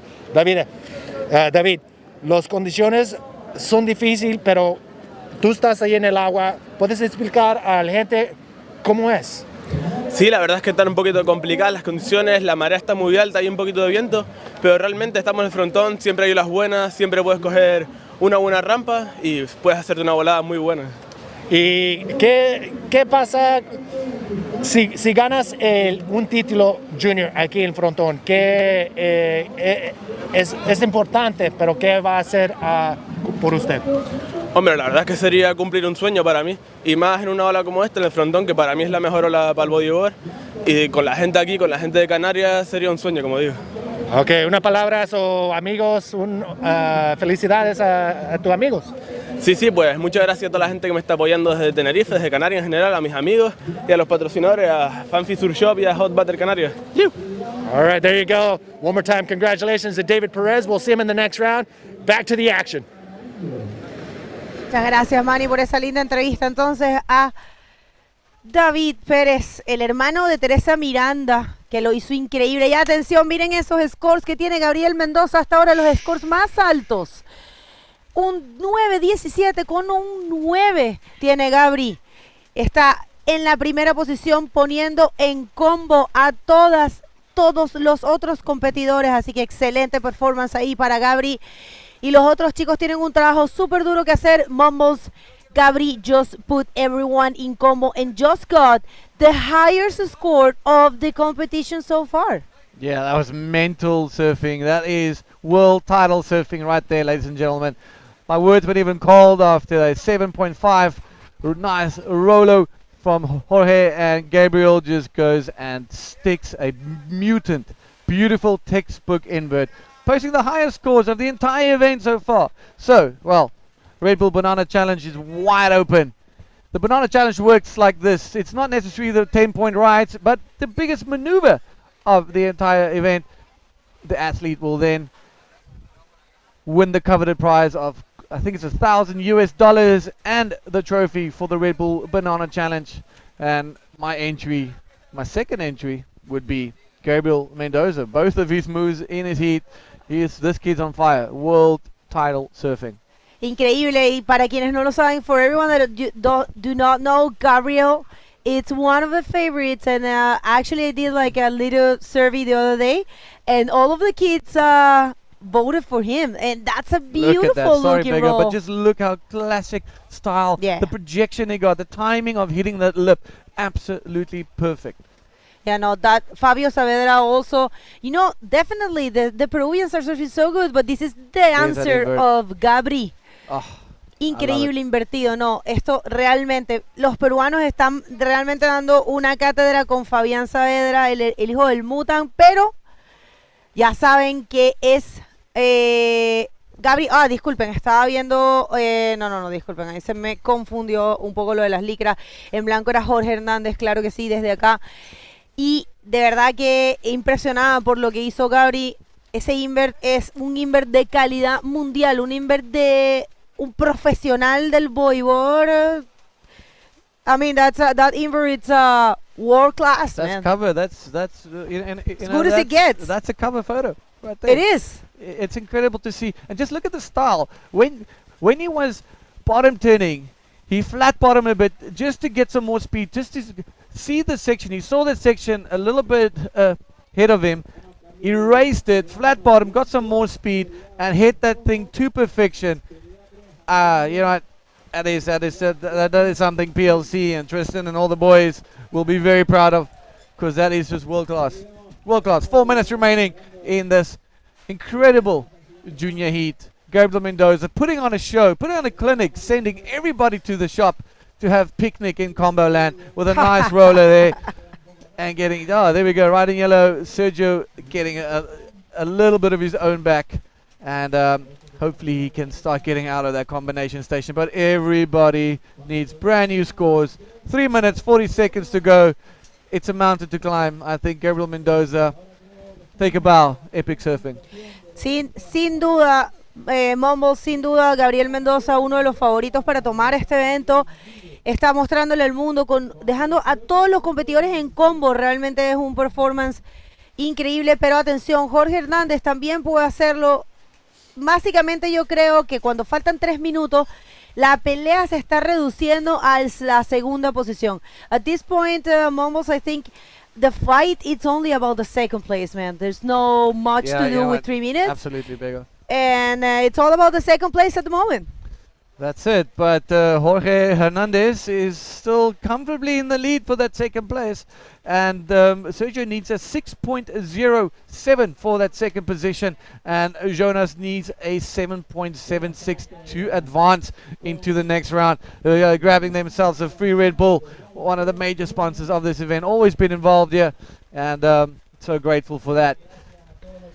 But man, everybody's still blown away by Gabriel, but you know what, let's take nothing away from these kids. It's difficult conditions, it's big, it's gnarly, they're surfing with 3 of their best friends, and you know what, they're all competing for the junior world title. Yeah, the 2021 Gran Canaria Frónton King. No es nada menor lo que se está en juego aquí, es el título mundial. El título de campeón mundial se está jugando en este campeonato, y vamos a ver qué logran hacer estos competidores aquí. Vamos a ver el título de campeón mundial. y yo estoy segura que lo van a dar todo, y realmente estoy bien impresionada del nivel que tienen los chicos en esta competencia, en donde realmente la mayoría son canarios, pero hemos visto una delegación peruana gigante que está surfeando súper bien, así que esto aquí todavía no se termina y tenemos mucho por venir. Este es el Gran Canaria Frónton King 2021, presentado por Cerveza Corona y por NMD Bodyboards. Muchísimas gracias a todos los colaboradores, los patrocinadores que están con nosotros en este gran evento. Si no fuera por ustedes no sería posible. Por supuesto, el Cabildo de Gran Canaria, el Instituto Insular de Deportes, el Patronato de Turismo de Gran Canaria, el Ayuntamiento de Gáldar. Gracias de verdad por su apoyo constante a través de los años en este gran evento. Un evento esperado cada año por toda la comunidad bodyboarder, porque es realmente una ola hecha para el bodyboard. A wave made for bodyboard. Oh, absolutely. This is it. This is premium right here. This is one of the gnarliest, one of the most explosive ways to showcase the best bodyboarding can offer, and this is one of them. Along with Floppos, Itaquachara. I mean, there's many ways around the world, but you know, just there by your local town, you got Ponta Dos. Iquique, man, that's waves forever there. Waves for days in that little place. Yeah, Iquique is full of waves, and you know what? 20 seconds almost, 25 seconds to go almost, and look at that. That's a nice looking wave. Let's see. All right, the rider in white. Here we go.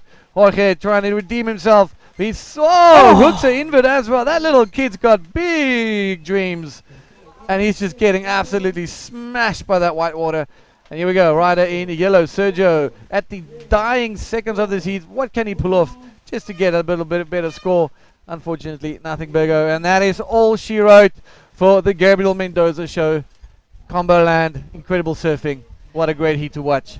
Definitely, and I think it's pretty safe to say that these are the official results. Creo que es bastante seguro decir que los resultados oficiales es Gabriel Mendoza en primera posición y en segunda posición Jorge Hernández. Vamos a unos pequeños cortes comerciales y ya volvemos. No se muevan, que no para la acción en el Gran Canaria Frónton King 2021.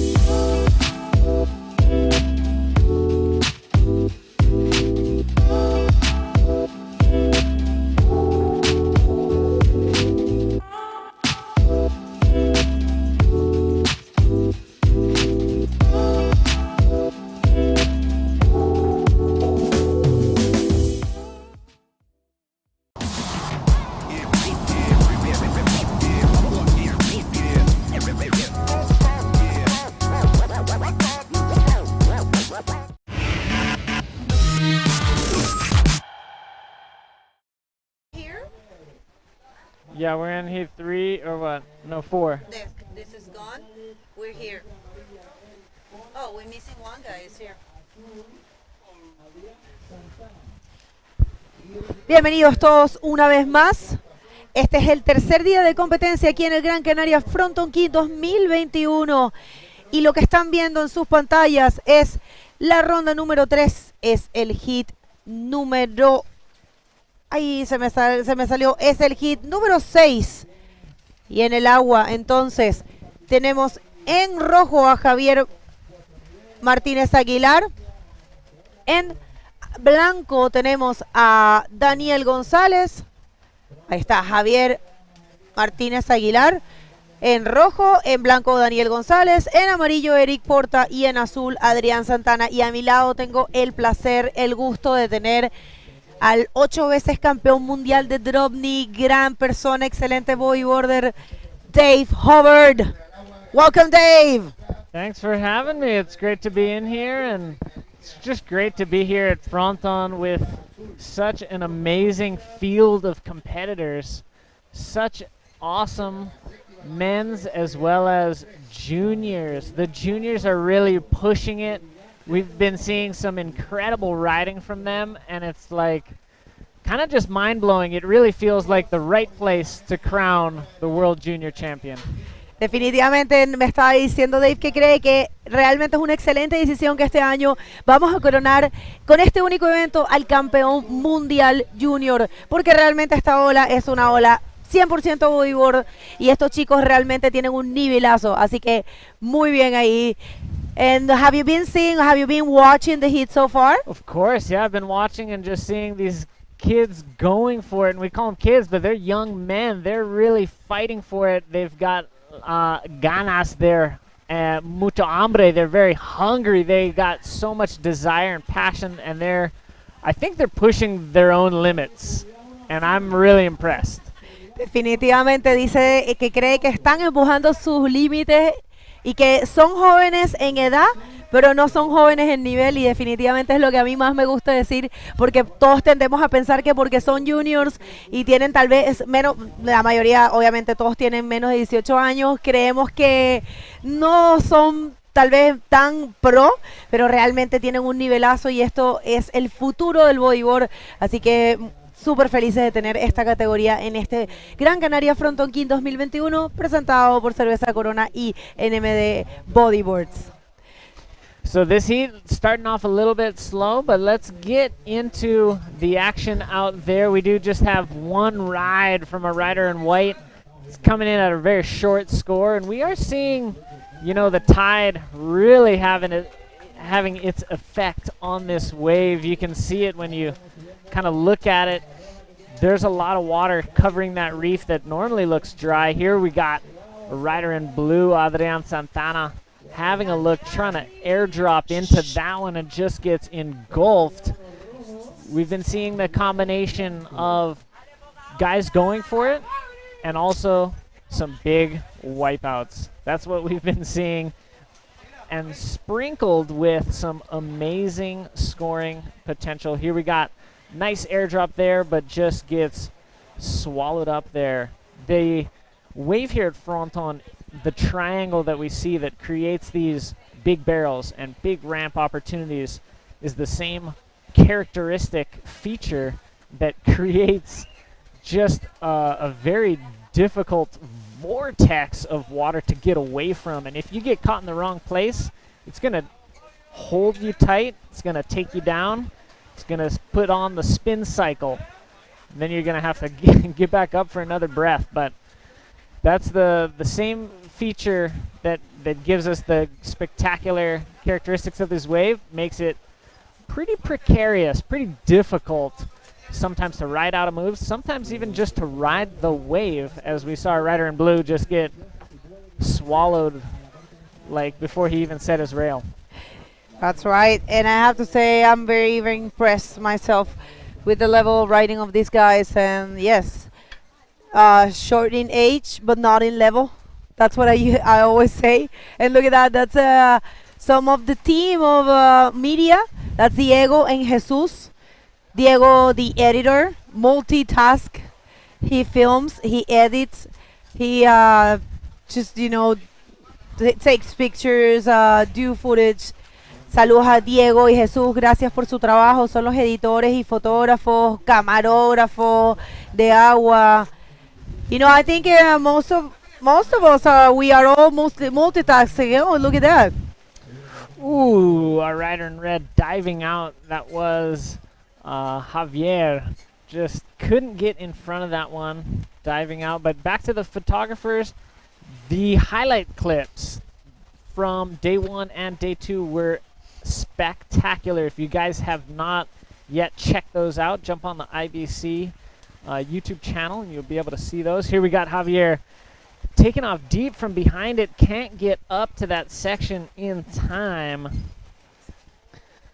That is the Fronton King replay, giving us the epic action right after it happens and repeating it throughout these little times where it gets a little slow, a little quiet. But there is so much water moving out there, Bego. It's just the wind chops, the swell, the current sweeping off the reef, and it's it's intimidating. Even for a seasoned professional like myself, it's an intimidating wave, and you know, I can't imagine what some of these youngsters are kind of feeling, maybe having only surfed Fronton a handful of times. I would imagine this is the biggest that a few of these guys have ever surfed it. And Definitely. Certainly not an easy day, not a glassy, calm, smooth day. This is a wild wave we have here. I agree with you, and you know what, Manny, it's ready with the interview. Manny está listo con la entrevista para Gabri. Manny, take her away. Yeah, we are solid. Okay, here we go. With me now is the winner of the last heat, Gabriel Mendoza from Guia, which is just around the corner. Takes him about 10 minutes to get here, but holy mackerel, 2 of the highest scores so far of the event. What I'm going to ask him is, how does it feel when your peers think you have a really good chance of winning a world title here? Okay, Gabriel, ¿cómo sientes que todos tus amigos en igual edad piensan que tú tienes una buena oportunidad a ganar un título aquí en esta ola? Pues súper orgulloso y agradecido de todos mis amigos, porque siempre me han estado apoyando ahí en los demás hits y siempre me han dicho que hay aquí con todo al Frónton King, y pues quiero ir con todo y agradecer ese apoyo por todo. Ok, y los 2 olas, los más mayores de todo el campeonato hasta este punto, ¿cómo encontraste esas olas? No sé, supongo que será por la experiencia surfeando aquí y tal, que la primera izquierda vino de oeste grande y tenía un codo y pensé al principio que no iba a ser buena. Y después le di y pues me resultó que cuadró un rolo grande, que la verdad que casi no lo sigo, pensé que no lo iba a seguir. Y la derecha pues era un caldero, un típico codo de norte, y me cuadró un invertido ahí que lo seguí y tal, y súper bien, súper contento. All right, to answer that first question, how does he feel when his peers think he's got a good shot of winning a world title? He pretty much said he's very humble and he's stoked on the support that all of his friends are giving them. And then about the 2 waves, the 2 highest scoring waves that he got in that heat, he just said he got lucky, but those things just worked out pretty good. And the experience here has a great deal of what it takes to get those good waves. So, unas palabras por tus amigos, familia. Pues quiero agradecer a toda mi familia, mi abuelo, mi tía, mi madre, mi padre, mi hermana, todos esos que están ahí siempre, apoyar a mis amigos, a seguir adelante también con el Fronton King, sobre todo gracias a mis sponsors también, aquí que me patrocina Revo Company, de aquí de las Islas Canarias, Igor Sánchez, y también gracias al SB Team, que es mi equipo desde pequeño, y siempre me ha apoyado, a Samu Brito, mi entrenador, y además a todo el mundo. All right, suerte en tu siguiente manga. Good luck to his next heat, and keep an eye out for this guy. He's on fire. Back to you guys. Gracias, Manny, por esa súper buena entrevista con Gabri, uno de los favoritos, un chico hermoso, una persona realmente, un chico que se ve que viene con todo en el bodyboard profesional. Y realmente yo ahorita le estaba contando a Dave, yo no sé qué le pasó a Gabri. Gabri era chiquitito el año pasado y ahora es gigante. Así que felicitaciones, pero atención que tenemos olas corridas. Daniel González ahora en la primera posición con una suma de 4.67. Y están los scores bastante apretados. It's really tight at the moment. Anyone actually can take this. There's 9 minutes and a half. What do you think, Dave?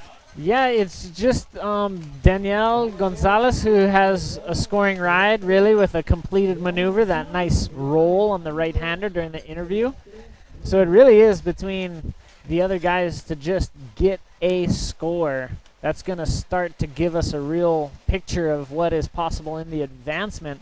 But, you know, watching these waves out there, you know, sometimes there's a flurry, and sometimes it goes a little quiet. They're, you know, with the high tide right now, really is triangulating and really peaking up very severely. It doesn't always lend itself to giving a shoulder or a lip maneuver. You know, that's an example of it. You know, that was a big peak when he took off, and it just kind of faded away. We got a look here out the back. Eric Porta, I believe. Nothing happened back there. But a few waves coming in out the back. Let's see if we got any takers.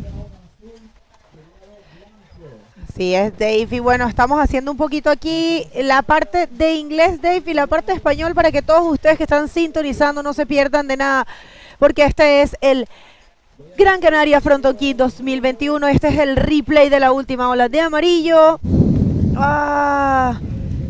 Hard times there for the kids, right? It's yeah, he got hung up on the drop. You could see that his nose just bit. Could have been a chop that, you know, we can't really see from this angle, but something covered up the nose of his board and he just went straight down. That was Eric Porta giving that wave a go, trying to get a score, trying to at least strengthen his second place position. Adrian Santana still just with that one wave. It's kind of a similar airdrop where he just got engulfed by the whitewater. Javier Martinez Aguilar, he's given it a couple tries, hasn't come away with anything completed thus far. That's what it is, and yeah, the small score so far, unos pequeños scores estamos viendo hasta ahora, pero bueno, todavía quedan 7 minutos en este hit número 6 de la ronda número 3, una ronda eliminatoria para quienes están recién sintonizando. La primera ronda en este campeonato de ambas categorías fue de no eliminación, algo muy cómodo, un formato muy interesante para todas las personas que viajan desde tan lejos, tener la oportunidad de surfear aunque sea 2 veces, y en esta ola verdaderamente se necesita, así que muchas gracias al equipo de Frónton King, del Gran Canaria Frónton King, por hacer posible eso. Pero ya esta es la tercera ronda, sí es eliminatoria, la segunda también lo fue. En esta ronda están los que quedaron de primero y segundo lugar en la ronda número 1, que pasaban directo aquí. Y entonces ya de esta ronda solamente van a pasar 2 personajes, que hasta ahora son Daniel y Eric. Aquí viene Eric. Oh, he gets down the bottom farther than he did last time, but just can't get a lip to work with. He does make it all the way to the channel there. It's probably going to be in his score line right now, which isn't saying a lot, but at least he's got the length of ride there. He survived that one pretty far.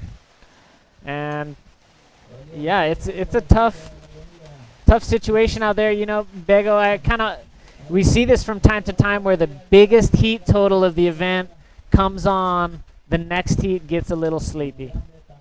Yeah, no, I don't know what, I mean, in all these years of experience that you have, why do you think is that? It's just the way that Mother Nature is. Wait a minute, here comes Javier, vamos a ver. Javier. Oh no, so difficult. Tries to find his way to that cross section, makes it to the channel, which is going to give him potentially one of his scores. Oh, see, he just gets caught up behind it, swallowed up, can't get a move off there. Makes it to the side. You see a little bit of frustration there as these kids certainly were watching that heat before, hearing those big numbers get dropped, and they want to show their stuff too. I was going to say that it's got to be frustrating, but this is the way it is. I don't know if it's something related to the period or something like that does that one heat of 20 minutes you have beautiful and perfect waves, and then the next one you probably do not have that many, or I don't know, man, it's just so variable, right? It is, and this isn't the only wave that's like that. You can, to surf a 20-minute heat at a wave even like Pipeline, you can get skunked. You can have, like we're saying, amazing waves come in, maybe 2 or 3 sets come in 20 minutes, and then nothing for the next 20. So, you know, Fronton isn't completely unique in that aspect, but it's something competitors will always have to be challenged by. It's like that, and sometimes you have the chance to surf perfectly, and sometimes you get the good heat, and sometimes you get the bad heat. It's just the way it is, and that's what it takes to be a professional athlete, to know how to cope with those changes and just milk the opportunities the waves and the ocean gives you. exactly that. We got to make the most of the conditions in any 20-minute increment or 15, whatever the heat time is. That piece of time is unique. It's not like the one before or the one after necessarily. Oh, let's see if we can have a shot of Adrian Santana on his last ride. I don't think it's going to be a big number, but we do have action out the back. Eric Porta having a look at this one, gets to the ramp, is just able to kind of shovel pass over that, get to the channel again. Un hit que, es un hit que hemos visto bastante diferente, y lo que comentábamos con Dave es que así es la madre naturaleza, no se puede hacer absolutamente nada para controlar esto. Un hit puede estar perfecto y conseguir unas olas increíbles, y al siguiente hit simplemente no va a salir nada. Es así como funciona. Él estaba diciendo que pasa en pipe, pasa en las mejores olas del mundo, y definitivamente no es nada que se pueda, digamos, culpar a nadie. Es así como funciona. Y en este hit realmente hemos visto pocas oportunidades para los chicos. La ola igual va cambiando, también va subiendo la marea más, se va poniendo un poco más complicada. Y bueno, en este momento es Daniel González quien está en la primera posición, y Eric Porta, que ha hecho muy buen trabajo porque se ha mantenido activo, se ha mantenido buscando olas. Pues Eric está en la segunda posición, solamente necesita un 2.98, es bastante posible para Eric. Y también Javier Martínez solo necesita un 1.83 para la segunda posición, y también Adrián Santana. O sea, básicamente quien tenga la oportunidad de conseguir una ola que tenga una buena forma puede marcar un score. So, simplemente con hacer una maniobra. It comes down to the one that has a chance to find the wave and at least complete one maneuver. Yeah, exactly that. And our winner in this, I mean, the heat leader, Daniel Gonzalez, he's the one that has a completed maneuver. He's got that nice roll that he did on the right, controlled, complete, but that was probably, at least from the waves ridden, the only opportunity we've seen at completing a lit maneuver, but there is the chance for face maneuvers. Let's see. Javier gets up there. Nice big roll. Completes it. This is going to be the best wave of the heat so far. Tries to get a second maneuver. Incomplete there. But he was able to get a really nice air roll. Really lofty. Going to be excited to see this on the replay because this is coming in clutch, under a minute remaining. He needs that number. It is a big one, and he moves into the lead. Let's see what happens there.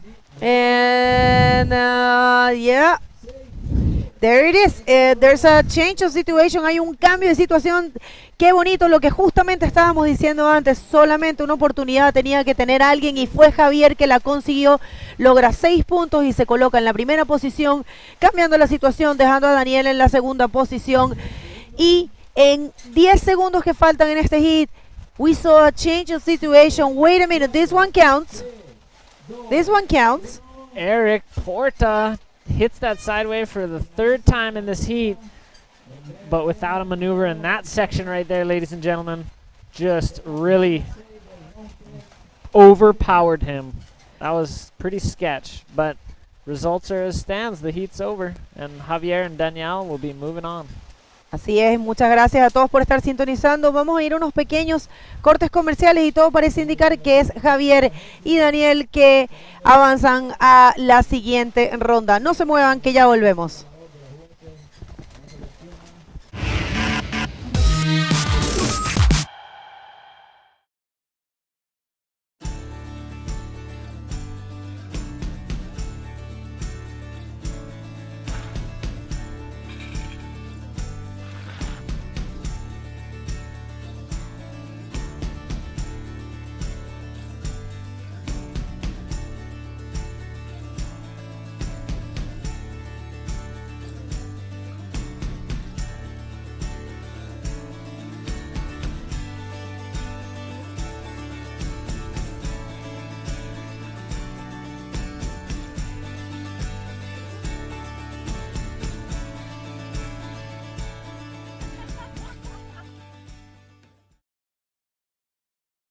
de las mejores cosas que me ha dado, yo creo que viajar, es darme cuenta de la suerte que tenemos de vivir aquí.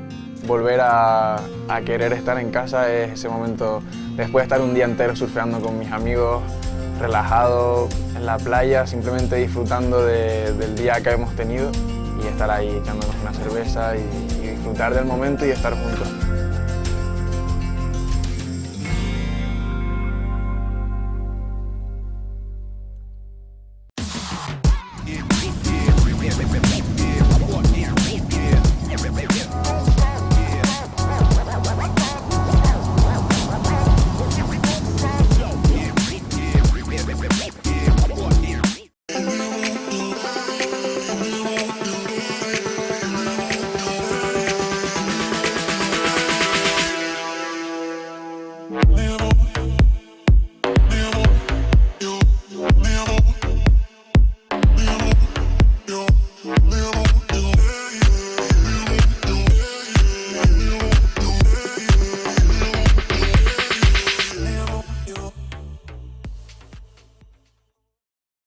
Have you ever wondered why you always want more?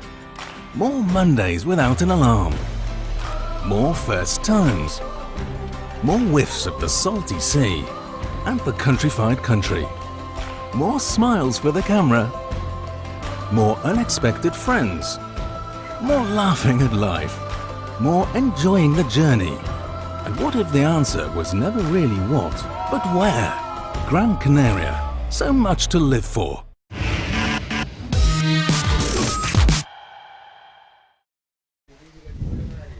Welcome back, everybody. This is Manny V, and Dub is in the house. Welcome once again to the 2021 Gran Canaria Frónton King, presented by Cerveza Corona and NMD Bodyboards.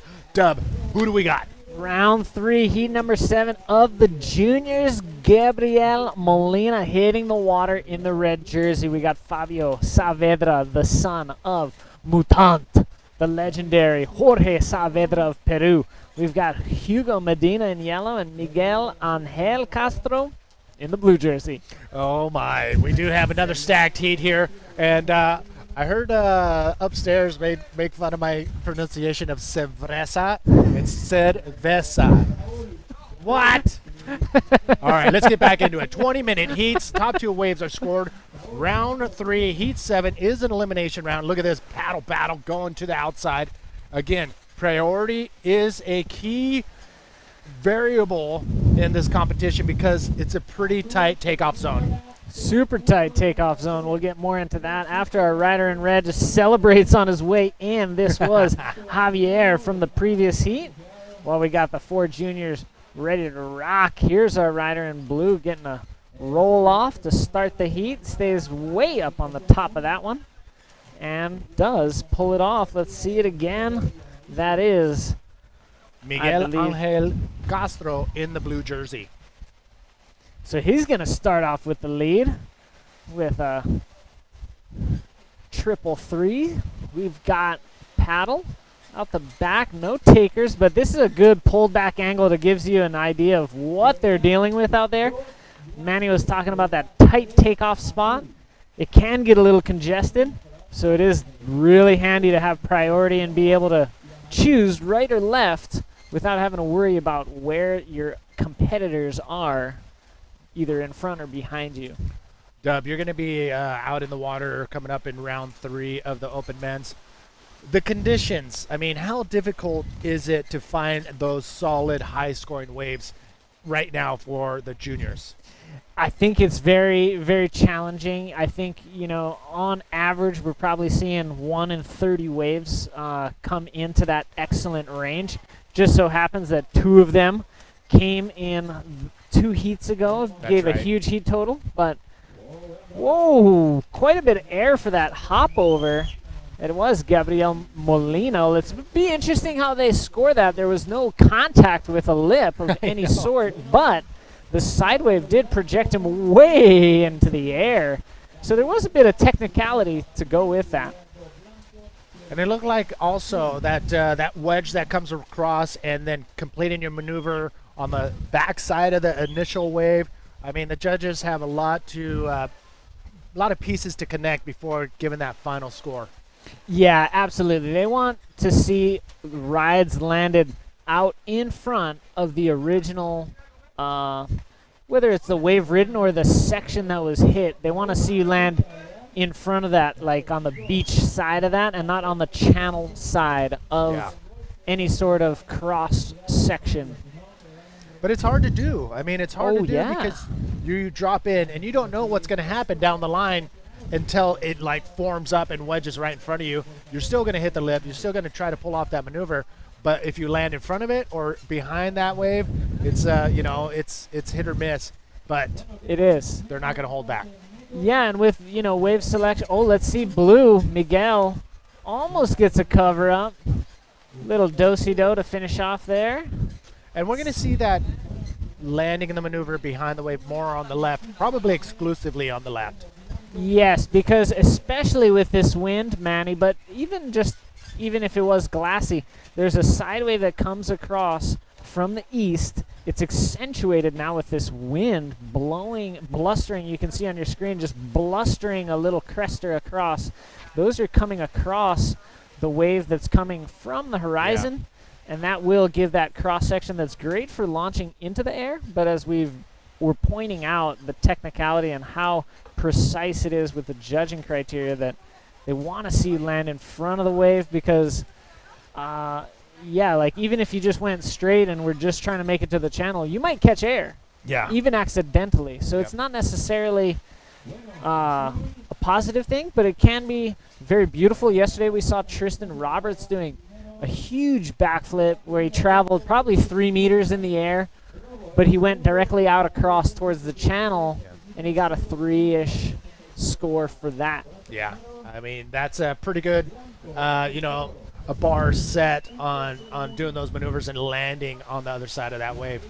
But the kid right here in the red jersey with second priority, Gabriel Molina, he lives, you know, 5 minutes away from here at the small town of Agujero, and he is 17 years old. So he's got this year and next year for a shot at the junior world title, and it's happening right here at this event. So all these Groms are gearing up for a potential title. I mean, to have somebody who's lives just steps from here to bring home a world title and keep it here would be pretty insane. That would be so super special. I would anticipate a parade along the boardwalk there, right by the pool, just parading him around, just make a big celebration out of the little fellow. And yeah, like you said, man, it's going to be a very special day come potentially later this week or next week. Yeah. We're going to see somebody crowned Junior World Champion of 2021. I mean, you have over 10 world titles under your belt, if I'm not mistaken. I'm going to say 11, 9. Eighth, they say. Am I mixing you up with Mike Stewart, possibly? Either way, you got a pretty solid, you know, count as far as world titles. Let me get back to you on that. We are ready for the interview with the winner of that last heat. I don't know who's doing it, so where you at anyways? Thank you very much, guys. And we're here with Javier Martinez from Tenerife. Javier, you managed to change the situation in the very last minutes and the heat was a little bit slow. Tell us what happened there. Sí, la verdad que las condiciones estaban media raras y gracias a una ola en el último minuto conseguí pasar con 2 rolos buenos. Y bueno, las condiciones están igual para todos, pero se hizo lo que se pudo. Well, he said that the conditions are really hard out there, and he was actually struggling to find one, but he did what he could, and actually got a 7, so it's pretty good. Tú vienes de Tenerife, las olas, yo sé que una ola como el Frontón en realidad no hay en todos lados. ¿Dónde practicas allá? Pues la bajeta, hay una ola parecida al Frontón, que es el quichudo, que es la mejor del mundo, ya te lo digo yo. Y bueno, ahí entrenamos poco a poco para seguir mejorando. Well, I'm asking him if in Tenerife there's a wave like Fronton, because this one is really special, and he said el quinchuo, it's for him it's the best wave in the world, so I'm going to go check that out. ¿Tú quieres saludar a alguien ahora o decir gracias? Bueno, gracias a familiares, amigos que me están viendo ahí, y gracias a mi madre sobre todo y a mi padre que hacen esto posible. Increíble, entonces thank you very much and best of luck for the rest of the competition. Back to you guys. Congratulations one more time, and good luck in your next heat, Javier. But I mean, elimination round. It's a lot of pressure on the Groms right now, on the juniors, because 2 of them are going to get knocked out of the entire event. And 2 of them, their dreams stay alive to get their little mitts on that world title trophy. So it is a lot of pressure because, like you said, Manny, the buck is going to stop here for half of the field in round 3. We've got, you know, I think 50 or so juniors who entered, somewhere in that number. None were eliminated in round 1. We did see probably about 16 of them or 12 of them go home in round 2. We're going to see another big cut happening here in round 3. We're going to head into, not immediately after, but round 4, quarterfinals, semifinals, and the final. So if they make it out of this heat, one step closer to a potential world title.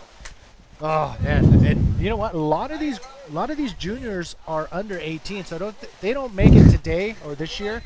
They still got other chances. But if a young gun, 15, 16 years old, wins the world title, he can win another junior world title. So we got to go back into the history books and to see if there's any juniors that have won multiple world titles in the juniors division. It's a good question, and I would even propose a rule that just, if they win a world title, they just got to move up into the men's division. They're obviously good enough to do so. So, I mean, that's kind of where I stand on that. But as your point is, we could see a very young world champion come next week. Yeah, I mean, I talked to a bunch of the juniors, and I mean, the youngest one is Hugo Medina. He's out there in the yellow jersey. He is 13 years old. Here he is, up and riding. Look at this little guy. He's gunning for that section. Big ARS. Does not quite land it, but a little overzealous on that section. I think just a safe roll would have been good to get him, you know, he doesn't need a big number right now to be in the mix, but good on this little guy. Look at that tyke. He's just going to make his way back out to the lineup and try again. You know, time, 20-minute heats, it seems to be going super fast because now there's only 7 minutes remaining. We've only got a handful of scores, even just, you know, not many more than a half a dozen waves ridden even in this entire heat so far. And whew. Yeah, Hugo Medina, 13 years old. Enena is what they call him, short for Grom. And he is from Atalaya, just around the corner. And I think I've seen him on this skate ramp every day. He loves the skateboard. Yeah, and I'm looking at him. I'm like, hey, you're in a competition. Aren't you worried about? But he's a kid. He doesn't care. He's a kid. He doesn't care. Injuries have set bodyboarders back from their dreams. Oshie Grady broke his wrist riding a skateboard to check the waves at the Pipeline Pro when he was pretty young. Who was that? Oshie Grady. Oh. Probably back in 1999.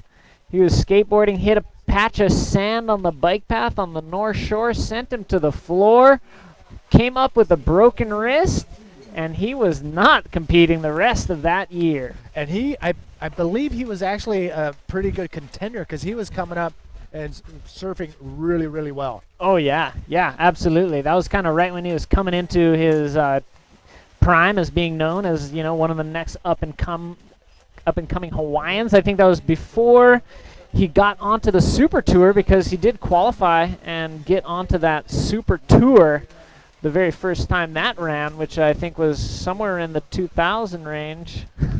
Action, where are you at, brother? Here we go. Gabriel Molina one more time in the red jersey, bouncing his way across the face of the wave.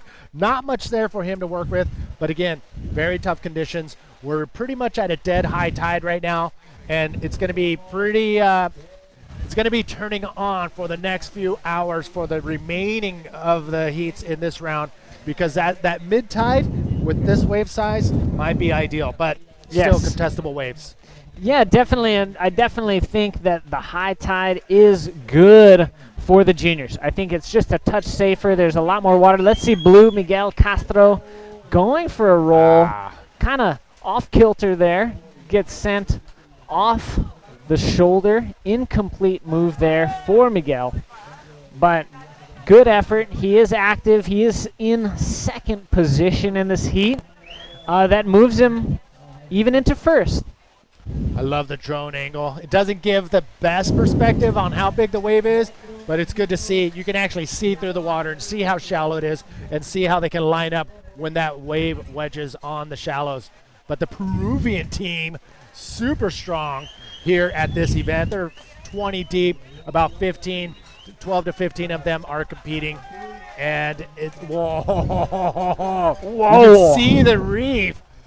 And this is high tide. This is high tide with the sun is not out. Imagine if the sun was out on low tide, the reef would be popping up through the surface, which it does from time to time. Well, lots of just amazing competitors. Such a huge field of competitors. Look at the reef. Look at that thing. It's a Oh, you don't want to be there. And if you notice, he can paddle back to the channel, which is on the left. It's on the right of your screen, but he went right in the direction of left on your screen, and that's how close this reef shelf is. Sometimes you catch a right, you paddle back out the left. Let's see red. Gabriel Molina, the youngster, making it safe. Pretty low scoring wave counts for these riders out in the water. Why is that? This and the previous heat, we didn't see many lip maneuvers. Not a lot of scoring opportunity because, as you mentioned, Manny, that high tide really shortening up the wave. It's really making it peak up, triangulate in one position. Not a lot happening down the line. As the tide lowers, the wave's going to stretch itself out a little bit more. We are going to see the wave feel the reef a little bit more towards its arms, I guess you could say, and that is going to give more lip maneuvers more consistently for our competitors. And that right there, that knowledge, I mean, you're from Hawaii, but here in at this break, that what you just said should be known by all the riders, but a lot of them coming in from out of town think that Fronton is Fronton. It's going to be the same at low tide, mid tide, and high tide, and that's not the case. It's not the case. It's not even the case when you start adding in different wave directions. West versus northwest versus the northeast. Those are all going to play in with the tide. So you're going to not only have, okay, yeah, the high tide's better. Oh, wait, no, the swell direction. Oh, maybe the mid tide's better. Oh, yeah, you're going to have to factor in a lot of things. And these event organizers, they're looking at it, they're churning the numbers on these forecasts. They're trying to find the best conditions to run the 35 hours of competition that we have here at the Frónton King 2021. Yeah, I mean, it's going to be interesting how some of the locals are going to adapt quicker than some of the foreigners that are coming in from out of town.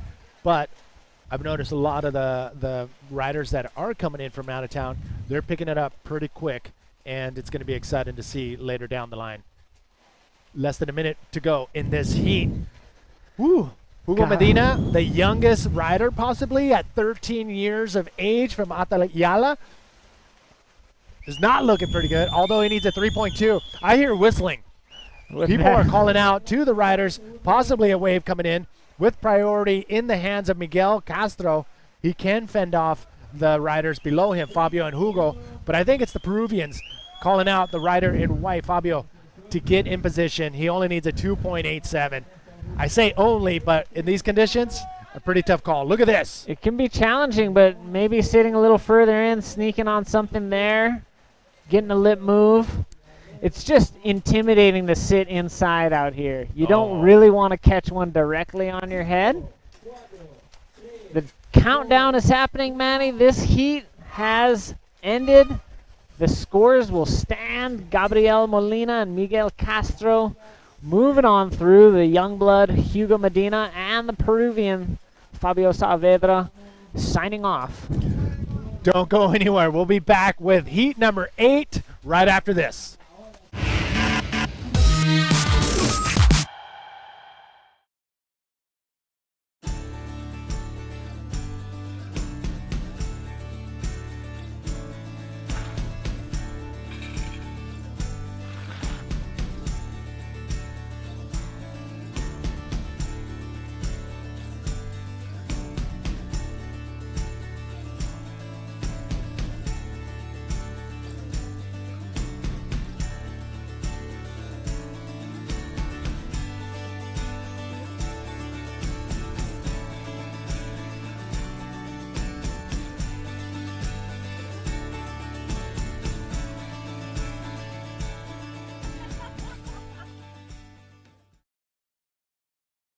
De las mejores cosas que me ha dado yo creo que viajar es darme cuenta de la suerte que tenemos de vivir aquí.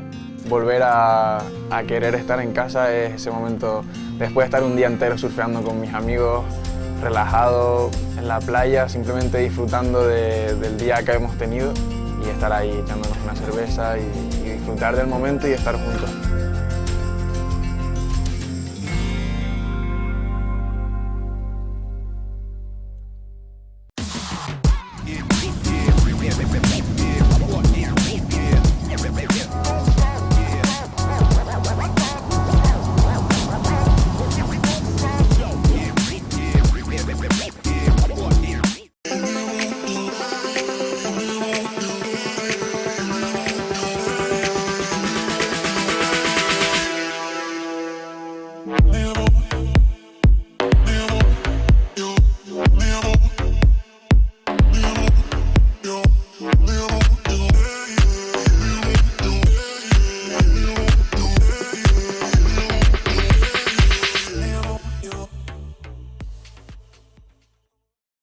Have you ever wondered why you always want more?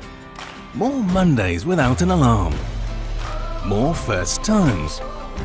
More whiffs of the salty sea and the countrified country. More smiles for the camera. More unexpected friends. More laughing at life. More enjoying the journey. And what if the answer was never really what, but where? Gran Canaria. So much to live for.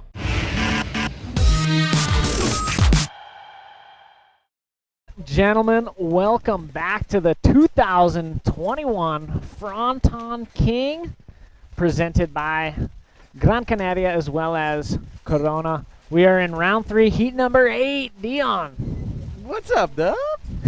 What's up? Yeah, it's been some fantastic surfing. These juniors putting up a show in these really trying, difficult conditions as the tide is kind of like slowly receding. We've had some incredible surfing. You've been busy most of the morning, but you know, just give me a little bit of a take of what you've been experiencing, watching these heats, especially with this high tide and you know, shifty Fronton. Shifty Fronton. There's opportunities to be had, but few and far between. If the last hour tells us much, but I've got high hopes for these kids in this heat. But just to give you, a little rundown of how it is, we wake up here, Gran Canaria. It's a beautiful island. The commercial does it justice by just showing you how diverse, how spectacular, just how cool of a place this is to visit. So, we wake up here, we're just loving it. I went out for a little surf, had a little session out at La Juancha, which is a reef just a little bit west of Fronton. It's the next break over, actually, maybe about a kilometer away. I think I saw you in there this morning. There's 2 guys in there. Was it you and who was with you? Had fun out there with Robin Legros. Santi Kirshner paddled out with us as well a little bit later. And, we had a good old time. Then we started watching the comp and just starting to kind of get in the zone, watching the many faces of Fronton. And we're seeing all of them today, from perfect to gnarly, to confused, to moody as well, so it's been quite a morning. It's a lot of hits that we are pumping through. We're halfway through the juniors, remembering that there's a rider up and riding. What's going to happen? That is Blue just disappearing out of the screen, and he's got a smile on his face, so he seems pretty stoked. Let's see what this replay shows. Yeah, I think he did a roll. We'll see if we can get a replay. Oh, we've got back-to-back another action rider. Trying to hit the side wave, our rider in white, that was Hugo Lizaraga, trying to get a wave, but I think Luis Tausia is going to be leading the heat with this one, Dion. All right, let's look at this. So he goes, there we go, there's a nice little loopy roll, solid landing, so just clean. Gets it really cool. That was I love just how smoothly and cylindrical his rotation was. Yeah. It was awesome. Very cool. Well, it shows in the scoring of 5.83 for his efforts. That's great. That's probably, a number that he can keep if the last 3 heats tell us anything. He just needs a backup. He's got plenty of time to do it, while the other 3 competitors are going to be fighting for maybe 2 scoring rides. Gadiel, he might be able to advance with that 3.67 in his score line, but certainly Hugo and Unai are going to need more than what they've got right now. So I want to ask you, as a lifelong competitor, and you know, just coming off Sintra, fighting in the final with Sammy Marantino, but let's just, I'm digressing a bit, but let's just, as a competitor, so now we've got very tricky conditions. How valuable or how useful is the priority system right now, given that it's not perfect, given that it's not mechanical, given that it's coming from all angles? So how would you put yourself in a position if you were one of these Groms and you have priority, but you know you keep on missing the peak or something like that? You're like, how valuable is it in these type of conditions? Is it still worth it, or is it, you know, just what do you do? It's a good question, because you know, this is, like you said, it's not mechanical and perfect where you can sit and wait and the perfect wave presents itself and it's very obvious. Right now, priority could almost be to your detriment if you're focused on holding on to it and waiting for the best wave. If you sit a little further inside, I mean, the guys just got caught. They were too far in there, but some of these other heats, they could be a little farther in. Here these guys are great competitors, great sportsmen. They're just taking showers together, like they're back in the locker room, like good guys do. And we got Raul, faithful jet ski operator, has been here almost every edition of the Frónton King.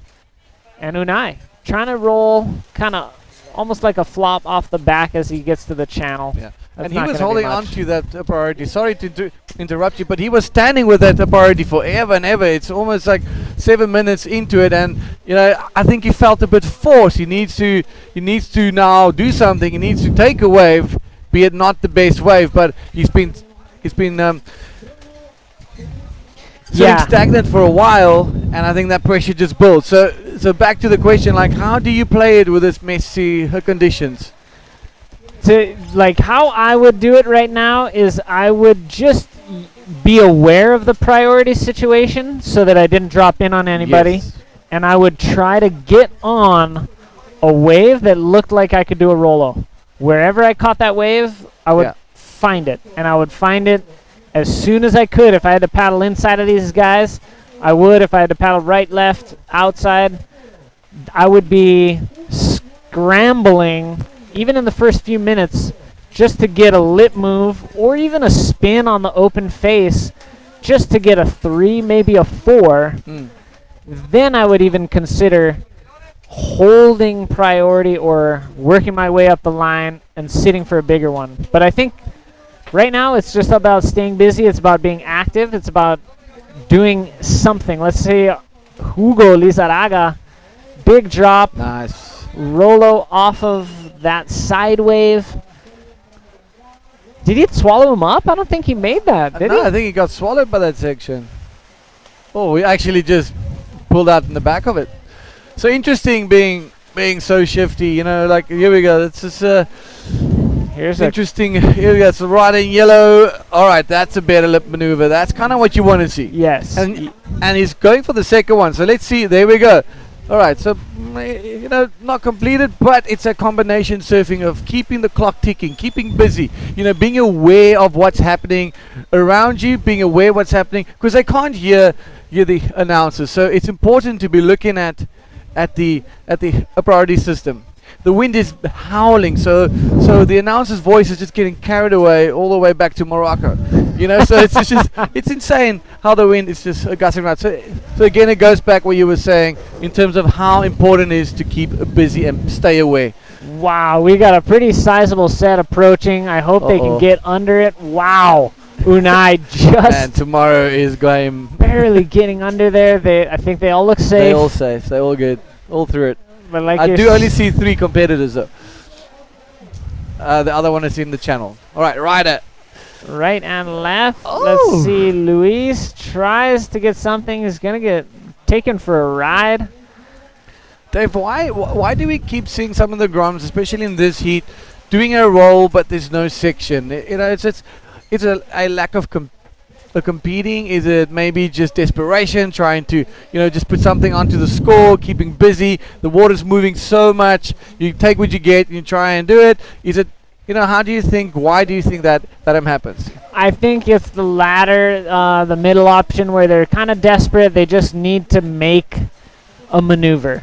They just need to do something, anything really. So they're even just trying rolls where there's not a lip. And I can't really blame them. I might even find myself doing something similar if I was in one of these heats, because it does not look easy. But we did see Gadiel get a nice one, 5 points. It's a good score. All right, we got an interview lined up, and I'm not sure who's hosting the interview, but I think it's Manny. Down to you guys.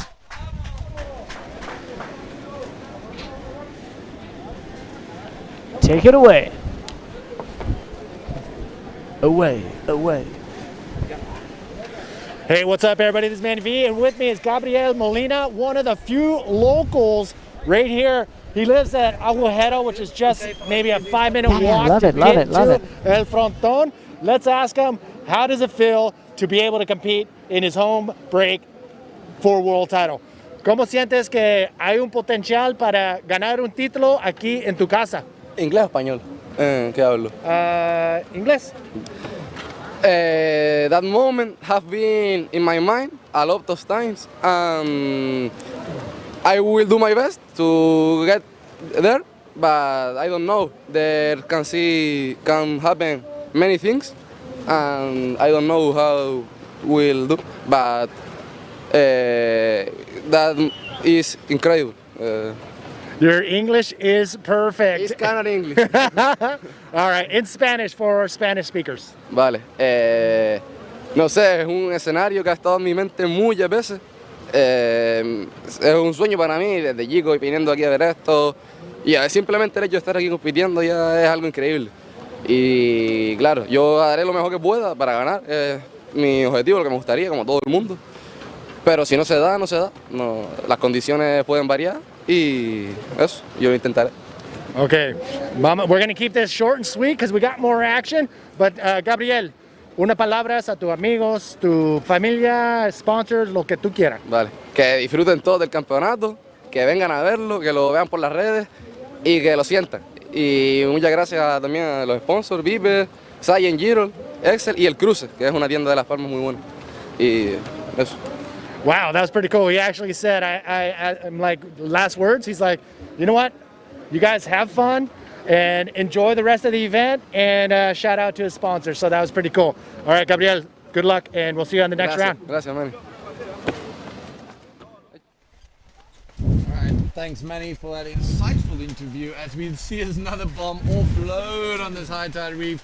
Going a bit low now, but still a wee way to go before we get there. 7 minutes 21 to go with Gabriel Martel sitting in that first place with 8.67, and Luis with a 7.53. Still needing that second backup score for Rider in Blue. Yeah, but they are, within striking distance. If Luis can get, only less than a 3-point ride, he's going to go back into first place. Sorry. But for Hugo and Unai, they do need solid 5s. Ooh. Yeah, Hugo just went banging onto a big one. Ooh, Let's see. Oh, here we go. Here we go. That's riding yellow. What's happening in this section? There's an woo. That's the dive out. Dive of destiny. Crests over him. Woo. Yeah, it's tough, and you can see at that takeoff just how focused that whole wave is just on one singular point. Yeah. It really does just. It kind of just comes together like a pyramid almost. I think it was 2 or 3 heats ago that one of the competitors was very, very unfortunate. He found himself in that situation where he was in the impact zone when a set came through, but it was one of those triangular ones that just came together from both angles, and it just offloaded onto him. Luckily, Kevin Torres and the crew was there to help him and guide him out of the channel on the right hand side, but you could see clearly that he was pretty rattled. Oh, it's easy to get rattled out here, and I mean, hats off to everybody who's all our competitors and the safety personnel, the caddies, the coaches for yeah, just keeping this place, you know, safe and helping guys to do their best out in the water. That's it, keeping it safe. And you know what, I think it's a pretty good call pushing the juniors in right now. At least, you know, we're keeping the clock ticking, keeping the heats going. There's a lot of juniors. There's 16 heats, so we're halfway through that. The tide is high. There's a lot more water on the reef. Sure, you can argue it's not the the best way. It's not what Fronton can do and all of that. But I mean, it's a lot of surfing to get through. You know, we've for the period is only so long. You know, you can't prolong it and do 3 hours every day whilst it's at its best, and then you're going to be surfing here for 2 months. You know, and also as a competitor, you need to be able to showcase your versatility. Whether it's 6 foot on offshore, one foot slop onshore, it's surfing. Absolutely. Totally agree with you. And we're kind of seeing it kind of notch up from day one. This is definitely bigger, you know, and giving the juniors in round 3 the opportunity to show their stuff, and some pretty sizable stuff I think is good. I don't think it's, you know, outside the realm of what they can handle. So I think this is a good chance for the juniors to show their stuff. We'd love to get them a nice clean day. Maybe about the same size, but clean Fronton. I think that would be kind of the ideal conditions for the juniors to show their stuff. But, you know, as it stands, yeah, I think this is a good opportunity for them to really push themselves and show what they're capable of, because they are the future of the sport. That is 100% correct. The future of the sports. And you know what? This is showing that the grassroots is so important. Your development from as a boy competitor, moving into the next phase, which will be your juniors, and then you moving into open with and then DK, and then becoming multidisciplined. But it starts with the foundation, teaching them how the priority system works, teaching them how the heats work, how to time on your watch, how to keep your score clock ticking. I'm sure you guys have done some coaching clinics where you pass some knowledge on to the kids, and you know, it's just imperative it's imperative for the sport. Let's be honest. But with this amount of junior turnout, it's huge. It's incredible. It's huge, and it really is awesome to have, you know, the pro junior division, to have a world title available for pro juniors. I think, you know, these guys are at the top level of amateur riders. So they each probably have double-digit experience in competitions where they've been competing for years. Yeah, for sure. Several a year. They know how to work a heat. They kind of have a good grasp of those fundamentals, as you pointed out, Dion. And I think now this puts them in the world kind of spotlight where they can showcase it, where there is more on the line. Yeah. There's more on the line as far as what they can get from the event, a world title. There's also more on the line as on the risk side of that as well. Oh yeah, you know, this is a high heavy risk, weight, high reward, and that's exactly it. So this really is like that peak of the mountain for amateurs, this pro junior division, and I think it is that culmination of the grassroots. We need it all the way at the base, and we need to build it up all the way to this level, and then this is the jumping off point where we're going to see some of these juniors moving into the professional open men's division probably in the next couple of years, and they could be. And we do have a few that's actually surfing the men's division as well. So they double. The Portuguese is shredding in the men's. He did great in the Cintra event in the men's division.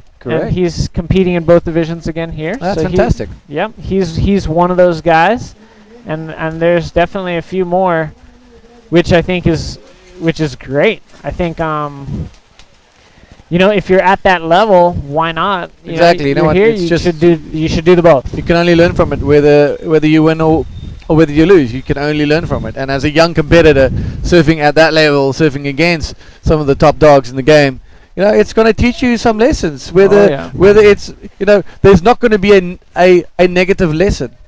It's going to be a positive lesson, whether you win or whether you lose or whether you get absolutely comboed. You're going to learn from it. Indeed, indeed. These kids have a beautiful learning opportunity ahead of them in the Frónton King Pro, those who advance, and those who don't, they're still going to have a huge takeaway from coming here and giving a shot at it. We've got 30 seconds remaining, Dion. We've seen a little bit of scrambling out the back. We're going to have a ride. It is Hugo Lizarraga. Up and gliding here. There we go, a little section. 5.41 is what he needs. Ooh, double. 2 little hop over, no lip rolls. We got somebody in the back. Blue, that was Luis Tausia. He also have a look gets at a the ride. replay. And this heat is going to tick down to finish. We're probably going to see Gadiel and Luis moving on, but we'll give you the final and official results when we come back from the break. That's it. So, okay, wait. Before we go on a break, let's look at, there we go. That's a nice loopy roll. I love how he rolls around, gets a board back under his body, ready for the landing. And this might change the situation a little bit, because we got 2 scoring rides back to back. And so let's see what's happening with this score. Well, we're going to do that when we get back with some more moody Fronton right after these epic ad breaks.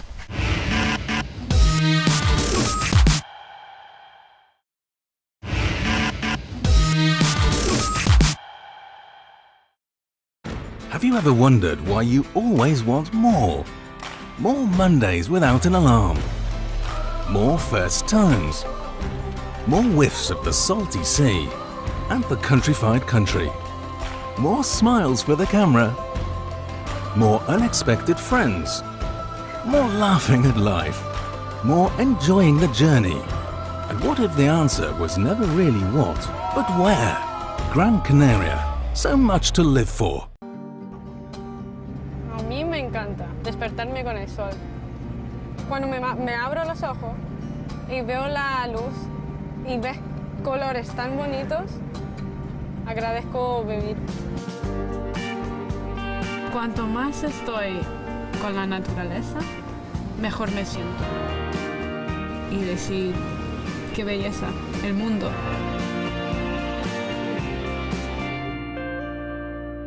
¿Cómo separar lo natural de lo espiritual? El paisaje, la tradición, la gastronomía, la cultura, nuestro cielo y nuestro mar forjan el carácter del camino. Un camino de ida y vuelta. De ida, claro, hacia el jubileo, pero también de vuelta. De vuelta al respeto por el sudor del campo, por los frutos del trabajo y la cosecha. ¿No es esta otra forma de redención? Feliz Año Santo Jacobeo 2021. Santiago de los Caballeros de Gáldar.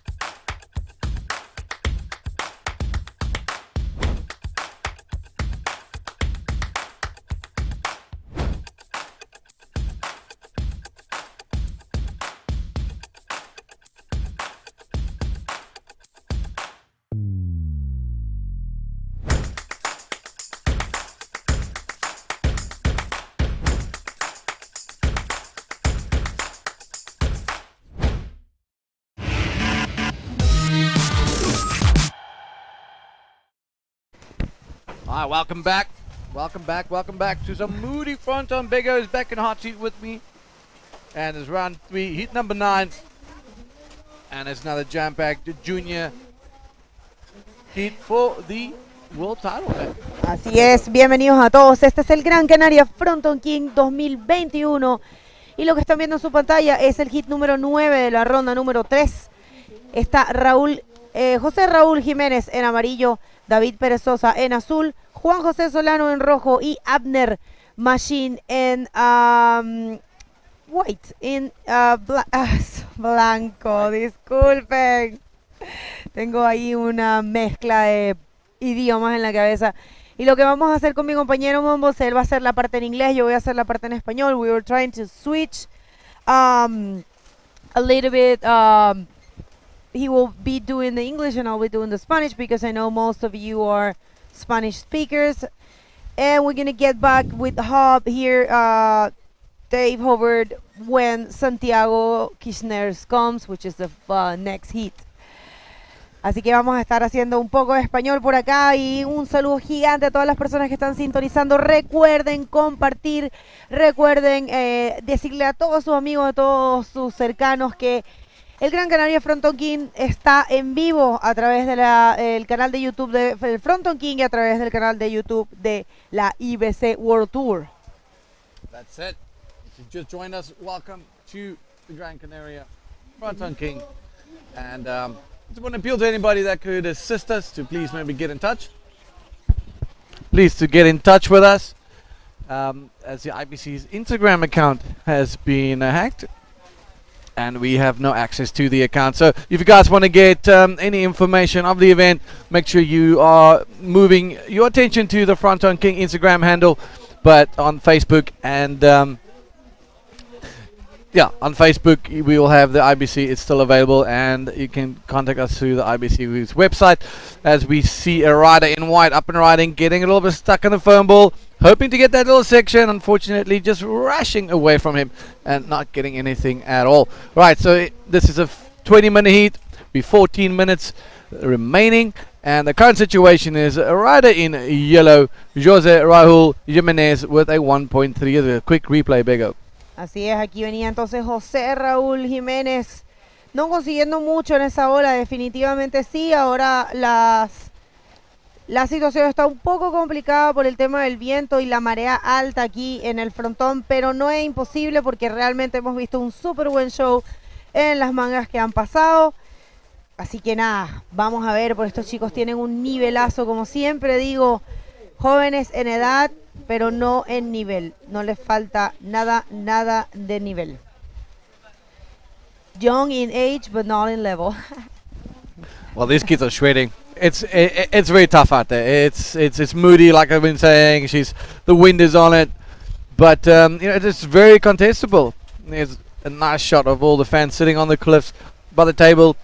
Bunch of photographers rearing their lenses, ready to get the shot. We've seen some incredible surfing by these juniors, and you know what? They are definitely fighting for that world title. And what a place to be winning the world title as well. What an honor to have it here. Visit what an amazing, no, definitely the best place to have it. And if you're tuning in, just make sure to visit the IBCWorldTour.com for live streaming, live scoring, and daily highlights from this year Gran Canaria Fronton King. Asegúrense de visitar la página web de la IBC World Tour. Ahí pueden ver el streaming oficial y también pueden ver los scores, están ahí mismo. Y también pueden ver los highlights. Atención, se viene Blanco. Bonito invert entonces para Blanco. Él es Abner Machine. Esa va a ser una nota, una linda nota para Abner. Vamos a ver qué piensan los jueces, pero bueno, es una buena forma de lograr un score decente, un score bueno aquí. Y atención, se viene Juan José Solano. All right, some nice action by the rider in red. Just not getting anything on that. And the previous wave, Abner Machine, seems like he punted that one through the roof, got the invert out the water, and landed it nicely in the flats. So his score will definitely improve. Much to see him jump up into P1. All right, priority is being held by rider in blue, David Perez Sosa. And as we know, the priority over here, it's a little bit tricky given that the waves are very shifty. It's still very high. The reef is starting to become a bit more exposed. So sooner or later, we'll be seeing some nice left-handers come through. Nice cutty and just getting eaten by the little foam ball. Slipping off his board. A little bit of frustration by the young man.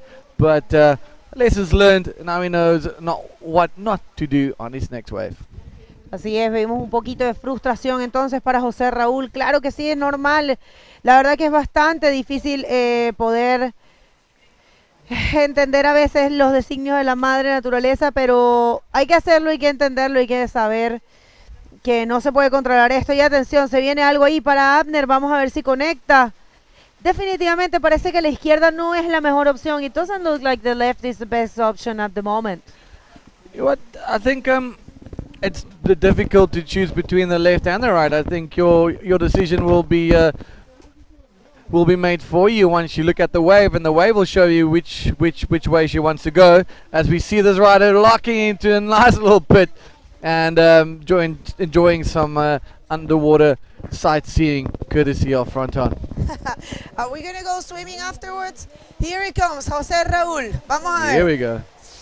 Yeah! Oh! Crunching landing. Absolutely crunching landing. A place you do not want to be. But luckily he landed in the barrel almost, and he popped up right behind it and not getting smeared like a Sami across the reef. Well, the waves are definitely showing face. His left-handers now is rolling through. There you go, bigger. Nice. Hit, boom, but right there, hits his face on his board. He's going to feel that one in the morning. Oh. But lucky for him, he just popped up right in the back. Qué buen trabajo entonces ahí, realmente arriesgándolo todo, hay que decirlo, porque caer esos maniobrones así de pesados, así de fuertes. Miren esta imagen clásica de un coach con su chico. La verdad que no reconozco al coach. Ahí va Maxi, corriendo como siempre, Maxi todo el día. Excelente el trabajo de Maxi y Dani aquí como organizadores principales de este Gran Canaria Frónton King 2021, presentado por Cerveza Corona y NMD Bodyboards. And Santiago Krishna walking down the stairs. You saw Dave actually, Hubbard. that was Dave Hubbard. Dave Hubbard giving him a little bit of a pep talk.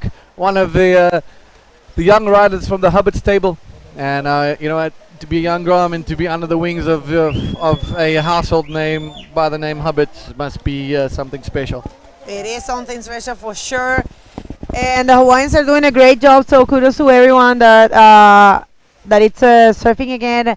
I was really impressed with the level for the young drop knee riders back in Sintra. So I know for sure there's got to be, and I know for a fact there's new girls, fresh blood for girls and juniors. And I feel that bodyboarding future is a warranty all over the world. This is just, when I see, you know, we have 58 participants in this event in the junior division, so it just gives me this sense that our sport, it's got a future, a strong future, and here it is.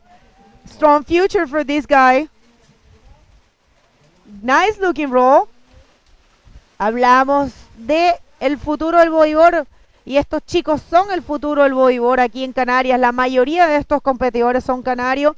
Hablábamos de los riders que estuvieron presentes en Sintra, los hawaianos que lo hicieron súper bien. Me encanta saber que el futuro del bodyboard está garantizado. Aquí viene la repetición de esta ola de amarillo. Logra conseguir ese rolo después de que se tiró ese super invert que casi aterriza.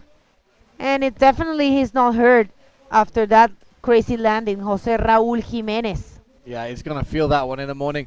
And I think the tide is starting to show, and we're gonna ride in red. Looking at this one, he's letting it go. Quick bottom turn, smashes a lip roll. That's ballsy. That's gutsy to go for that maneuver. He knows he's at the bottom of the pack. He needs to step it up, and I think he just, you know, I think now's my time. I'm just gonna go, and he read it quite well. A really quick bottom turn, smash a lip, got projected quite far into the flats, and you know what, surfing above his age. That's fantastic. No, realmente sí, muy buen trabajo entonces ahí de Juan José, que a pesar de que no hizo un gran bottom ahí, logra completar ese rolo y vamos a ver si le dan el 3.90 que necesita para tomar la segunda posición. En este momento los scores están bajos, todavía faltan 6 minutos y medio en este hit número 9 de la ronda 3 en la categoría Pro Junior. Si viene rápido, le faltó codito. Wow, he was lacking some elbow there. Some elbow time. I think he's lacking some breath. There he goes. Popped up on that one. That was gnarly. That was a beatdown worth a prize in its own. But there he is. Moving. Look how quickly that water is moving, how he's getting out of the channel. A little bit rattled, a little bit upset with himself. He knows he needs to, he just wants it. He just wants it. All these kids just want to get to that final. And they are trying their utmost to get there. As we wait for this replay to drop, I just think that he was very committed. He was committed from the takeoff. He saw there's something. Unfortunately, the wave broke a little bit too quick for him. And it's kind of like did not offer him any opportunity. We're getting down to the 5-minute mark. Abner currently in the lead, and Jose needing a 1.95 for that first place. Juan needs a 2.64 for that second, and David a 3.9. So there's really not much in it in this entire heat. So this heat can swing in anybody's favor. Yeah, definitely. 3.9 is the maximum. You know what? It can swing to anybody's favor. It's not over. Definitely, Dion, that's what it is. The scores are very close, and but you can feel these kids in the water, especially. I mean, all of them have done it, but this kid right here, you can feel they are they want to give it all. They want to leave everything right there in the field, and I think that's the way to do it, man. That's the way to go. It's got to be like that. Así es, los chicos están listos para dejarlo todos en el campo de batalla, porque este es una oportunidad única que tienen. Aquí se va a coronar el campeón mundial 2021 en la categoría junior. Y atención que se viene José Raúl, que ha hecho un excelente trabajo hasta ahora. Vamos a ver si puede completar algo. No, solo necesita 4.48. Wow, what a backwash, man. Yeah, that's pretty wild. Pretty wild. Bombs coming from all directions. These kids are, I don't know, they are little legends. Here we go, right in red looking and letting go. I don't think they care much about the priority system right now. I think for them it's about A, survival, B, posting good scores, and just keeping busy. Just keeping busy, keeping the limbs loose. We're under 4 minutes right now. Up the machine is still looking pretty. He got a backup score. He's now with an 8.20. And putting it a little bit further out of reach for the other three competitors for that win. But top two riders will make it to the next round. We have heat number 10 coming up, and it's set to be another banger of the juniors here. All these kids competing for the coveted junior world title. Current year in Gran Canaria at the Fronton King. Javi Dominguez. He's also he's an amazing rider. He's from here, but he served all the times en el Confital. Ahí está Javi Domínguez, uno de la sangre fresca de la generación más joven. Bueno, no la más joven, pero la medianamente más joven que tenemos ahora aquí en Gran Canaria. Y la verdad que son unos chicos que están surfeando súper bien. Es de la generación de Carlillo. Mira, ahí va Dailos Rodríguez como coach. Se están turnando los chicos, me encanta ver eso, todos los canarios. Está Guaday Borges, estuvo Samu Brito, está Aitor Ojeda, ahora está yendo Dailos a estar ahí adentro, porque para que ustedes sepan, en sus casas tenemos a 2 coaches en el agua, tenemos a una moto con un salvavidas y una moto con 2, ¿no? Que es un salvavidas conductor y un salvavidas rescatista, y también hay un rescatista en las piedras. We have a lot of security out there, you know, right? Yeah, 2 coaches yeah. and Boat 2 lifeguards, 1 in land and 1 in the water. Yeah, it's important. Kid safety, everybody's safety is paramount for an event like this. It's the White Abner really trying to get onto that one. He saw something, and unfortunately the wave just a little bit too small and washing over the reef. We just below 2 minutes, and right now rider in White Abner and rider in yellow Jose sitting in first and second. Remember, top 2 riders will advance to the next round. Unfortunately, it will be the end of the World Championship campaign. for the bottom two. Right now is looking like Juan and David both needing to post a second backup score and a higher score, needing a 2.64 for that second place and a 3.9 for that second position. It's all coming down to the wire. This heat is still wide open, bigger. It's anybody's game. It takes one wave, one maneuver to change it all. Here it is.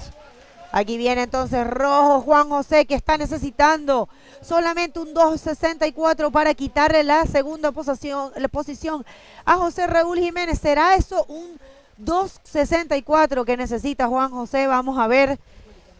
Mientras tanto les recordamos, este es la categoría Junior Pro y aquí se va a decidir el campeón mundial cuando viene azul. Esta ola no sé si pinta, no pintó.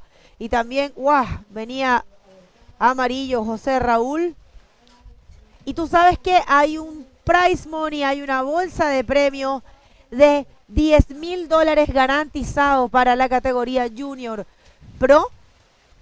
$10,000 warranty for the Junior Pro. That's a very high amount of money for this division. Actually, in the previous World Contest for juniors, they used to give only $2,500 prize money amount. Here we go. We got White upper riding. He's looking for that combination maneuver. Going for the left. Quick little roll. Continues with a whitewash. And back into the channel. 10,000 US up for grabs throughout this division of the juniors. The winner will be walking away with a fat paycheck and a world title behind his name. And that is the end of heat number 9 of round number 3. Coming up next, some more gnarly action of the juniors from a beautiful Gran Canaria right after these breaks.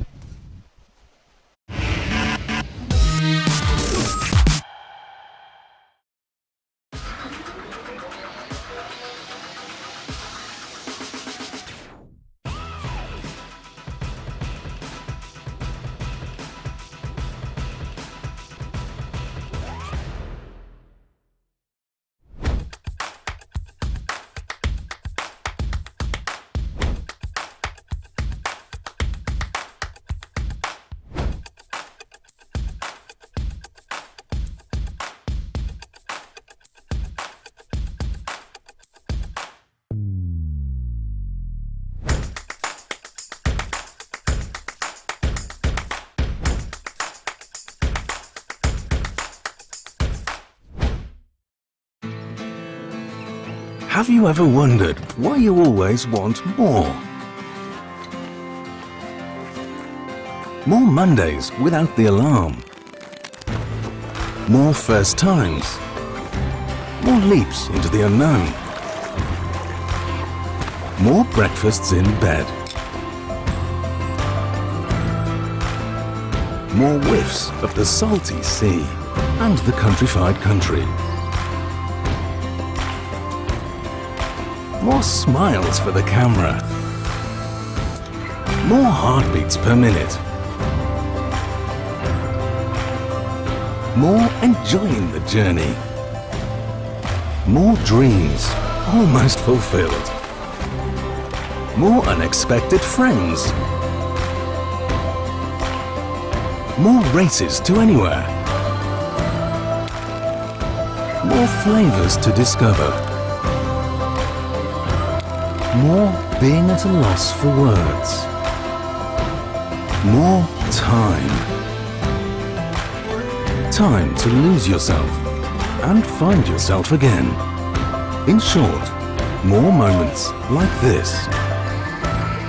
And this. And this. And what if the answer was never really what, but where? Gran Canaria. So much to live for.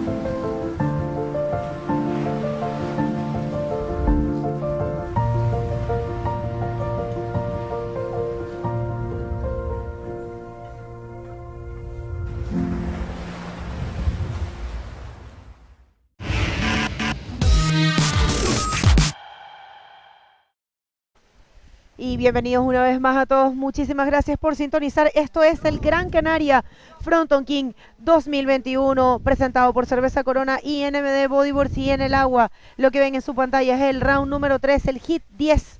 En rojo tenemos a José Luis Delgado. En blanco a Santiago Kirchner. En amarillo Ariel Cruz. Y en azul a Benjamín Co. Y al lado mío está Dave Hoover una vez más. Vamos a estarnos compartiendo el español y el inglés en este hit que tenemos a un hawaiano que es Santiago Kirchner. Welcome back, Dave. Yeah, so great to be back. And look at this first wave from our rider in blue, really going for it. I tell you what, that was not easy, and it took some guts. All of the water just converged on him right after that. But Benjamin Cole, here's Santi Kirchner, too far behind that, and dang, he just doesn't get a scoring opportunity there. But these guys are going for it. Okay, so Benjamin Co, also known as El Paltita. Paltita means avocado, mini avocado. Do you know El Palta from Arica? It's his nephew, so vamos ahí a ver qué es lo que pasa en este hit. We have Santiago Christian from Hawaii, and kudos to everyone that is tuning in from Hawaii. And aquí viene José Luis Delgado. Vamos a ver qué puede hacer José Luis. ¡Wow! ¡Qué buen invert! Oh. Difícil de caerlo, ¿ah? Very hard to land that one. So hard, and so much water just shoving itself onto the reef, but he really went for Look it. at the and I like cameraman that looking for him. we're trying to find him. But we've got tons of safety personnel. We've got guys on each side of the channel. Yes. We've got Elliot Morales, as well as Raul operating the jet ski with his lifeguard sitting behind him. So we've got quite a bit of personnel. I just saw Dylos paddle out. He's going to go and join him. And just a heads up, we are going to hopefully get the interview for our winner of 2 heats ago, but I think they came in at Caleta. They had a hard time getting in, so they went in through the little town that we have here. There's a town nearby that you can go to when it's big. So I think that's where they came in. That's why we didn't get the interview to you so far, but we will get you guys the interview of both last heat and the heat before winners. Yeah, definitely. It's getting bigger and bigger, Dave. And I think tomorrow we're gonna see some serious waves. That's what the report says. There's a swell hitting here in the Fronton. Not the best one because it comes with a lot of wind and it's not the best direction. But either way, it looks like next week we're gonna be seeing a pretty cool and more organized swell. So I don't know what's gonna happen. I'm not a professional swell-wise, but I know for a fact everyone that is in charge of that is gonna make the right call. So let's see what happens. We still have the waiting period until October 30th, so we can wait. I mean, we have done a couple of rounds, which is really, really full. We were a little bit stressed because we felt everything was packed for us, you know, and we're probably going to be a little bit tight in schedule. Well, we've got 35 hours of competition in this event. We're on day 3, so we're hoping that by the end of this day, we're going to have taken off about half of that. We got Santiago Kirchner looking for a lip here. Can't quite get to anything, but he's staying active. He's representing the big island of Hawaii and, of course, hub boards. And we're so stoked to have kids from all over the world tuning in to watch, but also to compete. We've got Santiago Kirchner from Hawaii in this heat. We've got tons of Spanish. We've got tons of Peruvians, Chileans.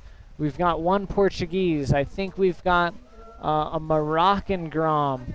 Let's see. Big wipeout there. Oh. Woo. He's going to but be he's fine. Okay. Yeah, he's going to be fine. No, it's gonna be fine. It's gonna be fine. It's gonna be fine. I said like 1,000 times. Yeah. There's a replay. Big ol' wipeout there. Pretty critical. How is it out there, like at that specific point, that place in there? Does it drags you? Does it drags you to It drags to the bottom, or it drags across the reef, but not necessarily down. You don't get dragged down as much as you'd get dragged across the reef. We just saw a pretty incredible wave coming in there, but whoa, it's definitely picking up. Sí. Ahí estamos viendo entonces, estamos aquí revisando toda la situación que está pasando. Y lo bueno es que está Dailos en el agua, está Aitor en el agua. Esto está realmente bien protegido, no se preocupen por los chicos. Claramente nosotros nos ponemos un poco nerviosos porque tal vez no estamos viendo todo, pero aquí está todo controlado. Hay un salvavidas en lo que es la parte de las rocas, y también hay 2 salvavidas en la moto con 2 coaches en el agua. Así que realmente está todo bajo control. Y me informan que ya está lista la entrevista con el ganador del hit pasado. Vámonos con la entrevista. Hey, what's up, everybody? This is Man V, and with me now is the winner of Heat 8. This is Luis Daucia from Spain. He's from the north of Spain where there's a lot of beach breaks. We're here at El Frontón. It's pure reefs. So what I'm going to ask him is, what's it like going from a beach break to a reef break? Luis, felicidades. Te quiero preguntar, vienes de playas donde hay arena y aquí estamos en el Frontón, puro reef. ¿Cómo preparaste y cómo es la diferencia? Muy difícil surfear aquí en el Frontón porque no estoy acostumbrado a surfear olas de roca. Allí son todo playas, pero bueno, acostumbrado a vientos no muy buenos, botes, baches, las condiciones estaban difíciles aquí. Y bueno, los unos días que estaba antes aquí, antes de la competencia entrenando, así que bien. ¿Cuántos días llegaste antes? Llegué hace 6 días, llevo aquí surfeando unos cuantos, preparando la competición. Ok, durante esos 6 días estaba mucha gente. ¿Cómo te preparaste o cómo buscaste las olas aquí en el Frontón? Mucha gente y diferentes condiciones porque estaba mucho más pequeño, pero bueno, se entrenó lo que se pudo aquí con los locales y surfeando guay. Ok, suerte en tu manga que sigue, pero si quieres mandar un saludo a tus amigos, familia. Sí, muchas gracias a toda la familia que está aquí conmigo apoyándome, amigos de Galicia, toda la familia que está en casa, a Salles, Mundo Surf, Arturo y la Federación Española de Surfing. Okay, there you go. Pretty much, he just said that it's very difficult, but he got here a week early to practice in El Frontón, and that was enough time for him to get settled in and advance on into the next round. His sponsors, of course, thank you, and to his family that are here visiting with him. So, good luck in the next round. Back to the action. Very much, Manny. That was the winner of 2 heats ago. That was Luis Daucio, and great insight there about just what a awesome action-packed heat that was and what that means to Luis to be able to come away with the victory there. We are gonna try to get another interview lined up so we don't get totally double parked, but we do want to see a little bit of action out the back if we got any takers. That is Jose Luis. Oh. Tries to get up to the lip. Wicked cutout. No. Bueno, José Luis, ahí se nota un poquito la frustración, y yo veía aquí, nosotros narramos lo que ustedes están viendo en su pantalla, pero también doblamos un poquito el ojito y podemos ver hacia el frente, y ahí abajito estaba, creo que es Aitor, levantando las manos como pégale, pégale, y ahí se frustra porque no le pudo pegar. Pero bueno, nada, bien, no te frustres, que tampoco estamos en el mejor momento. Es un tema, en realidad, en estas condiciones es un tema de conseguir, tal vez a veces es de esperar. Claramente hay momentos en donde no puedes esperar mucho si se te está yendo mucho el tiempo, pero a veces yo creo que en estos momentos la selección de olas juega un papel muy importante. I think in these moments the wave selection is key, Oh yeah. I know it's hard to wait and try to find the perfect wave, but since it's not really perfect and it's not really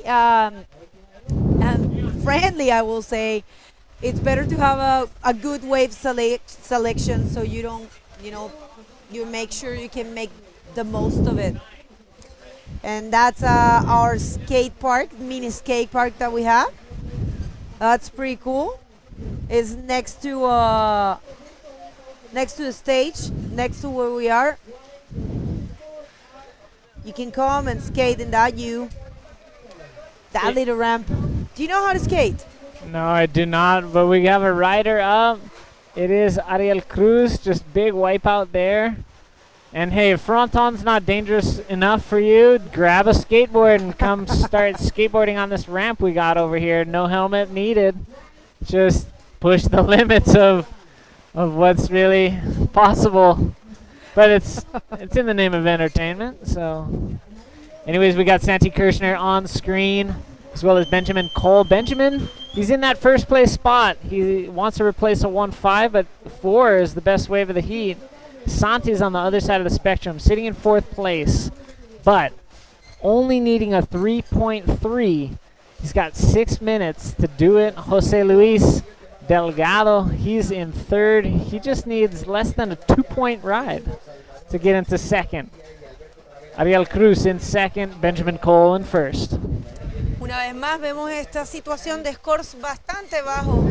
Los riders han hecho realmente todo lo posible, pero ya se trata de un tema de alguien que consiga la ola correcta y le pueda poner esa maniobra para poder marcar esas puntuaciones de verdad.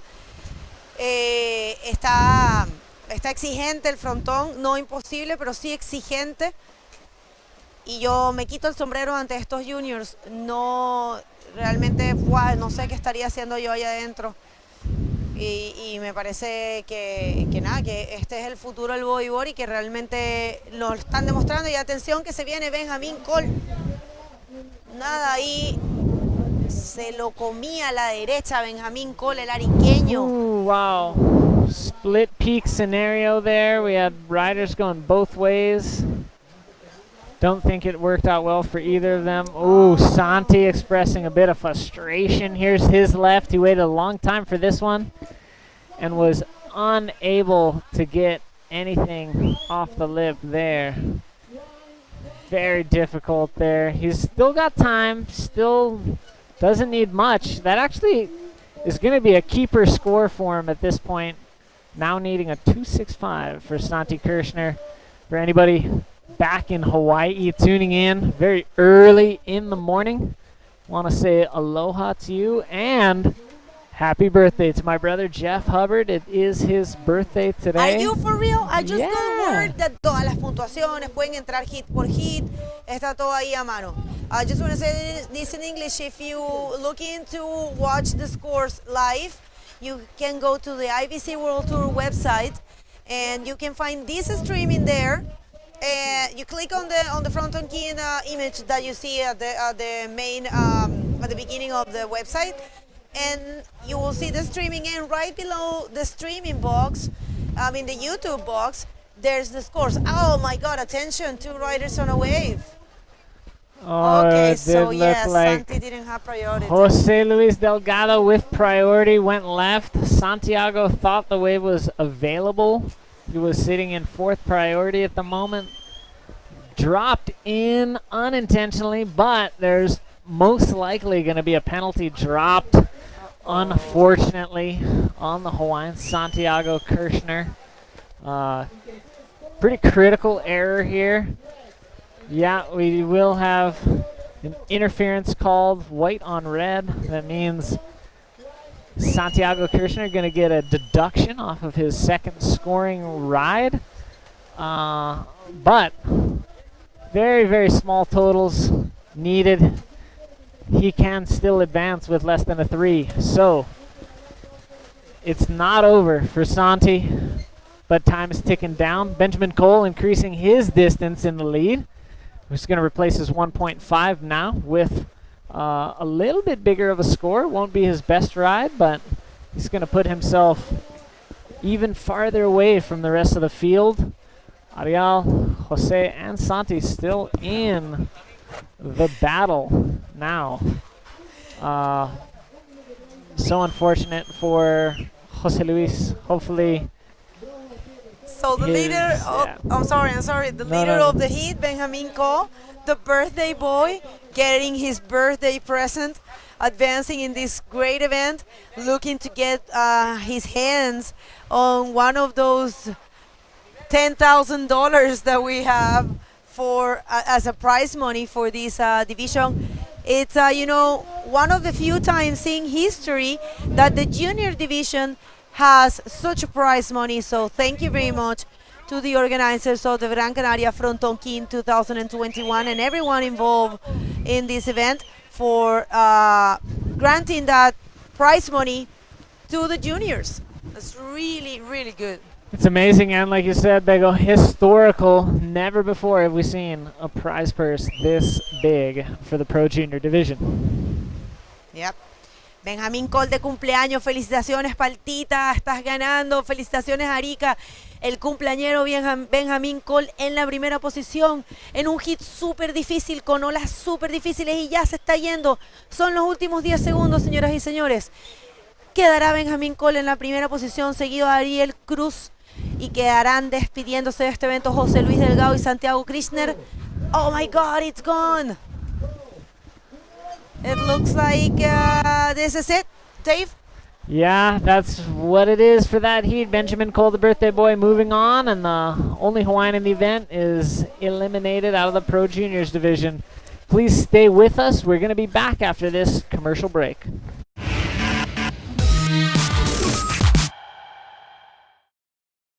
Have you ever wondered why you always want more?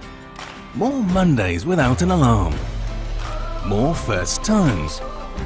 More whiffs of the salty sea and the countrified country. More smiles for the camera. More unexpected friends. More laughing at life. More enjoying the journey. And what if the answer was never really what, but where? Gran Canaria. Me abro los ojos y veo la luz y ves colores tan bonitos. Agradezco vivir. Cuanto más estoy con la naturaleza, mejor me siento. Y decir, qué belleza, el mundo.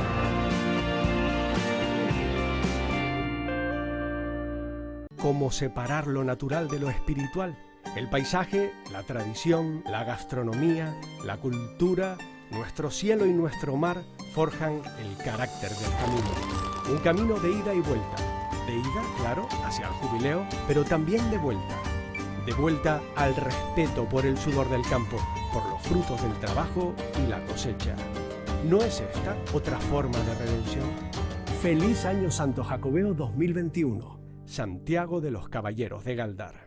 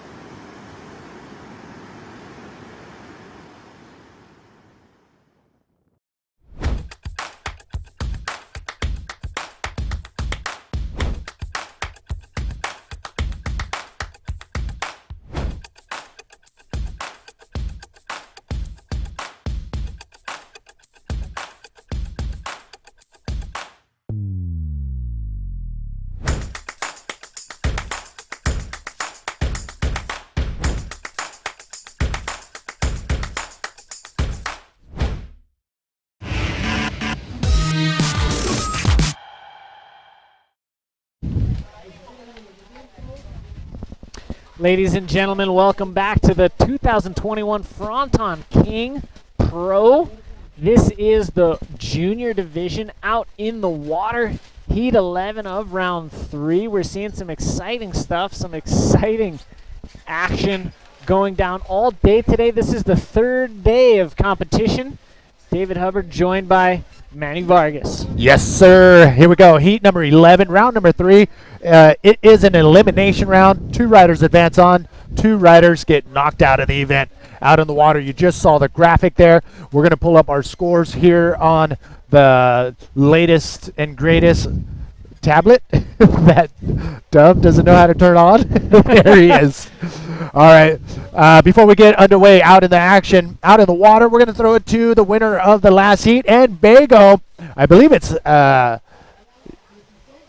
You know what? It's Bago. Bago, where you at, sister? Thank you very much, guys. We're here with Abner Machine, La Máquina Machine. I was trying to Abner think is of the very hard at the moment out there. We have seen really low scores. Why do you think is that? ¿Por qué esos scores tan bajos? Cuéntanos un poco qué pasa allá afuera en el agua. Las condiciones están un poco difíciles, hay poca fuerza y demasiado viento, y eso es lo que hace que las olas sean peores y sean notas más bajas, y raspando un poco. Well, he's saying the conditions are really hard. The tide is too high and there's a lot of wind, so that's what creates very difficult waves to surf. And that's why the scores are being low. But anyways, he managed to find his 2 waves. Tú vienes de otra ola, nada que de los palos. Cuéntanos un poco esta comparación de tus olas con las de acá. Son totalmente distintas. Una ola de arena y esta ola de piedra tiene mucho un potencial más fuerte, aquellas más flojas, como más juguetonas, y estas más duras. Vale, ¿y te preparabas viniendo bastante para acá o...? No, muy poco porque está muy lejos. Pues bueno, his home break, which is right here in Gran Canaria, but it's a way different place. It's all sand breaks.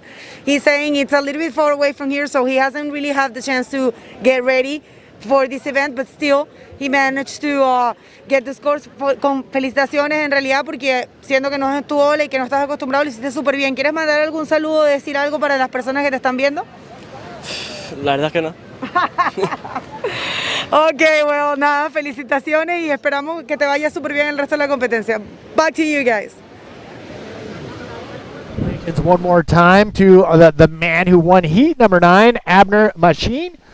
We're going to actually have another interview coming up because we did have a little double up with the interviews just because one of the riders had to go to the next town to get out of the water. So we're going to sit back and wait for Benjamin Cole from Arica. So standing by to get that interview going from heat number 10. Out in the water, heat number 11. Dub, are the waves getting bigger? The waves have my. definitely gotten bigger. We've been anticipating an increase in waves since yesterday, and they're finally starting to chirp up, picking up this afternoon. It's getting considerably bigger than it was this morning. And the tide is dropping. That's a double whammy right there. That's also going to see an increase in wave face heights. Oh my gosh. And we have the juniors out in the water, 18 and under, a world title for the juniors. Up for grabs, big through the lip roll, just getting absolutely smashed on the inside. I don't think he's going to pull that off, but he is getting ragdolled. I was doing the interview, standing by for an interview, and I looked back at one of the kids get just drugged underwater, popped up maybe 30 yards from where he went underwater. So there's a lot of power out there. There certainly is. We're going to see a little replay. Potentially, we're going to have some sort of judge's call on that one as 2 of the children play together. But here we got White up and riding. Woo! Big section. Can he land in front of this? It's hard to watch. I kind of, I winced and turned away as well, man, because he was stuck in the vortex. We've seen some maneuvers being pulled off in that section right there, like that right there. You got enough projection to get out in front, but again, that was probably half the size of the previous wave. I mean, that whitewash could just totally just knock you off your board. Yeah, it can just decimate your life within milliseconds because there is a lot of water moving, and even just a little bit of water over your rail, boom, take you underwater and get slammed.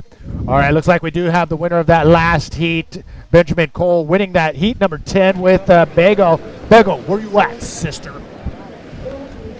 Thank you very much, guys. Another interview. I'm sorry, guys. Some of the riders are coming out of Caleta, so the interviews are coming one after another. So here I am with Benjamin Cole from Arica. He's also known as El Paltita, which is like little avocado. My God, I'm so happy to have you here. Estoy tan feliz de tenerte aquí en tu cumpleaños. Gracias. Cuéntame un poco. Today is his birthday, so I think it's a pretty special moment. Cuéntame un poco qué se siente estar aquí en tu cumpleaños, estar avanzando rondas en el Frónton King, en Gran Canaria Frónton King 2021. No, feliz acá, me encima estar en el paraíso, en esta ola tan conocida mundial, así era un sueño venir para acá y estar acá en la ola, surfearla y no, desde chico igual la veía en los videos y era un sueño venir acá así, acá y no, feliz, y me hacía mi cumpleaños hoy día y logré avanzar a la ronda 4, no, feliz. Boy, he's extremely happy because Fronton is a dream for him. Being here is a dream come true.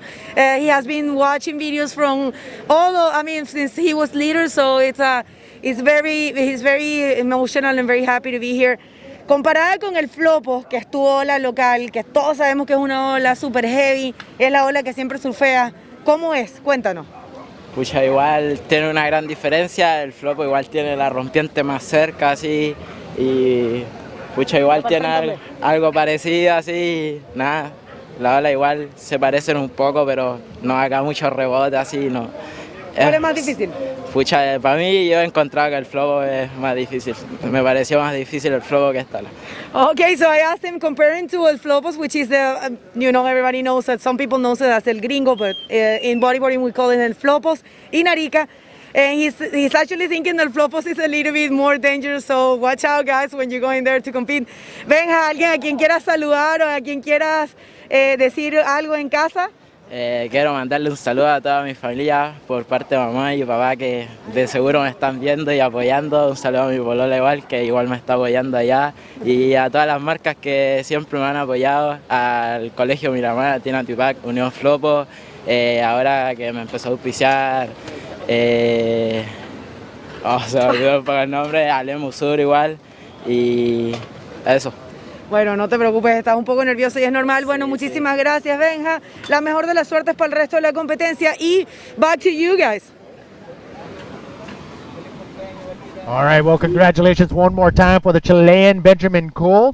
And right out in front of our booth right here, we got the legend from Chile, Gabriel Brantes, getting ready for his heat, which is coming up. I believe we may go into the open men's division after these next two heats, heat 11 and 12.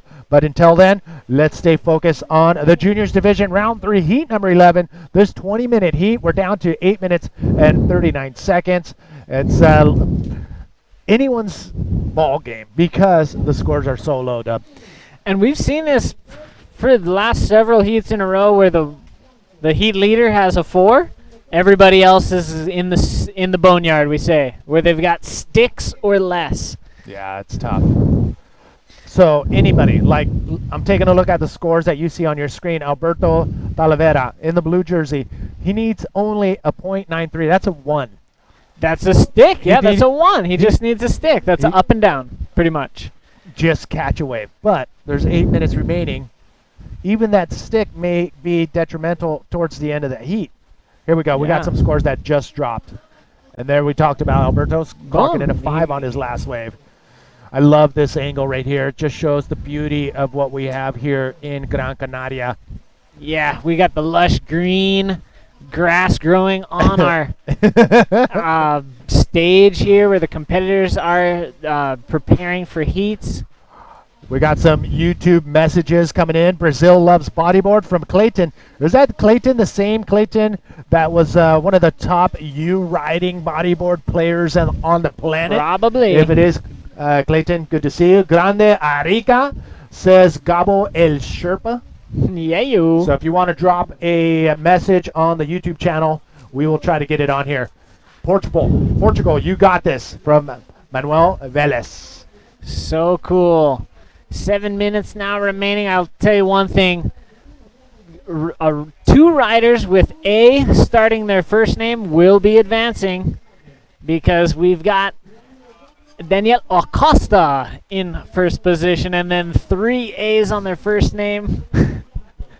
Man, he's shaking his head. Doesn't like my dry, stuffy humor coming in here. It's windy. It'll blow through. Oh, my. Well, you are correct. Somebody who has a name starting with A in their first or last name will advance on. How did you figure that out? Just somebody had to tell me. Well, I've talked to a lot of the Groms during the interviews, and they pretty much said it's really difficult out there. A lot of water is moving, and right now, Alberto Talavera just trying to get out of that whitewash. But it is tough. I mean, yes, the tide is dropping right now. It's going to get somewhat a little better, but the big waves are coming in, and the water's rushing. I mean, the wind's coming across at 15 miles per hour. That's pretty gust winds at 20 miles an hour, too. Easily. Not super bad here because as soon as that wave hits the reef, the lefts open up a little bit, but the rights are so hollow that they kind of stay open as well. Yeah, it's amazing to see what can be out here in these challenging conditions, but there's scores to be had. It's rideable. It is contestable by all means, and as the tide drops, it's great. We're going to finish the juniors and move into men's. I think that's good for child safety as well as the action. I think the men's are going to be able to handle that lower tide a little better, but with the swell increasing, I don't know how far we're going to be able to push it in that low tide before it gets sketchballzilla. Yeah, I mean, we got 4 heats remaining in round number 2 of the men's open, so if we can get those clocked in, that'll give everybody a lot of breathing room or some breathing room as we get later into the window. But again, Mother Nature, we're at her mercy here at this event. Pretty much every event. Pretty much. Except for those wave pools, which we haven't had events at yet. They have plans. Tons of invitations flooding the IBC mailbox, but we haven't taken any of those too seriously yet. Still waiting for the right opportunity to bring you guys a bodyboarding world tour event at a wave pool. But like you said, we like to keep it in Mother Nature. No better place than Gran Canaria. How beautiful is this island, Manny? We went up the mountain just the other day, and it was pretty spectacular. One thing I make sure I do when I come to Gran Canaria is go check out Roque Nublo. We'll talk more about that because it looks like these guys are looking for it. But no, Roque Nublo, epic hike, short, and the reward is amazing.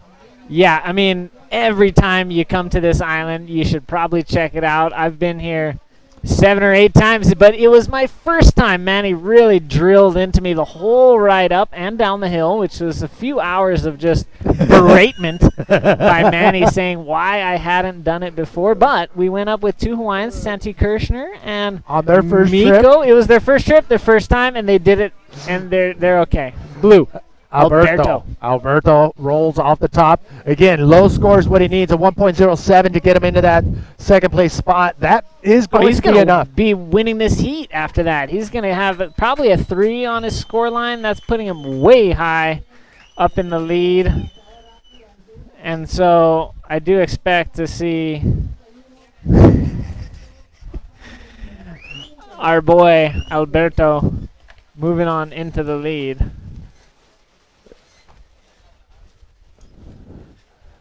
That is definitely going to help. I'm just waiting for the scores to drop. Thank you guys for tuning in. We know you're watching from all over the world. It's been a long time since we've been in the booth, obviously for reasons known. We haven't been here for the last year and a half, but here we are, live and direct from El Fronton. Here we go. Look at the scores dropping in. Alexander Montes. Solid scores of 5.5 and a 3.4. Alberto Talavera, here we go. Now he's got it. It's Daniel Acosta and Aniceto Salvador who are now looking for the bigger scores. 2 minutes. Wow, these heats go so fast. Here is our heat leader. Huge roll. Oh, and a little claim. I mean, he landed perfectly in front of the wave. He's got top scores for that, and they give him a 5.5. Again, I mean, these scores, we saw some bigger scores earlier today. That's when it was coming up to a high tide, and a couple of the riders were able to get those 8s and 9s, believe it or not. And now we're going to see the tide starting to drop. So we may see some more bigger scores. Here we got Daniel Acosta. He's looking for that lip. He tries to do something, but is unable to complete it. Yeah, I do think you're right, Manny. I think we're going to see scoring potential increase as we fall off that high and head on into the sunset hour. To the low tide. And because there's a full moon, the tide... coefficient is... I mean, it's crazy. The coefficient is intense. I think there was like a 7-foot high tide. What? At 2:30. What's the low? Zero? Is it zeroing out? Here we got Ancieto Salvador. Zero. Boom canons, he says as he rolls that one, but... Well, he needs 2 new scores. Well, actually, he needed a 6.67. I don't know if 30 seconds is enough time for him to get back out, so... Aniceto, unfortunately, may be the end of the road. Daniel Acosta, he's out there with 3rd priority. And the 2 guys with A's in their names leading this heat, 1st and 2nd for Alexander Montes and Alberto Talavera. Just about 10 seconds remaining before we count this one down. And well, it looks like Alexander and Alberto. Here's a replay. One more ride here. This would be a good one to take to the shoreline. Oh, nice roll. But can he get ahead of that vortex? No. I think the octopus arm scalped him back in. Well, congratulations one more time to Alexander and Alberto advancing on. Unfortunately, that is the end of the road for Danielle and Aniceto. We will see you in the competitors area watching your friends competing. Don't go anywhere. We got the last heat of round number 3 in the juniors coming up right after this.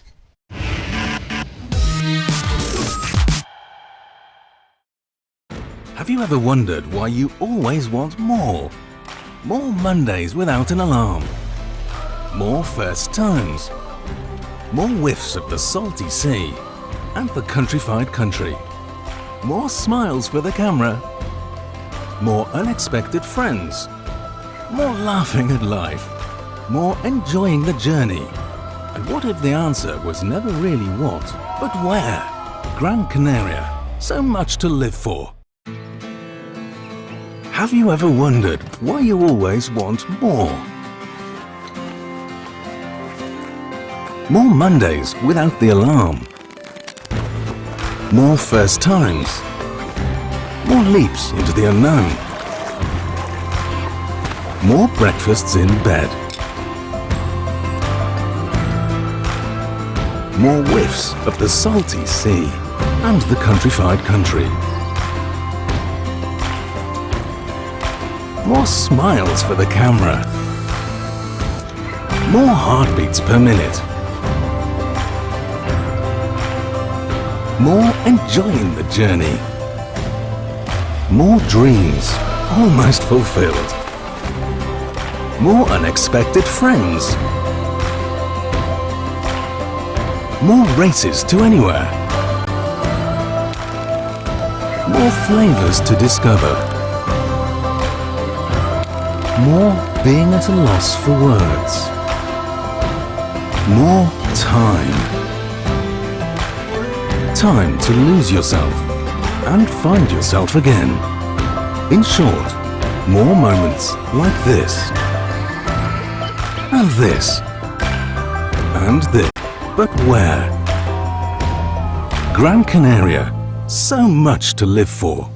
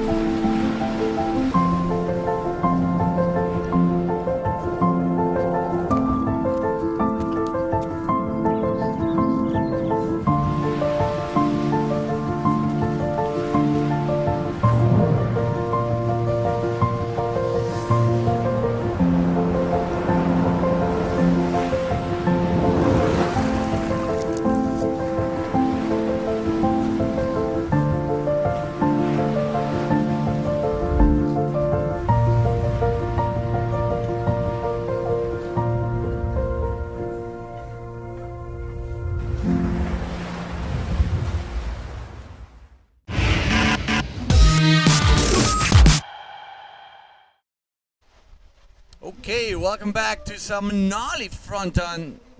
I'm joined again. Well, I'm joining Mr. David Hubbard. David, it's been a minute. It's been wild. It's been a little while since we've been together anywhere, and I think that vibe is really making this event so special as people are gathering again. The tribe of bodyboarding is gathering from around the world. We're about to finish off round 3 of this juniors division here for the day. We're going to move on into the men's after this, but the juniors have been showing us their stuff. Oh yeah. For the last several hours, and we've got 20 more minutes of juniors action where they're going to push the limits for sure, Dion. And there's a couple of bangers rolling over the reef, which means the tide is indicating that it's becoming lower, and therefore it's time to take the juniors. And it's actually finishing just perfectly in time this whole round 3. So that's fantastic. So now we're moving into the big guns. We're moving into the sharp end of the stick for the men's after this one, which we will see where we continue. We pick up where we left off yesterday. And just under the 16-minute mark, no scores on the card, just a lot of hustling and bustling and trying to get into position for a little something. Yeah, and we have seen, the potential out there, lots of, scores in the low end, but we've seen mid-range scores and a couple high ones, couple excellent scores in the juniors. So they are out there, and it's just a matter of finding that needle in the haystack, because it is a hunt out there. This wind is in, it's just not making it easy for nobody. As we look at this view, there we go. That's a nice little view from the, the general chill areas. We actually have a rider zoomed out, pulling into an absolutely fat one that way. Spat so hard, water would come out of his eyeballs if he came out of that one. Whew. Tears of victory, perhaps. Oh, we got a left. Taker Nestor Reyes. Hold on. Big cutout through the lip. That's a pity. You hear the crowd being so disappointed with that one. We were hoping for a big slam. Yeah, and it still sucked him over. I mean, it seemed like he could get out. Whoa, look at Red. See? He's getting busy there. He pops out on the side. He survived that clamshell. Wow. This is intense for these kids, Coming in. Let's see this replay. Here's that barrel. Wow, he did dive out. That eject button properly. I bet if he good time as well. Back to live action. Could have gotten a pump in. He might have made that. You might have made that. Oh, okay. I think you need a couple of stripes on your belt to make something like that. Here we go. That's Red up and riding. Evo. Not a bad call to catch this one a little further in if he can get a lip, but no. Just a pity, yeah. What's one of your most memorable moments out here in Fronton? Whether it being a contest or free surfing? Oh, it was great to come here on a free surf session with my brother and Jerry.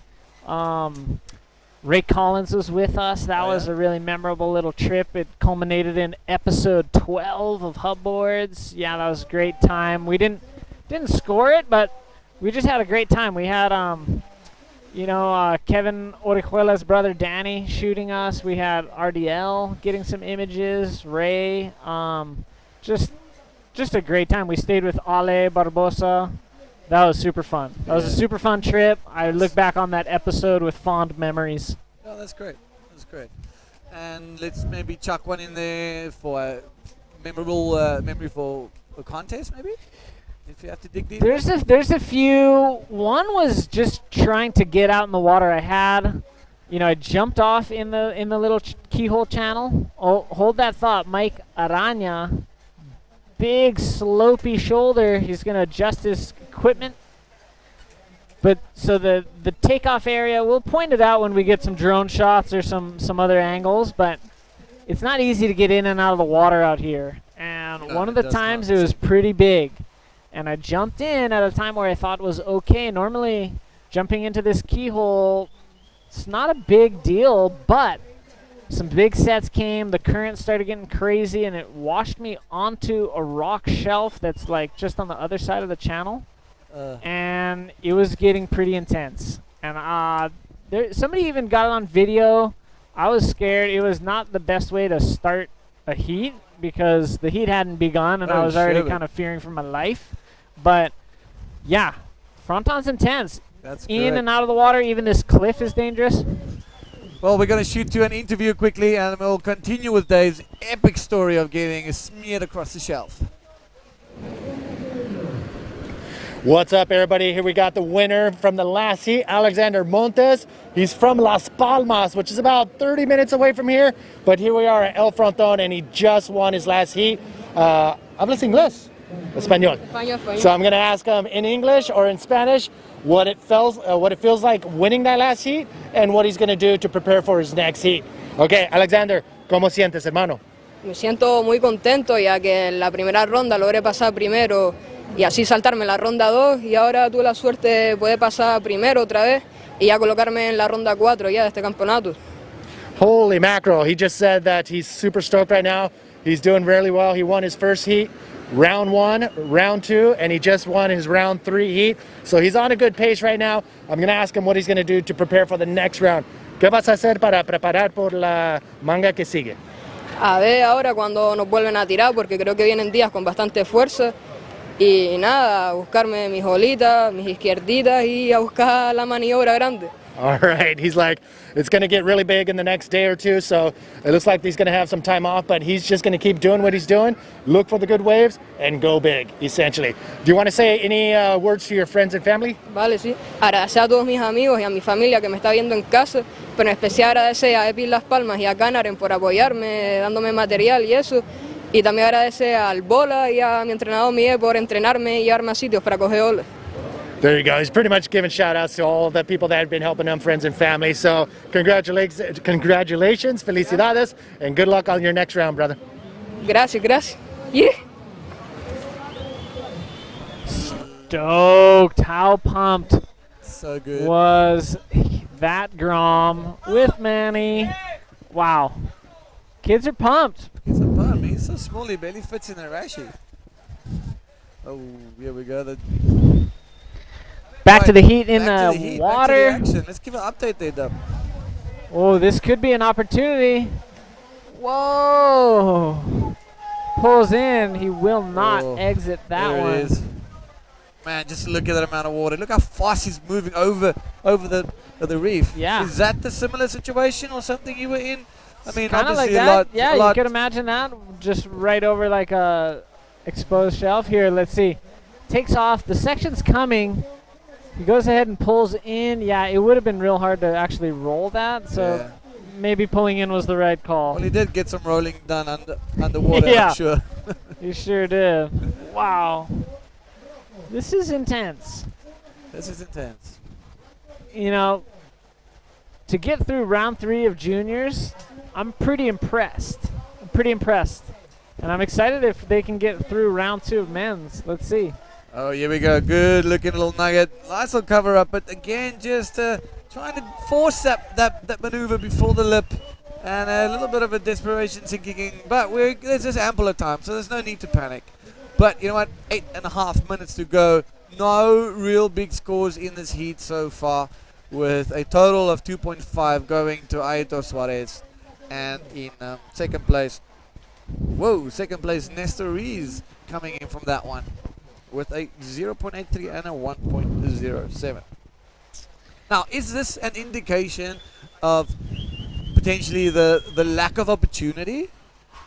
The waves being maybe too difficult, too all over the show? Or could it be an experience thing, not being able to read much of what's going on? No, it's difficult out there for sure. And, you know, we do see the lack of experience on occasion, but, you know, mainly it's hard to find the wave that has scoring potential. Yeah. There's a lot of It's white shifted. water, just a lot of wind, a lot of peaks with no shoulders. Okay, this was one of the first spins on the face we've seen in a long time. yeah. I think that was smart. Very. I think Evo is going to get maybe a 2.5, and that could take him all the way up into first place right now. That's correct, because he didn't force a maneuver. He didn't. He actually just went with the natural momentum of the way. So show us. That's the shelf up to your all right, to the right of the two riders. That's where you got stuck on. I was getting brought up on that and then drug off when the waves came off. And was it back and forth? It was a back and forth for a little while, and it's really deep on either side. Yeah. So there's like a water pushing you down, a turbine and turbulence as I fell off the rock. Oh, wow. To continue that kind of downward pressure. Yeah, it was tough. It was scary. What did you do to keep yourself calm, or to keep yourself composed in that situation? And that's maybe something that someone might take away from this, because you know, you're not prepared for that type of situation. That happens ad hoc. That happens when you least expect it. So in your experience, having to be through one of those, what advice can you give basically to someone that might find themselves in a similar type of position? How do you handle that? I think it's about maintaining your composure, kind of trying to stay calm, because panic's not going to help you out. First and foremost is trying to keep it steady. If you get panicked, you're not going to think clearly. Also, if you accelerate your heart too much and let your emotions kind of get control of you, you're going to be burning more oxygen. So you try to keep a level head. You try to just maintain what you can do at that time, which is breathing at the right time when you get above the surface, a couple strokes if you're able to paddle anywhere. Yeah. And you really try to keep it real basic, moment by moment, with a level head, as calm as you can, and hopefully you will leave that dangerous position. Correct. All right, rider up in red, trying that roll, force maneuvers again, just as it's scissoring across the reef. It's difficult out there. So what's going to be happening for the rest of the day? We've got, we'll be finishing this round 3 of the juniors, and then we are moving into the last bits of the men's round number 2 elimination. So for some of these guys, this will be the end of the road, as we see Yellow up and grinding on that one, drops down a little bit, and boo, pops a little Rolo, and unfortunately just getting stuck behind the wave. So, if you are tuning in on the IBC World Tour YouTube page, go ahead and chat with us, and you'll be able to get either Manny Vargas, Dion, myself, or Bego to read your comments. We're going to be going through these comments on there and talking about who's tuning in from time to time. Live action. Wow, yeah. It's Manny Vargas on the screen. Here we got the live action. It's White getting away from that one. Getting pushed away. Denied. Just denied that little bit of a tube time there. Hey, but back to that spin of our rider in red. 2.17, and it is putting him in first place. So that spin on the open face, smart move. Let's go to some of these comments. I'm sure there's some cheeky comments from all over the world. Let's see. Our rider in blue now bouncing on this one. Couple more bounces before he gets a reverse.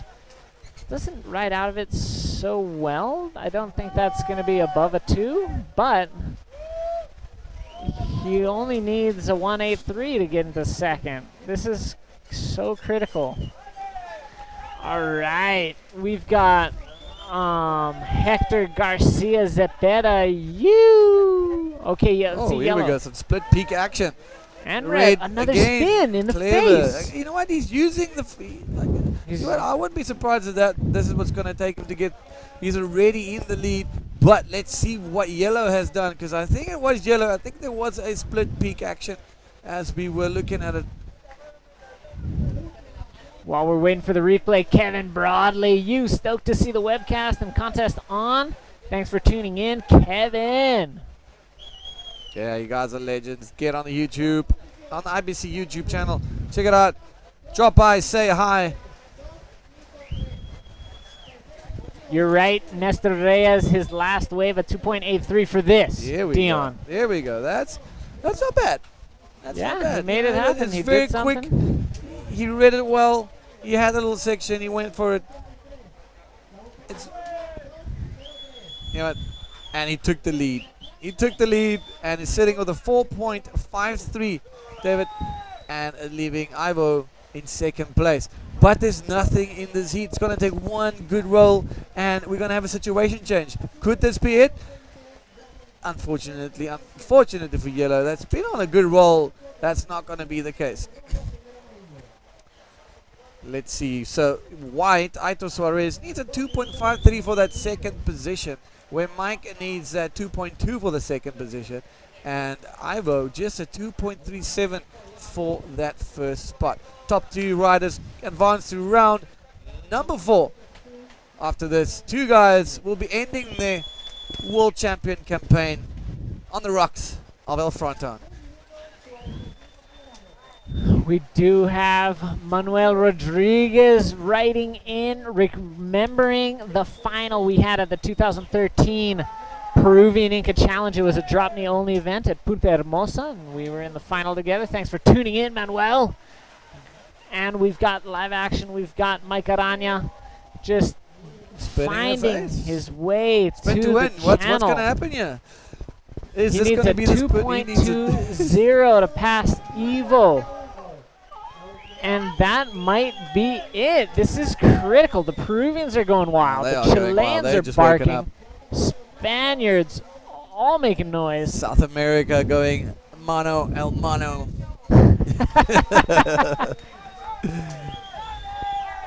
Jose Luis Prado, he's saying, vamos Evo. He wants Evo to make it in this heat. Let's see if there is a situation change. Just had a huge ride there. Oh, this right is again. Evo. Come on, Evo. Keeping Gets it up. another spin. Tries a roll at the end. Oh, wow. Yellow on a screamer. It's just bouncing around. He's so small and so light. That way's got more steps than a 90s haircut. And he was bouncing all over the shop. Yeah, something that'll help today is a little bit of weight on your body. Not many of these Groms have it. We're going to see some of the men's. Hey, Martin Boone, thanks for joining in. And we won't tell your boss that you are watching the contest from work. I hope he's not watching either. Well, I hope he is watching. Let's put it that way. Maybe you guys, maybe he can give you that raise. Leilani Kavana. Hey, Mumbles. Yo, yo, yo. Elin Adriana Javi Virorel saying go Peru. Okay, I think Evo That's the end of it. is going to make it, but not totally sure. We're going to have to wait for some of the scores. What I do know is we're going to have the winner of the next heat. Look at that, bouncing, bouncing, bouncing. Where's my haircut? There it is. Another bounce. It's a little kickflip. And we got a little thrill section. So the judges actually have a couple of scores to drop right on the dying moments of this heat. We're going to hang 5 before we pull out of this one, out of this heat. So let's see what the scores are. Maybe we have a situation change. All right, we're going to give that to you. Here we go. And Aito Suarez getting the win. And Nestor Rees sneaking into that second position, knocking Ivo down into third position. Well, a lot of drama right here at the end as we prepare for the men's division coming up after this break. We'll see you guys right after this.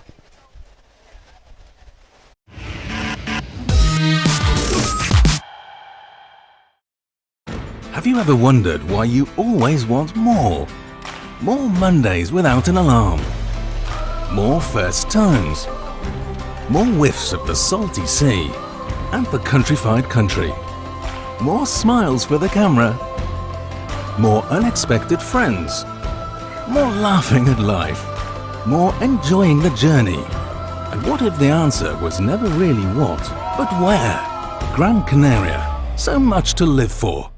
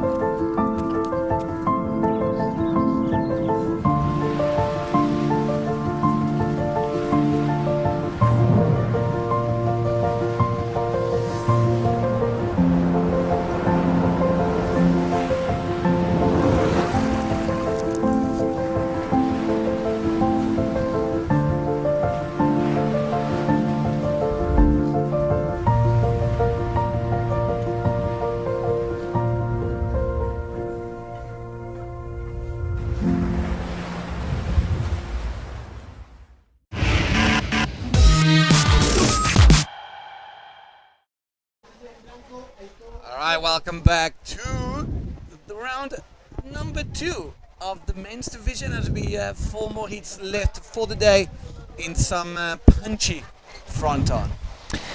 It is punchy, it's crunchy, and it was great to put the men's on hold to get through the juniors, round number 3, and then back to the men's. We've got Danny Quiles from Puerto Rico. We've also have Jose Luis Ugarte from Peru. We've got Gabriel Brantes from Chile. Moises Silva from Chile too. We've got This is gonna be the heat, bro. yeah, Jose Luis and Gabriel Brantes. Those are 2 kind of OG bodyboarders from each of their countries, respectively. They've been competing at World Tour events like the Arica Chilean Challenge for the past 10 years, probably. So these guys, each integral in bringing teams of Groms from their countries here, but showing those Groms that they're still in it as well. Let's see, we got Jose Luis, it looks like. Up and gliding, hitting the exit button. So how shallow is it right there where he hit the exit button? Is it like dangerously shallow? Are you safe for doing that? Like, where he like dove out, he was what's it okay like to dive out as he did, but as it gets a little bit more lower tide, to dive out head first could be a little risky. Yeah. So he was okay to do that right now in the mid tide, but yeah. Well, you got a couple of OGs in this, a couple of the seasoned veterans. Let's put it Yeah, that way. I like it. And you know, we've got some young guns. We've got 2 Chileans, 1 Peruvian, and 1 Puerto Rican. Yeah. And then we've got the young gun Moises Silva, one of 2 brothers, and well known for Arica and surfing and representing Union Floppers. And we all love that wave, man. I love that wave. Oh wow. I just love that wave.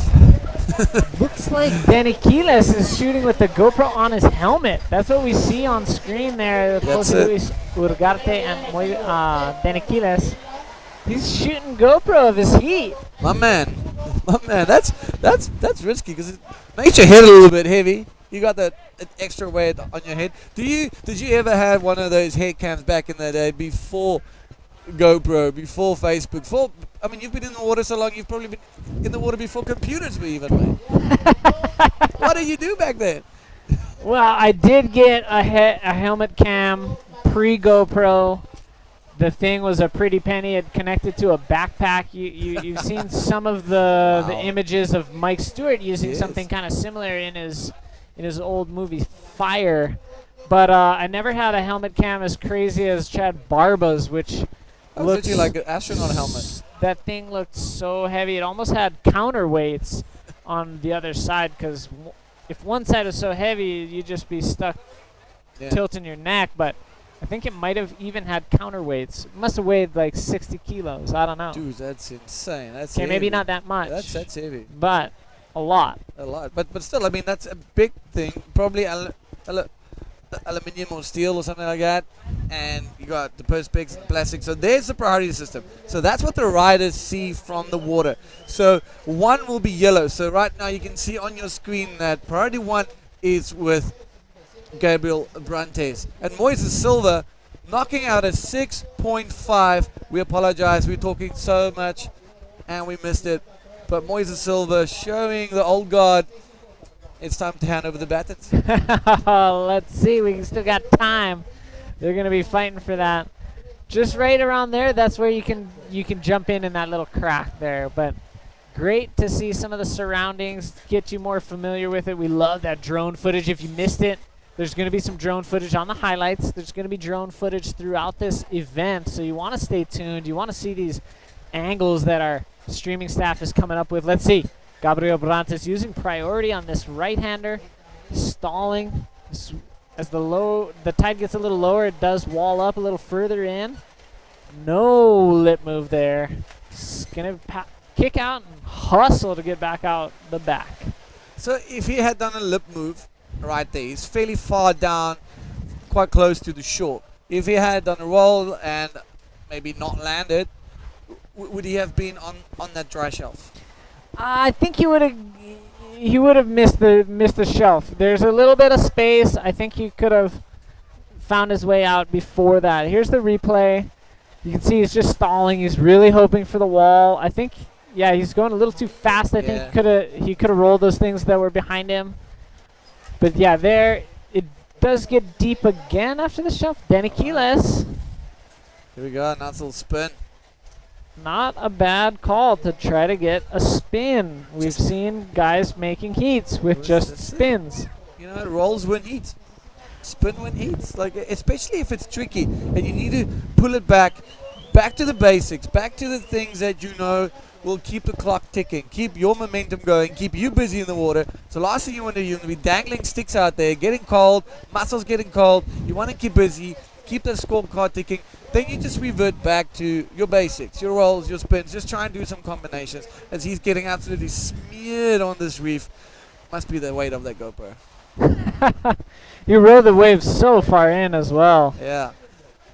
But yeah, you really want to stay busy out there. We might see what the judges think about that one. But that's his Moises Silva banging a huge effort out the bowl there. Pretty cool. That was pretty cool. We haven't seen that in a while. I liked it. I liked it as well.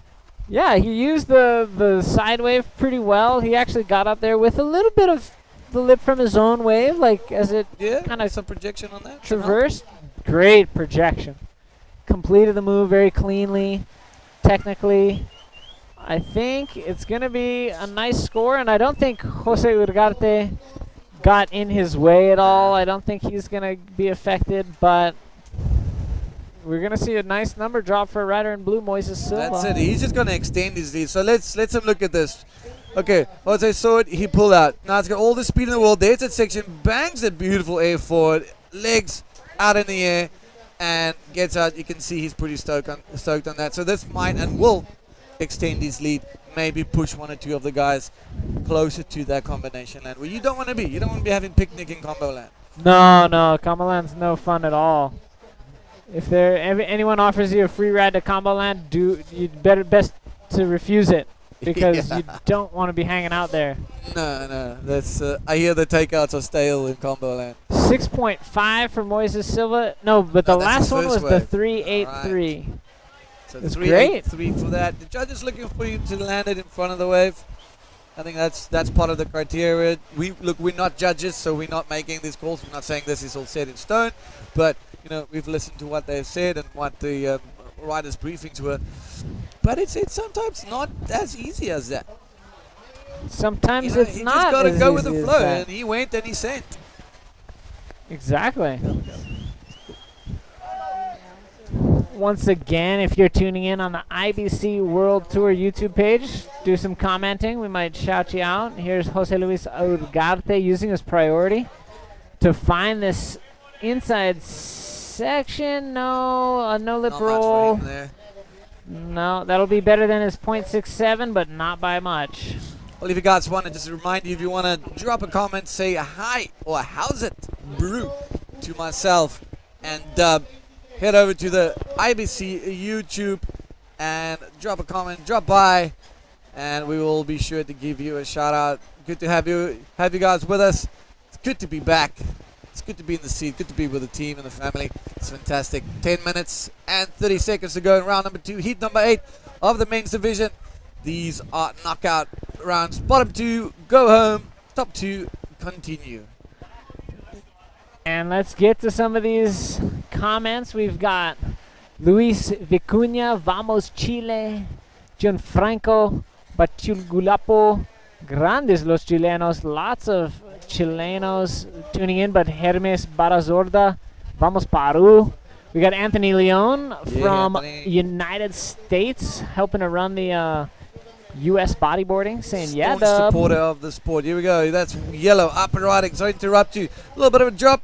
Took the quick way down, and nothing much for Gabriel Brantes.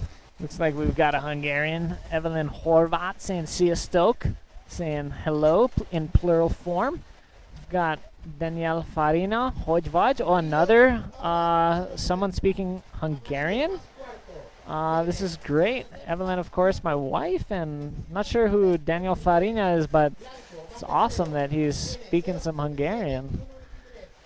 Okay, we've got Renico Bernard. Hey, those oats from Onris. Yeah, my boys. So they're cheering for Tristan. If you don't know, Tristan is from Onris. I myself are from Onris as well, with my parents living there. So it's a small, really small little town. Next year, when you guys come to South Africa for the South African Pro, we'll be having the a braai in Onris. And a massive braai. We're going to braai for breakfast. We're going to braai for lunch. We're going to braai for pre-dinner. And then we'll braai for dinner as well. And then for dessert, we're going to braai. Well, we'll just braai something on the braai. So braai is a barbecue for the guys that don't know. And just behind us, this is an epic skate ramp. I mean, this event's got it all. These guys are having so much fun with some of the best views. I mean, of Fronton. No one's wearing protective high gear. Performance. Here we go.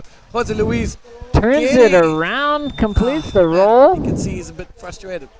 Yeah, we got Alva Vamos Jose. We've got Renico Bernard, another lekker papa. And then we've got somebody was watching. Oh, Lynn Lauman watching from California. Whoa, Danny Kila is turning on and off his GoPro. Maybe we should keep it on and keep focused. Bang. Oh, we had Alexander Whitman, Vamos Brantes. Alexander Whitman, just an absolute legend from Chile. He's just one of the early young guns to start standing out at the Eureka Chilean Challenge. Just an absolute legend. Hope him and his family are doing well. Thanks for tuning in. Whitman.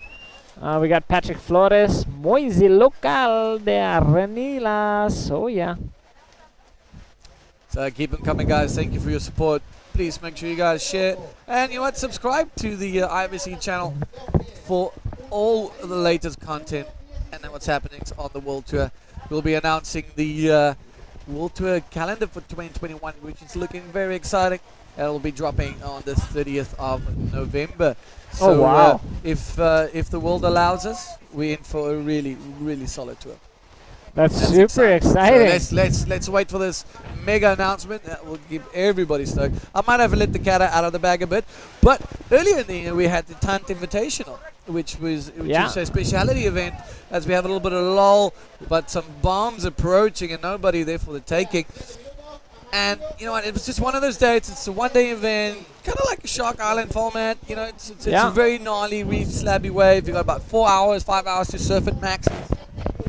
And it was just a day of dreams. Everything came together. A final, you know, comparable to any world-class final with Jerry, Tristan, Mark Campbell, McCarthy, and Booty. You know, who remembers that guy? A lot of guys do. A lot of guys. Booty especially was at this place, 2012. Yeah, Booty, the mental man. He goes, that day, 2012, with his drop in and that heat with him, it was insane. And then that final with PLC and Jerry comboing PLC, and then PLC coming back and just takes it away from Jerry. I mean, I had dinner with Pierre a while ago when he was in South Africa, and we was just chatting. Like, we'll hold that one. That's red, up and riding, looking for a little something, but unfortunately, you know, the GoPro says it all. I wonder from his angle if that is going to be like a 6 shot. Because he was looking all around for that lip, and the GoPro might have captured it. Who knows? At the 360, he would have had it for sure. Yeah. I mean, it looks different on camera than it is from an outside angle. So. But anyways, we had such a great time, and you know what? We really want to invite international riders to come join us next year in South Africa and experience at the Tant, at the infamous reef.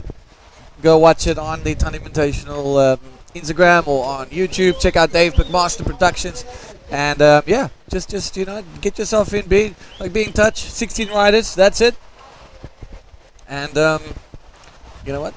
It's just send it all type of event, and it's amazing. We probably had like 300 people on the beach. Really? It was beautiful, man. It was a day. It's not easy to get to. It's not easy to get to at all. It's not just like a 5-minute drive out of town. Definitely not. It's a bit of a trek, and to be getting 300 people there, each with their own personal braais. That's it. Yeah, man, there was a lot of braai going down, and I swear that was the gate biggest payday of their lives.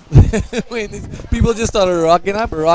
Obviously, it's outside, so it's all within the COVID protocols. People with social distancing and all of that, and that was really great to see. We didn't have any issues. And I think the world is just hungry for competition, and having that one drop, and now we're moving into Sintra. Now it's just such a way. It's a great way to end the year, is being here now, and setting up the platform for next year as we see a little bit of action in the water. Maybe it's a lot of whistling going down, and that much whistling. My ears perk when people start whistling, because that means something is on the way.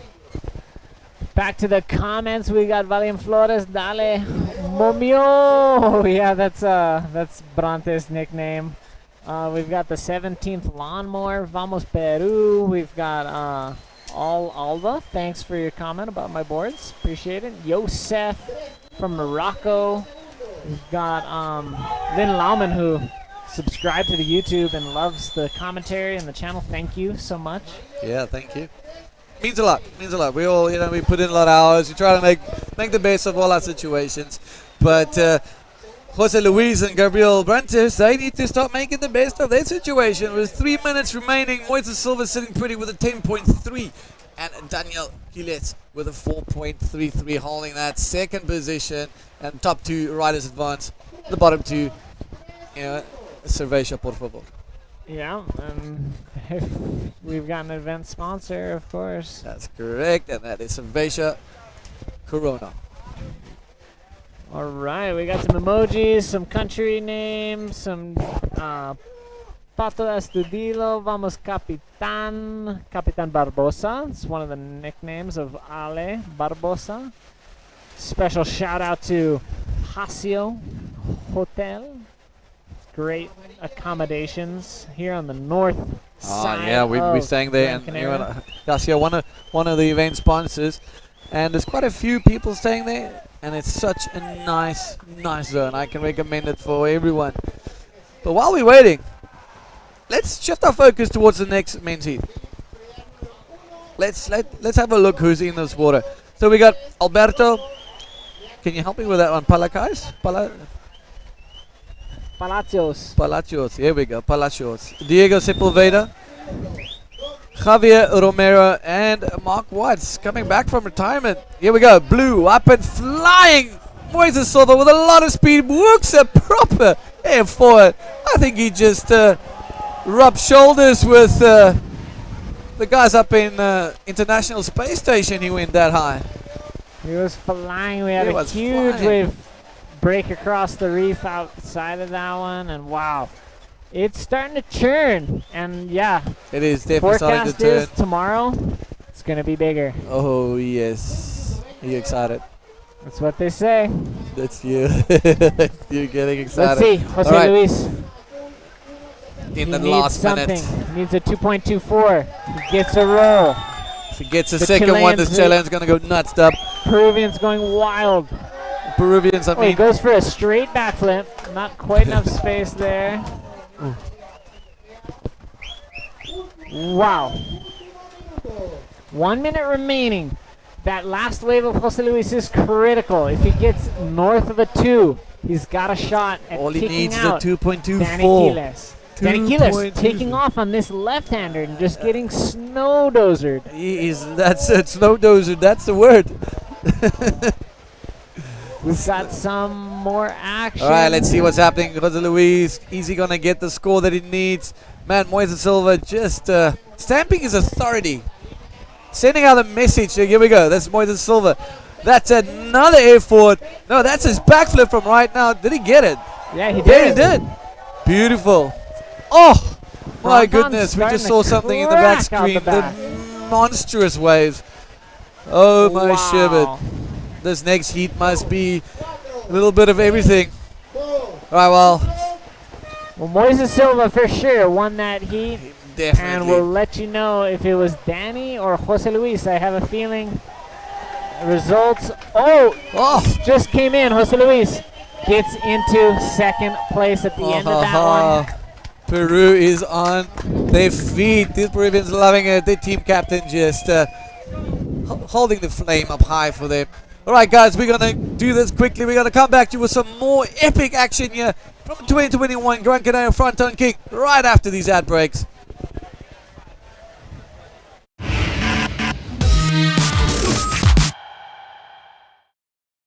Have you ever wondered why you always want more? More Mondays without an alarm. More first tones. More whiffs of the salty sea and the countrified country. More smiles for the camera. More unexpected friends. More laughing at life. More enjoying the journey. And what if the answer was never really what, but where? Gran Canaria. So much to live for.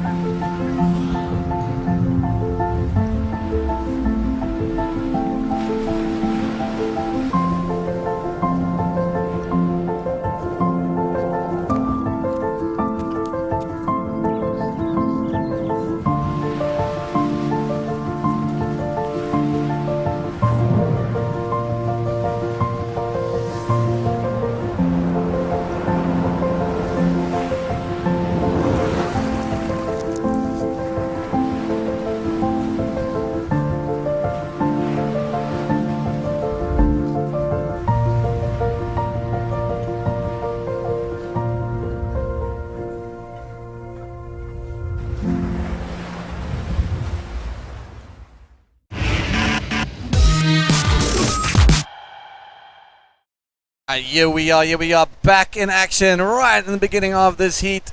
And in this heat we have an absolute cracker, ladies and gentlemen. We've got in red we got Mark Watts, in white Javier Romero, in yellow Diego Sepulveda, and in blue Alberto Palacios. Another banger, and 2 more heats after this dub, and then it'll be the end of it for the day. Yep, we're going to finish out this round, which we put on hold to run the juniors. We got red up and riding now. Oh, that's Watsy. That's Watsy. He Can he get survives around it. it? Just shaking those cobwebs off, you know, getting back into the game. He's getting dragged though. He's been spending a lot of time in England where he's learned the brick trade and he's been laying bricks. And he's got a good foundation. He's been surfing so well. It's been taking some time off. I think it's been 6 years since the last time he competed. Had a bit of an unfortunate interference yesterday, but it was just straight confusion between the 2 athletes. So nothing malicious, but just good to see him back in the water. There's a great view of the event and that staircase that scales the cliff to get you down to that kind of lower platform. From there, you still have to get down another little look ledge. At this bomb. Whoa, that wave looks Look pretty at that cool. bomb. Look at this bomb. Guys are scratching. Javier Romero dips Man, there's a under lot of it. water moving. A lot of water moving. Well, 70 minutes 40 seconds. This heat is still young. Alberto Palacios currently just with a 1.5. Watsy with a 1 point ride. So everybody's still just finding their feet, feeling the rhythm out. And hopefully we'll see some of these guys saying that like the previous heat. It was incredible. that young kid. Yeah, Moises Silva. Just going absolutely nuts. Here we go, Diego Sepulveda. From Chile gets up and out of that one. Didn't see any scoring potential there. And while it's a small takeoff area, it's easy to be out of position, which is interesting. Here we got Javier Romero. I think he was just too bummed for that one because he gave away the priority, or took off on a wave, which he thought could give him something. And now he's lost his priority. Alberto Palacios leading this heat with his 1.5. Watsy got a 1 for his ride. Boy, this has been very interesting. We've seen the highest heat total of the event so far, like an 18-point ride.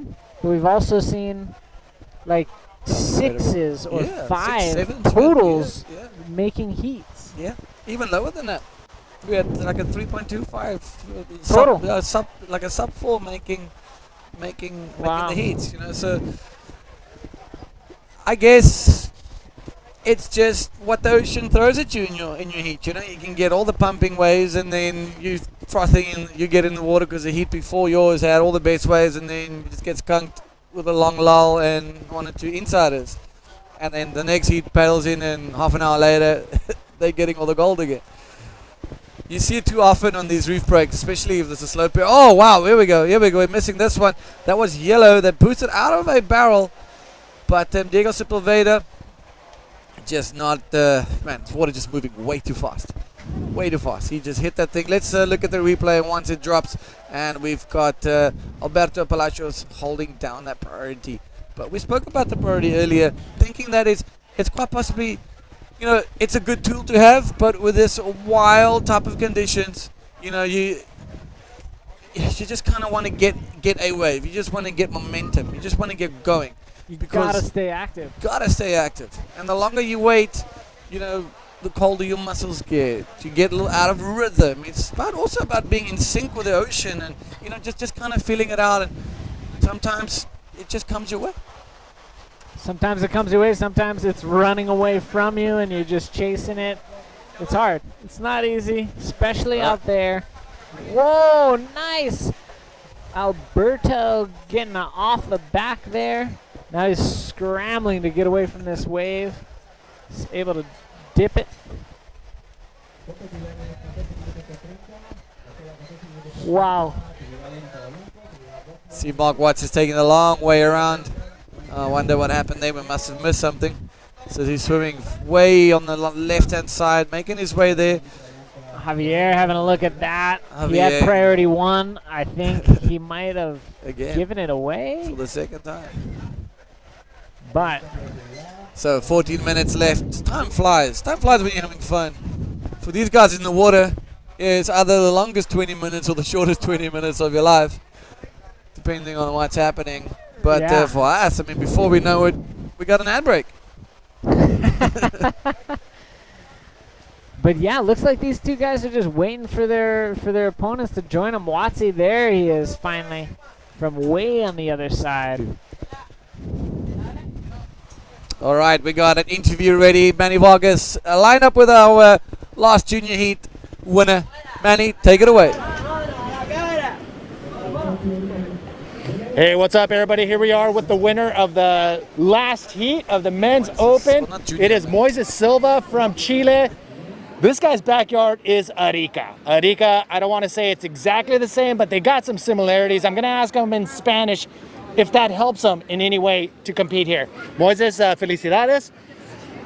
Estaba diciendo que eres de Chile, Arica. ¿Te ayuda Arica a preparar por esta ola?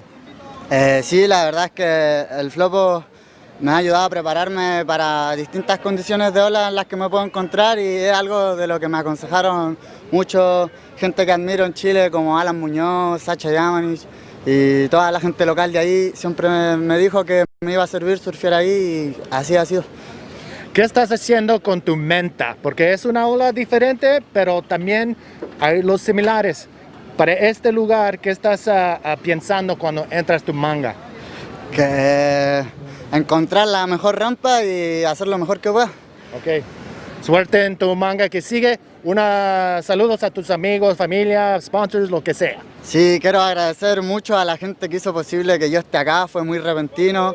Quiero agradecer al Club Unión Flobo, al Team Atipax, a Mercato, a mi familia y a toda la gente que aportó. Muchos amigos me dieron dinero para poder yo estar aquí. Estoy muy agradecido y espero poder corresponder el apoyo que me dieron. Muchas gracias. All right, there you go. So we're going to see him in the next round. He's actually killing it right now. Hopefully the young gun can make it further into the event. All right, congratulations. We'll see you in the next round. Back to you guys in the booth. Back to the action. Moise Silva taking the cherry on the last men's heat up. Yeah, he did great. He did great in those conditions, but you know who's doing great? Another Chilean, the Diego Sepulveda Maestro with his 7.67. He got a cracking barrel on a right-hander during the interview. Here it is, replay. Nice and deep, tucked in, comes out clean, just loving life. Hoping for something more, but ends up cutting out there. But nice way to really take a hold of this heat. Now the other guys are just kind of tripping and dipping. Tripping and dipping, and you know what? Yeah, that barrel is a bit of a diamond in the rough, and we haven't seen many barrels being made in the last few heats. So the score is justifiable, and the judges really working the scales well. Very impressive. Yeah, good call, and pretty close to going excellent. You know, that's right there next to the 8. So that was pretty close. At least one judge dropped an 8, I'm sure. And don't forget, you can check the scores by going to the IBC World Tour page. You're going to see a link for the webcast, and below that you're going to see the scores. So also IBC World Tour YouTube channel. Go ahead and jump on there and start commenting. Occasionally we will be able to give you the shout out, like David McMaster telling us we're doing great work and asking us about the forecast, which forecast looks like it's getting bigger. So probably expecting another run day tomorrow, almost for sure. Yeah. Potentially on Saturday as well. And there is a long shot of something coming in at the end of the period, but probably going to be running the next 2 days just to make use of what we have while they're swelling the water. Exactly. Make hay while the sun shines. Sub 10 minutes. Diego Sepulveda sitting with that 9 point, and not much in between the 3 and, well, second place, third place, and fourth place. But Alberto Palacios needs a 7.5 for that first place. Mark Watts only needs a 2-point ride for that second, and Javier Romero only a 2.5 for that second place. So once again, you've got a guy, one leader that's commanding the lead, or controlling the heat, let me put it that way, and the other 3 guys are just nipping, just waiting for that opportunity, trying to sniff out that one scoring wave. And we saw it in the previous heat. You know, it's very shifty, but when they come insanely big and insanely messy. So you gotta try. Are you gonna go for the set? Are you gonna risk it? Are you just gonna play it safe? Get the clock ticking, bang, bang, bang. Get a few out. See this wide one just swinging across the entire reef, just washing everybody out, and guys just trying to jostle for that position. The water's moving so much. It must be pretty tricky. Super tricky. Super duper. Look at that. Tricky. It's like left and right. Where do you go? I don't know. Whew. This is it's an interesting one. We're seeing again pretty much every score except for Diego's nice barrel is in the 1s. That's also going to enter in the similar range. And it's really anybody's matchup for getting into second place. Yeah, second place. To join Diego in that advancement position. Alright, so what's going to be happening for the remainder of the day? Myself and Dub will be signing off after this heat, and we'll be seeing you guys again tomorrow. Manny V and Begonia will be taking you guys all the way to the end. It's been a great day for all of us. Thank you for watching. It's not over yet, but 7.5 minutes to go as we watch the 4 gladiators in the gladiator pit. Diego Sepulveda Alberto Palacios, Mark Watts, and Javier Romero going toe-to-toe, mano el mano, at some gnarly Fronton. It's rugged out there. It's wild. It's vicious. It's sometimes just straight up confusing. Not easy to send it out there for 20 minutes and even just catch 2 waves, let alone catch 2 waves that'll give you something to score on. Watsy having a look at this one, sweeping onto the right-hander. Makes it to the channel. Another stick will be waiting for him there. As he's going to probably replace his 067 with, I don't know. Maybe he won't replace that. Maybe it's, yeah.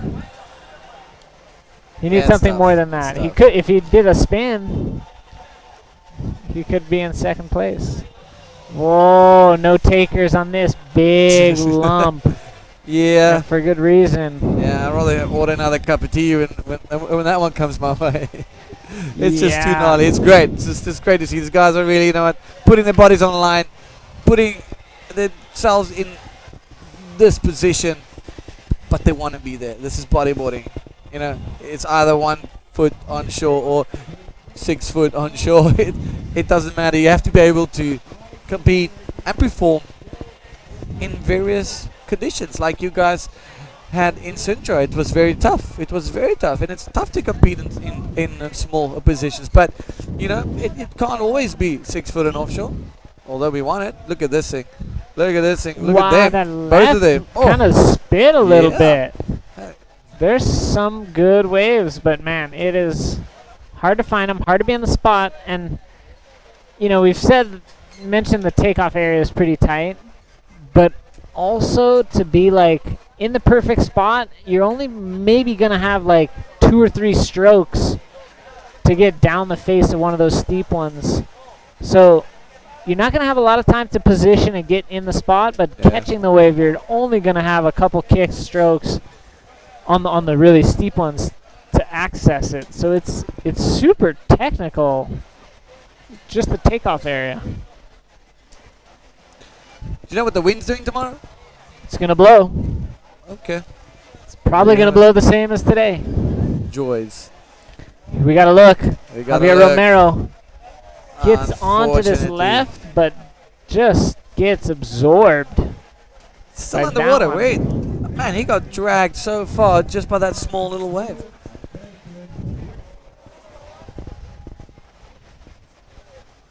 So we under 5 minutes. Diego Sepulveda still holding down the fort with that solid 7.67. A nice barrel. Diamond in the rough, I would say. And only a backup score of a 1.33, which is indicative of a very tough heat. If we really have one scoring wave throughout this heat. Here's, you know, from up here. Oh, wow. We got Diego. Big loop off the cross section. I think the wave bashed him from 2 angles there. Incomplete. Watsy from South Africa needing a 1.67. Javier Romero needs, Watsy needs a 2. Javier needs a 2.3. Alberto in second place, wanting to improve on either one of his 1.5s. Wow. It's nothing. It's not often that you have a pair of 1.5s and you're sitting in second. Exactly. That's not often. That is very sound. Let's look at this. Back here we go. Alfredo, look at this one. A lot of speed. Section goes for the airport or something. You know, it was a hard section to roll or anything. It's just coming at you. Now Watsy doing? Going for a one-handed bail. You don't see them often as well. No, and that's not going to get him a big score, but it gets him a 1. Yeah. 1.07, that's his best wave. Now he only needs a 1.93. He needs to spin in the flats. He literally needs a spin. He needs to get on a smooth wave and spin in the flats. That's going to get him what he needs. Of course, if he can get a roll, he'll take it, but wow. Great angle here as you see the lumps of water rolling on in. 2.5 minutes remaining. There, all the energy is converging right there in the middle. Man, that's so crazy. powerful. This wave. There you see how shallow it can be on the right lower corner of your screen. This is El Fronton 2021 here on the island of Gran Canaria. We've got great host of sponsors. Yeah, it's brought to you by Cerveza. Corona, we've got Hydro Sorry, Flask, we've got Haseo Guest House, we've got, of course, Gran Canaria, we've got Vert Fuente Bruma, we've got Sonocom, we've also got NMD, and of course the IBC World Tour and Link Bodyboard Store. All right, 2 minutes, 1 minute 30 to go. As we see the ride in yellow. Watsy, spin in the flats. Oh no, this is yellow, Javier that's Romero. Diego. Oh, was it Diego? Yeah, it was yellow. Man, There colors. we go. My Colours. bad. All right, so we're approaching the 1 minute mark. 2021 Gran Canaria Fronton Pro brought to you by Cerveza, Corona, and NMD Bodyboards. It's been an absolute long day, but a massive pleasure to be hanging out with you guys. So we've been trying to bring you the best of all the action happening in the waters. Look at that massive left-hander just reeling across the reef. 1 minute to go. Where is Watsy? Where is He needs Red? to be Where is out Red? the back, but he looks like he's in the channel. Oh, shit. Oh man, less than a minute remaining. Looks like Alberto Palacios is safe with his pair of 1.5s because Javier and Watsy are nowhere near the takeoff area. Looks like Diego and Alberto could be moving on through if nothing happens in the next few moments. Or maybe if Watsy looks into this next one, he's got 18 seconds to go. If he paddles hard. Alberto wants to improve on his 1.5. He's, so far, it doesn't look like it's going to happen. Wave. Oh, wow. There's waves out there. Yeah, but mental. And Well, ladies and gentlemen, that is all Shiro, Diego Sepulveda, Alberto Palacios. Moving on to round number 3. Unfortunately, ending the charge for Fronton Glory would be Mark Watts and Javier Romero. It's been an absolute pleasure hanging out with you guys. Dub and myself. We'll see you guys tomorrow. Stay classy, stay safe. Mumbles out. We'll be back for more action right after this.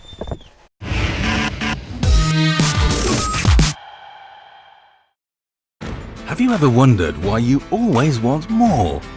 More Mondays without an alarm. More first times. More whiffs of the salty sea and the countrified country. More smiles for the camera. More unexpected friends. More laughing at life. More enjoying the journey. And what if the answer was never really what, but where? Gran Canaria. So much to live for.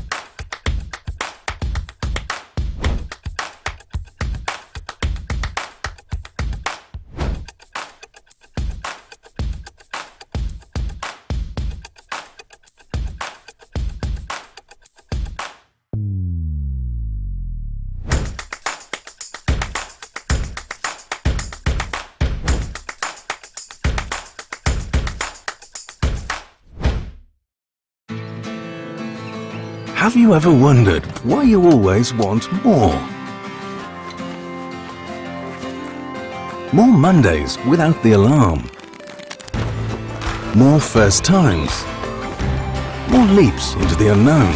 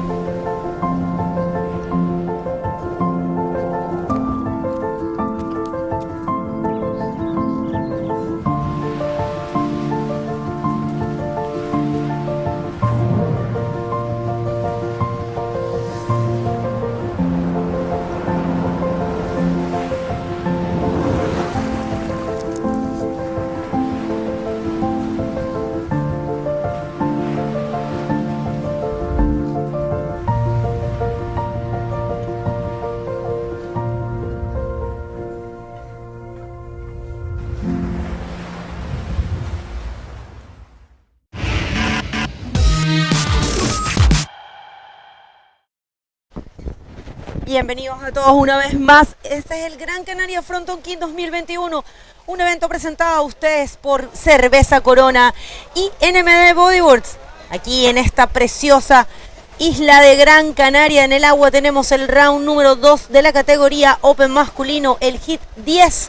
Está Willy Luján en rojo, Mike Bain en blanco y Ibai Tenrero en amarillo, y a mi lado está mi buen amigo Manny Vargas. Manny, how are you? My heart is still trying to get inside of my body. I mean, just watching this wave come straight down on the South African, Mark Watts took the air right out of me. I don't know what happened to him, but I'm just watching a lot of the guys on the inside getting pulverized by the sets. They're not even riding the waves. They're just paddling out and they're just getting annihilated. That's how much power is out there. And I'm just glad nobody's like seriously hurt. No. But if they're able to get a solid wave, it's definitely going to help them. Not a lot of high scores right now because there's not a lot of good waves. Definitely, we have seen. I mean, we have been speaking with the competitors in all the interviews and outside during our breaks, and yeah, it's hard for sure, but it's completely surfable. Everyone has been saying that they're really impressed. For example, I was talking to Moises Silva, and he was like, to Bartorro, to Rodrigo Silva, and he said, I do believe it's actually Flopos is harder, because in Flopos you get a little bit of a wind and you cannot surf, but in here you definitely can. Some other places, some other slabs, if they get this amount of wind, they're going to be completely destroyed. But it's still here. There's a lot of ramps, and there's even barrels, man. This is crazy. No, it's great to see the Chileans coming out in full force, and Moises Silva, he was one of those riders to catch a couple of those waves that came through, and he proved that it still is contestable in these conditions. And you're right. Even though we got about 15 to 20 mile cross-shore winds coming from the north, it's still not doing much as far as messing up the wave when it comes and hits this super shallow table of a reef. Definitely. And who are you? Where are you? We are connected at the moment.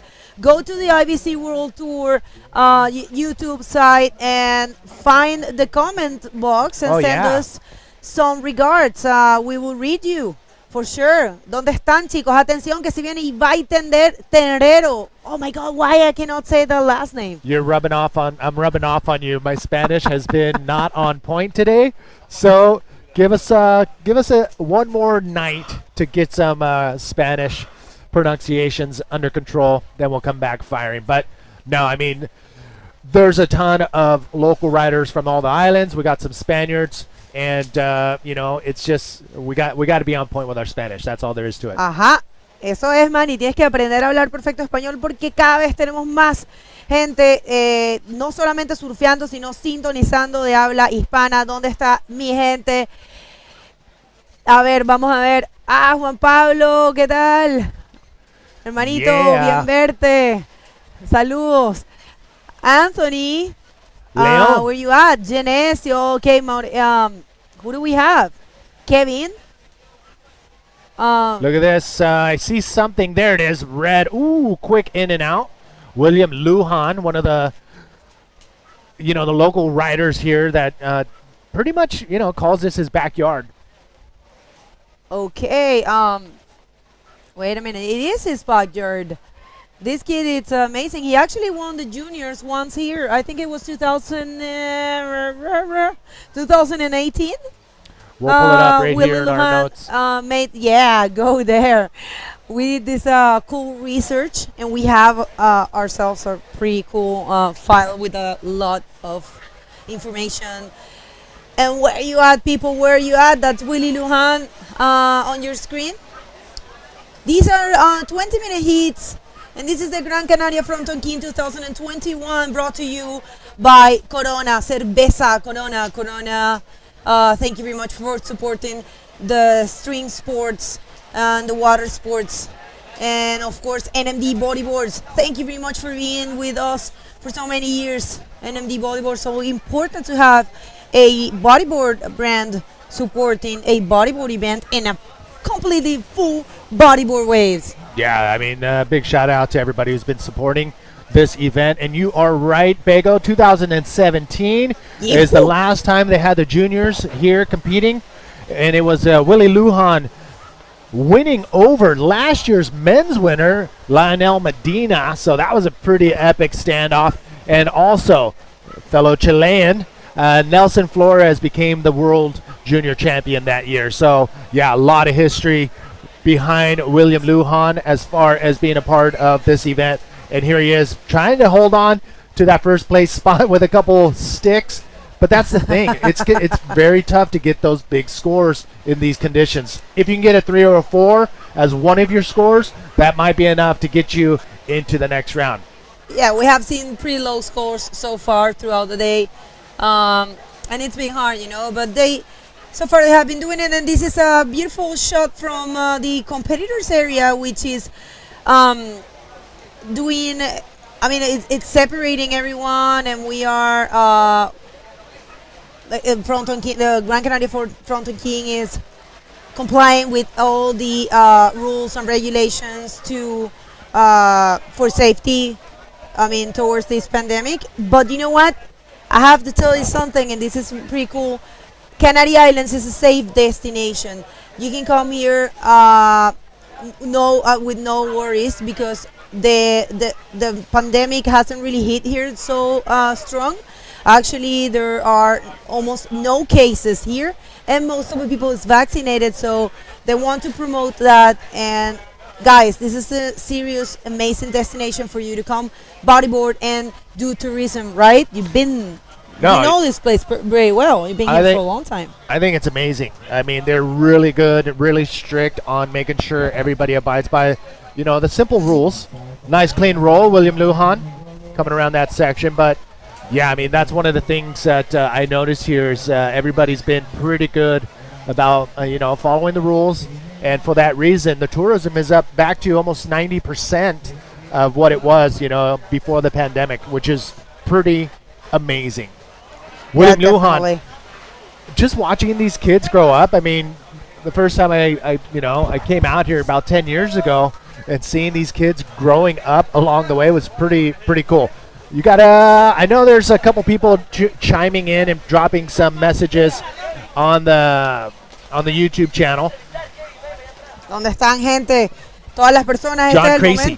Sorry, John Crazy from the Pacific Northwest is tuning in. So thanks for chiming in. Leave a comment on the YouTube channel. That's where we're going to peek in and say hi to you and give you shout outs as well.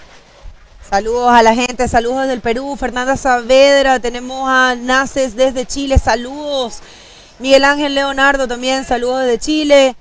João Ferreira, Portugal, está contigo. Fala Renato, tudo bem? Pato Estudillo, hermano, todos somos bodyboarders.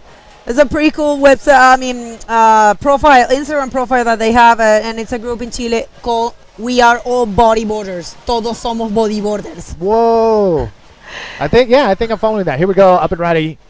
Oh no! Ebi just getting thrashed on the inside. Where is he? There he is, taking a deep breath.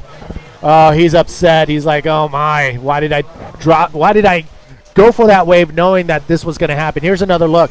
As you can see, it looks like it could line up, but then when you stall, then it starts coming real. And when you do a maneuver like that, the wave is just coming together into a triangle, and it's not going to let go of you until it's ready to. Manny, it looks like we have 2 people here. I'm not seeing Mike Bain anywhere. And I think someone actually commented that, have you seen White? Well, it might be. It might, and if, well, you know what? Let's check on that one. And meanwhile, we have the interview ready with Mumbles. With the winner of last heat, Mumbles, take it away. Here I am with Diego Sepulveda, the winner of the last heat. We're going to ask him about his nice barrel he had on the right. Dígame, de esta derecha, su tubo bueno. Sí, tuve mucha suerte. La ola está bastante difícil, las condiciones están súper difíciles también. El viento afecta a todo. No conozco la ola, primera vez acá en el Frontón. Es bien complicado, tiene harta potencia y tuve la suerte de que me tocó esa derecha, el tubo de la derecha, y pude hacer un buen puntaje. So he said he was very lucky to catch that right because it is his first time here, so he doesn't know the wave so well, but the conditions are very difficult. The wind's affecting the wave a lot. Diego, tu representante, el Union Flopos, un saludo de ellos. Claro, gracias al Unión Flopos estamos acá, la mayoría de los chicos que consiguieron el apoyo del gobierno de la Municipalidad de Arica, el gobierno regional, y agradecer a mis auspiciadores, Insomnio Tattoo, North Gravity, el Núcleo LTA, que son los que me pasan todas las tablas y todas las cosas para surfear. A mi familia, igual a mi madre que mi hija que me están viendo, a toda la banda allá de Arica.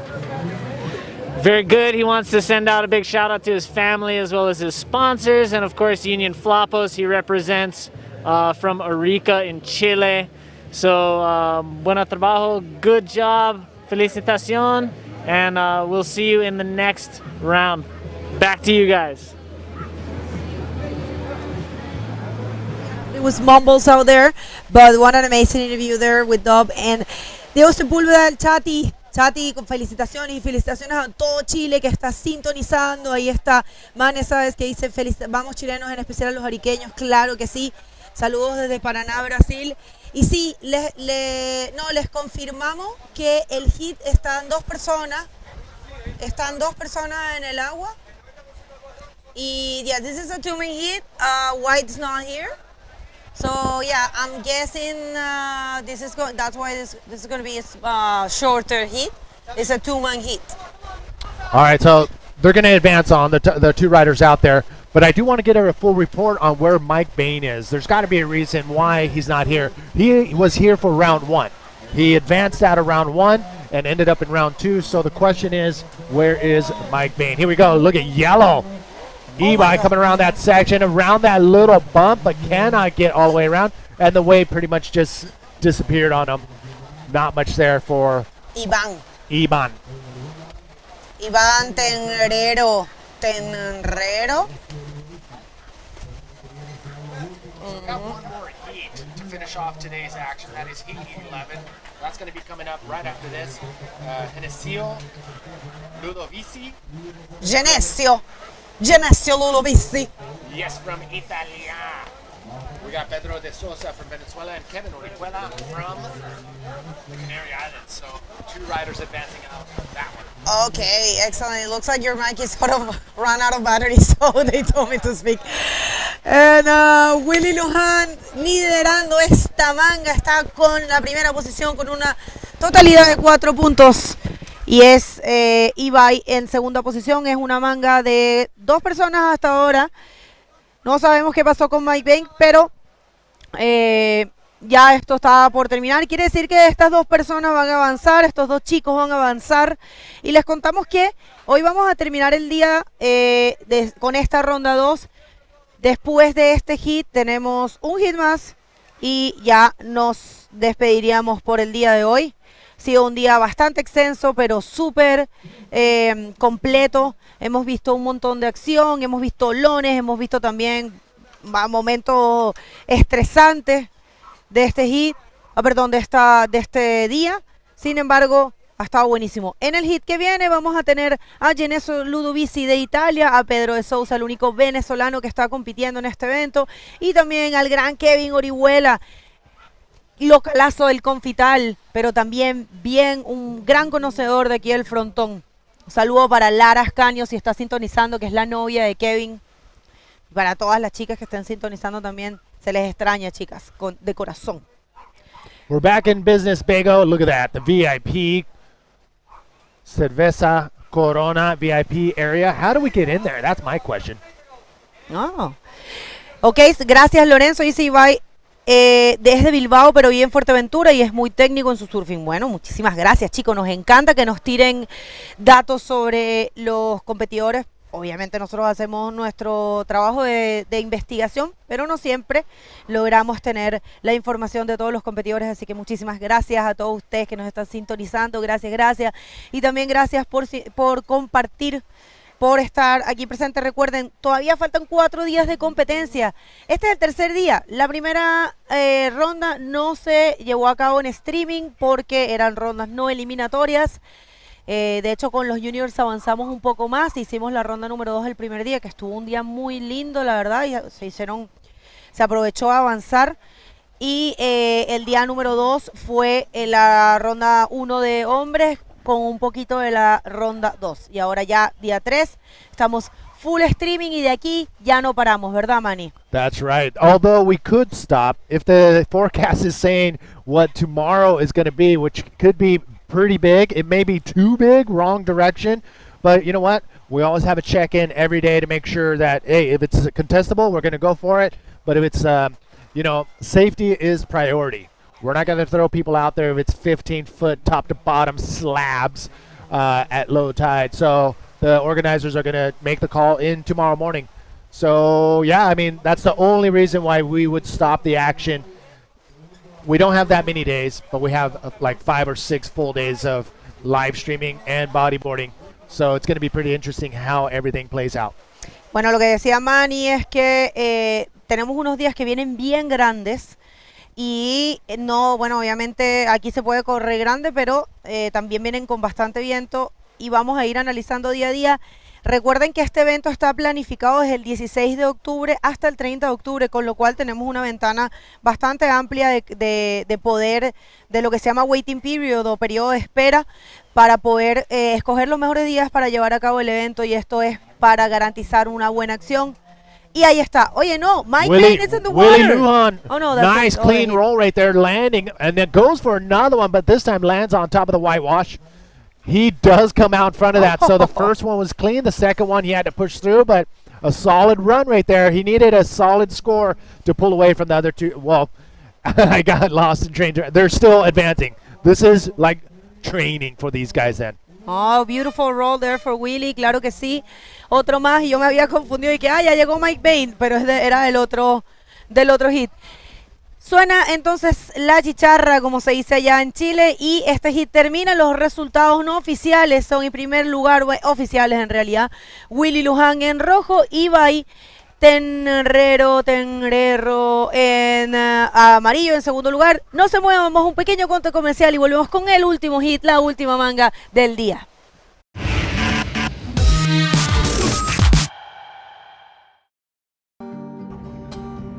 A mí me encanta despertarme con el sol. Cuando me abro los ojos y veo la luz y ves colores tan bonitos, agradezco vivir. Cuanto más estoy con la naturaleza, mejor me siento. Y decir, qué belleza, el mundo.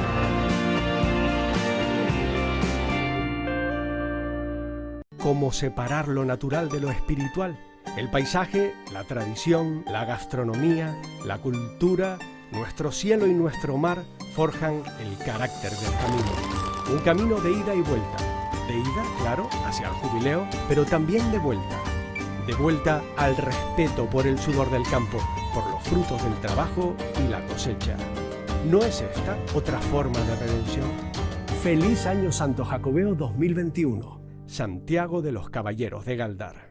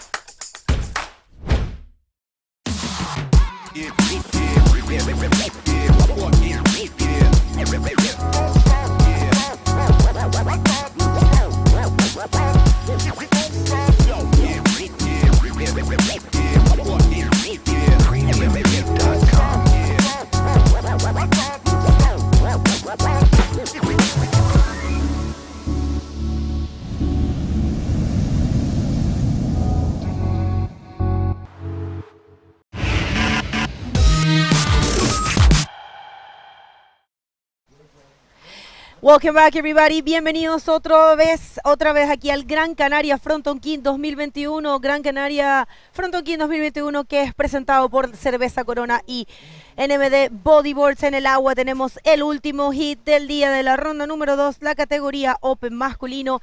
En rojo está Genesio Ludovici desde Italia, Pedro de Sousa desde Venezuela y el localazo Kevin Orihuela en amarillo. Last hit of the day, people. And it's an Italian, a local, and a Venezuelan. The lone Venezuelan rider that is competing in this event, we missed Angelo Freda, who is he's frequent to this event, but he couldn't make it this time. So sad. We saw some ways road during the break. Then it's Genesio in the first place, and here he comes. Genesio, nothing there for him. Holding a total of 2.17, which is just the start of the campaign. Let's see what the other guys can do. This is just the starting, just beginning, and anything can happen. And if you are home, this is your last chance to say hi. Esta es la última oportunidad que tienen para mandar sus saludos, porque este es el último hit del día. Manny. This is the last heat of the day, and we are into minute 16 of 20, so plenty of time for these riders. This is an elimination round, which means one of the 3 riders will call it the end of the road, and the other 2 riders will advance on into round number 3, where patiently the rest of the field will be waiting. So Genesio Ludovici coming from Anzio.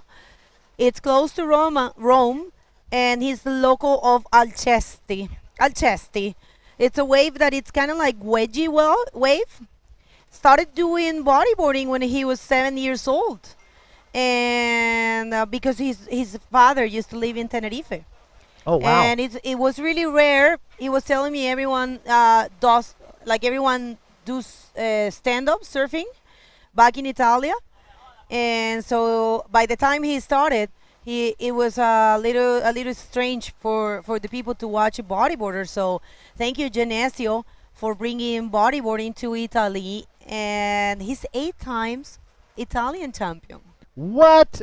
That's amazing. It's we got a pretty strong international field here at this event, and it looks like we do got some waves forming. Look at that set. You can see it on your screen. It looks like it is going to wedge around. Will anybody be in position? Look at them scratching, as we were talking about earlier. You do not want to be caught inside red. Turn it around. The Italian taking a look.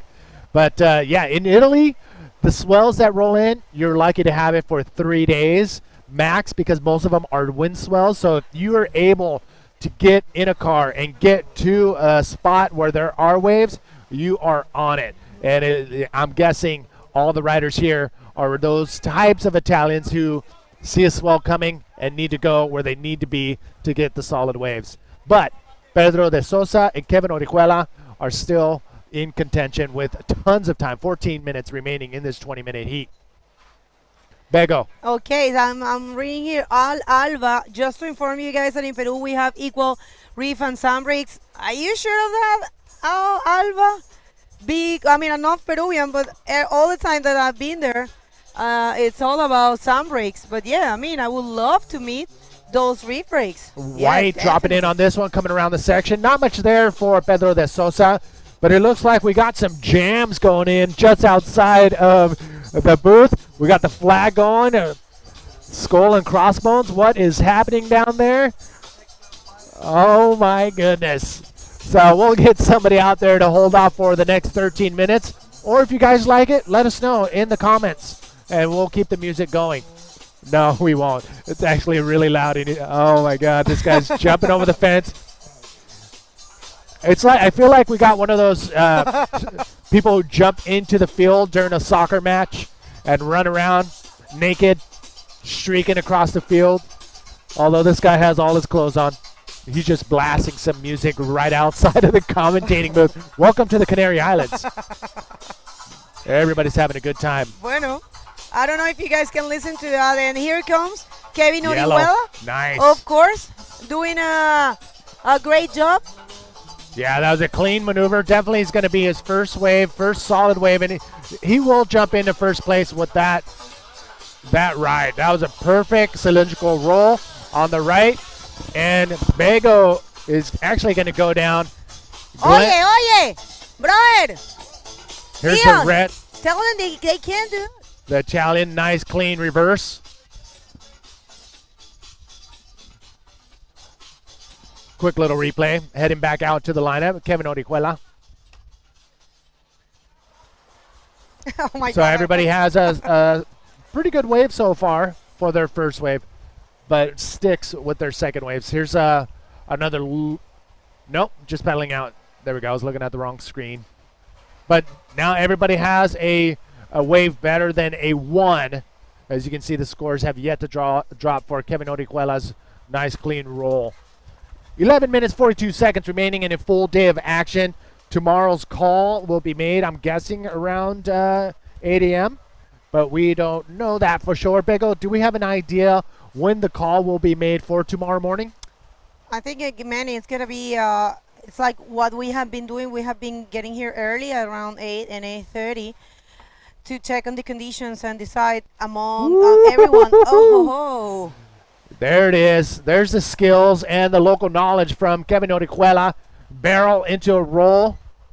Wow, he's got a clean haircut. He's looking solid, and he's been busy. He's been busy pretty much, man, all year. He's working at a surf school. I don't know if it's his surf school or not, but he's been very busy. Kevin, nice clean pocket ride. Comes out through the doggy door, clean spin, and then finds a roll. Pretty solid combination of moves for Kevin Orihuela. He's going to definitely go into that first place spot with 2 solid scores. Now he can wait.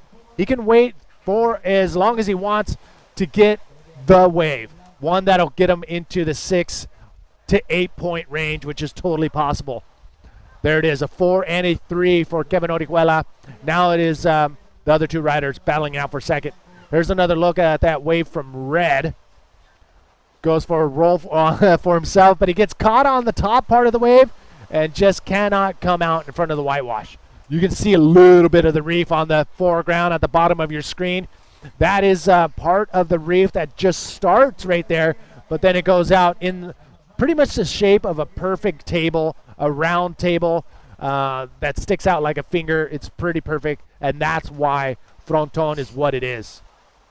Kevin Orihuela, 9 minutes, 45 seconds remaining in yellow, looking very solid. You can see a lot of the riders, when they get that wave and come to the inside, they have the option to either paddle to the right or paddle to the left. The more riders I've seen, actually the last few heats, they've been paddling to the right to get into that channel. Yeah, definitely Kevin Orihuela mostrándole al mundo por qué él es un localazo de acá, ya ha logrado impresionar por mucho tiempo con su material surfeando aquí, también en el Confi, así que buen dominio para Kevin Orihuela. Ustedes pueden decir en casa, los scores están bajos. Sí, los scores están bajos porque las olas están difíciles. Sin embargo, estos chicos están demostrando cómo un buen bodyboarder, un buen atleta puede surfear todo tipo de condiciones y marcar los puntos que se necesitan. Y yo creo que eso también lo están valorando los jueces. Saben que sí, que por más de que sí salen olas buenas, está un poco difícil, hay tamaño y hay viento, es la verdad, y ahí está la marea bastante alta. Sin embargo, la acción siempre garantizada aquí en el Frónton King, y muchísimas gracias a todas las personas que están sintonizando Gran Canaria Frónton King 2021, un evento único en su especie, un evento muy especial que todos estamos esperando durante todo el año. Muchísimas gracias a quienes lo han hecho posible, por supuesto, a Cerveza Corona, el Cabildo de Gran Canaria, el Instituto Insular de Deportes, el Patronato de Turismo de Gran Canaria, el Ayuntamiento de Gáldar, NMD Bodyboard Company. También colaboran con nosotros Asio House, Hydro Flask, gracias por todas esas botellas increíbles. Camper Canarias, Agua Bruma, si no fuera por ustedes no estaríamos hidratados, bueno, mentira, porque también tenemos Red Bull, pero gracias a ambos. Y Soncom Audiovisuales y por supuesto Link Store, su bodyboard shop aquí en Gran Canaria. Muchísimas gracias a todos por su apoyo. Yes, without those sponsors, we wouldn't be here right now being able to stream this event, this incredible event here at El Frontón. There was actually a name given to this place by the locals and fishermen before it was changed to El Fronton. I got the whole history the other day when I talked to a couple of the legendary bodyboarders from the town just to the north of us at Caleta. I just need to review this video. I'd love to review it with you guys so we can watch it together and get a history of this wave, where it's actually closer to Caleta than it is to Agujeros. So we're going to give you the full story in the coming days. But, man, it is a pretty awesome story to hear. I want to know that. One of the locals that told me the story, his first session out here, he ended up paddling out, turning around for a wave, and getting bucked up into the sky and came down with the wedge and was able to escape, only to have the next wave land perfectly on him that ripped his leash off, his fins off, and his clothes off. He came out of the water completely naked in his first session out at this wave. So more on that later in the event. But, man, that wave just imploded on the reef here at, gosh, I want to call it Tablero or La Tabla. The table is what they called this wave before it was changed to El Fronton. But, again, 2 riders are going to be able to advance on. 1 rider, we'll call it the end of the heat. Bego, how are we looking? It's looking pretty good for Kevin Orihuela so far. Muy bien para Kevin hasta ahora, pero Genesio le está pisando los talones. Atención. Genesio Ludovisi only needing a 5, completely possible for Genesio. And Pedro de Sousa de Venezuela, it's only needing a 1.84 to advance to the second position. So these riders have to be careful because situation can change at any second that any of these guys get the chance. Look at this, with priority red over white. And yes, it is the Italian dropping in on this one.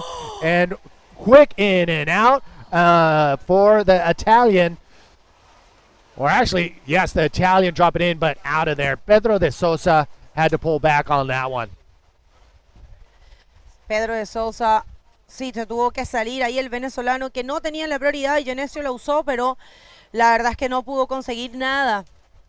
Ya quedan los últimos 5 minutos de este día, señoras y señores. Muchísimas gracias por habernos acompañado. Este es el tercer día de competencia, pero es el primero que tuvimos la oportunidad de llevarles el streaming. Estamos contentísimos. Para nosotros que somos tan fanáticos y tan amantes del bodyboard como ustedes en casa, es un verdadero placer estar otra vez en Gran Canaria, estar en este evento tan importante, tan reconfortante para el bodyboard, que hemos pasado estos años difíciles como todo el mundo, pero ya estamos de vuelta y si Dios quiere el año que viene la IBC nos tiene preparado un calendario bien suculento, bien completo, que se va a publicar oficialmente el 30 de noviembre, va a estar el calendario de la IBC, así que nada, tienen que seguir a la IBC y si quieren saber más acerca de lo que es la IBC World Tour, asegúrense de visitar la página ibcworldtour.com. Atención, viene Red, viene eso Ludovisi, disculpa. Big reverse right there for the Italian. Nice clean and a forward spin that's super clean. So the Italian throwing it down. He wants to get it, stay in that second place spot behind Kevin Orihuela. So now Pedro de Sousa and Genesio are battling it out for that second place spot. Okay, Manny, the interview is ready with Willie at the beach, so take it away. All right, guys, I'm with the last heat winner, Willie. Willie's a local, he's from here.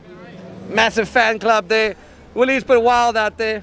Take us through the motions of being in this quite gnarly ocean today.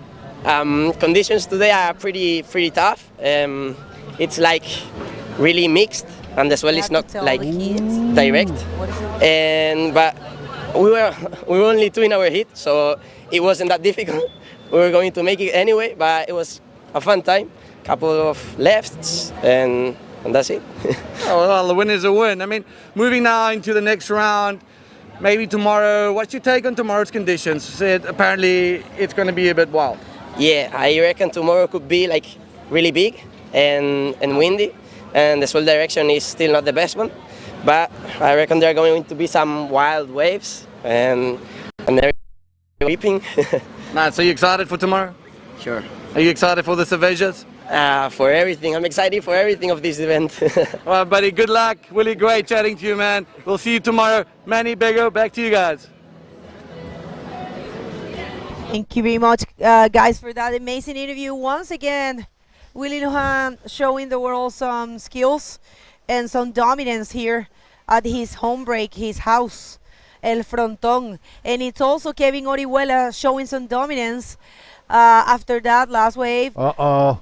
They're all paddling out for some reason. Somebody must have given the word saying, you better get outside. There's a set coming, and you do not want to be caught inside because of that reef right there. Here they go over this one wave. Is there a wave behind it is the question.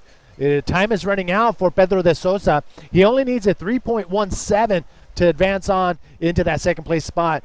But with time running out, oof, and the Italian cannot let his guard down. Kevin Orihuela looking strong too. Actually, look at that, 4.50 is what the Italian needs to get in that. There's total potential for all these riders to either get knocked out or continue on. But the priority, it's open priority at the moment. Yeah, no priority marked so far. They have to, yeah, no, actually, I think they're announcing it. The beach announcer, thank you very much to all the technical team that has been holding it down for this event. There it is. Kevin Orihuela with the first priority, and he's in that first place spot. Second is second priority, Genesio, and in third priority, Pedro. And he got his third score. We were waiting for that score, and yes, it's Kevin getting a 4.83 after that wave he rode while the interview, and now he's creating more distance between Genesio and Pedro. Now Genesio is needing a 6.16 to advance to the first position, and Pedro is needing a 3.17 to take the second position and qualify for the next round. So let's see. It doesn't look good for Pedro because he has that third priority. So if Kevin and Genesio are on point, then they will make sure that Pedro does not catch a wave, because it's still possible for these guys to get those big scores and knock each other out of those first and second place positions. And I'm hearing, Manny, the countdown from the beach announcer, and it's official. There's no change of situation. And the last heat of the day, people, we've seen Kevin Orihuela, the local, coming directly from El Confital, but also surfing here a lot, advancing to the next round, along with Genesio Ludovisi from Italy. And congratulations to Pedro de Sousa for his performance as well here at Gran Canaria Frónton King 2021. Today was a third day of competition, but it's our first day here at here in the booth and with you guys. So we're pretty happy to be here, and here we are. Thank you very much for tuning in. Muchísimas gracias. Este fue el tercer día de competencia. Vamos a hacer la entrevista de Kevin Orihuela para despedirnos, pero de esta parte del manillo de aquí del booth. Y vamos a tener un resumen de obviamente. Recuerden, tenemos un pequeño campeonato dentro de este campeonato que se llama el Red Bull Banana Challenge. Está buenísimo. Es un premio de $1000 para la mejor maniobra de todo el evento, de cualquiera de las categorías. Así que cada día vamos a tirar un resumen de las maniobras que calificaron en ese día para el Red Bull Banana Challenge. Y al final del evento, los jueces van a definir cuál es la que gana. You want to say that in English? Wow, okay, yeah. There's the Red Bull Banana Challenge, and it is the best maneuver of the event. And the guys upstairs have been recording those maneuvers, and we do have a compilation of those waves that we're going to show to you. So just a quick recap, as you can see on your screen, Kevin Orihuela and the Italian will advance on into the next round.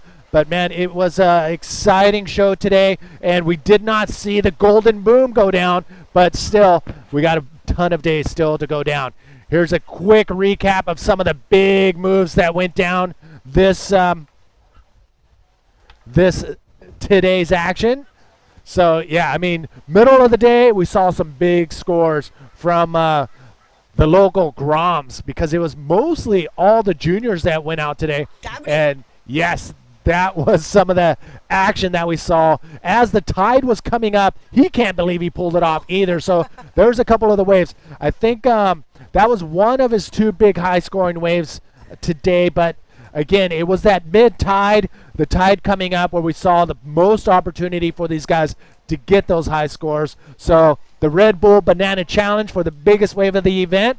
And I believe there's a big money attached to that, too. It is $1,000, man. Who doesn't want to get those $1,000 in your pocket? Yeah, I would be happy to have $1,000, but I'm not going to go out there and challenge these guys for it. So, Bego, are we going to see the interview of the rider Kevin Orihuela? Yeah, I think so. Yes, we're gonna be seeing that, but I think we have to wait for him to get out of the water, and it's a little bit tricky at the moment.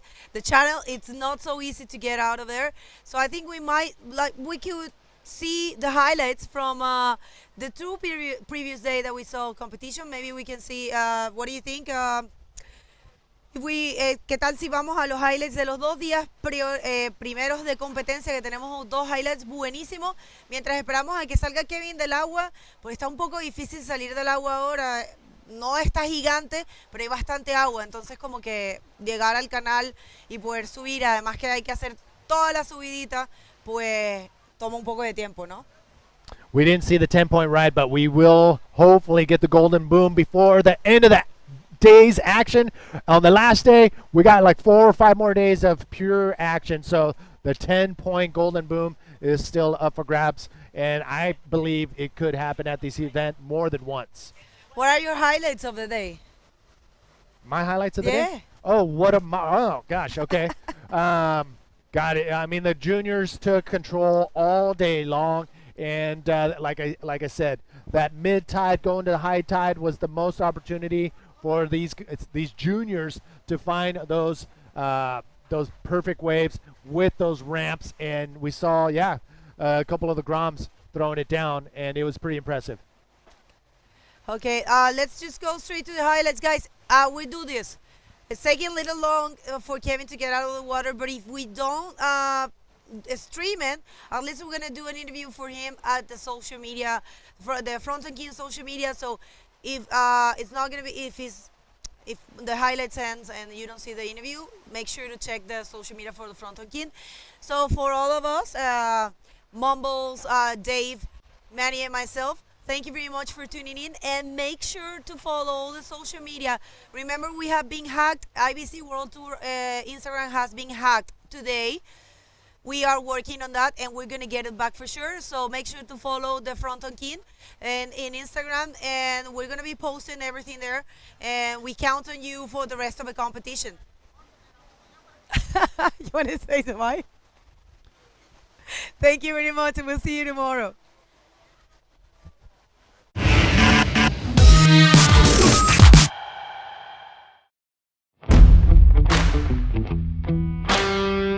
The local athletes in this beautiful place on the cliffs at El Fronton.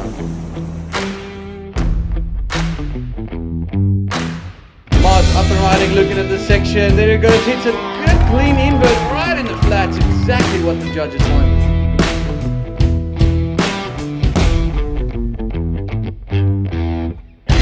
Rider in white, Showman Lopez going on a smooth looking right-hander, bangs out a beautiful backflip, and he will be happy with that one.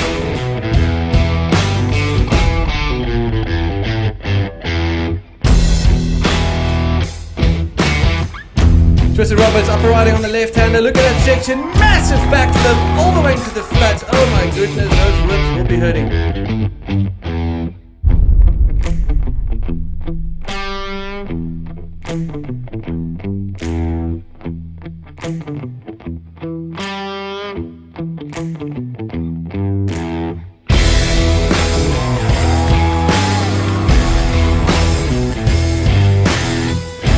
Nice looking wave, hits a section, big projection. Oh, what a landing into the flats.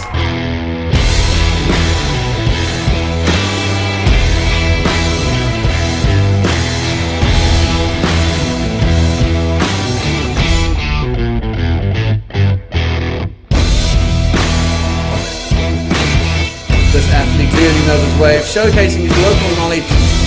Nice smooth barrel in the section. Oh, comes out with the spin. What a ride.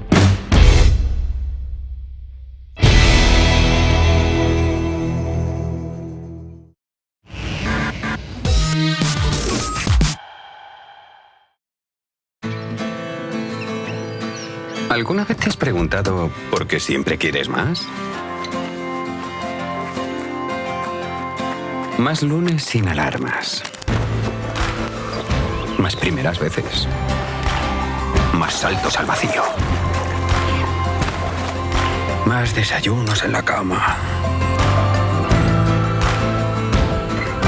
Más olor a mar y a campo. Más sonrisas a cámara. Más latidos por minuto. Más disfrutar del camino. Más sueños casi cumplidos. Más amigos de repente. Más carreras a cualquier parte. Más sabores por descubrir. Más quedarse sin palabras. Más tiempo. Tiempo para perderse y volver a encontrarse. En definitiva, más momentos como este. Y este. Y este. ¿Y si la respuesta nunca ha estado en el qué, sino en el dónde? Gran Canaria, mucho por vivir.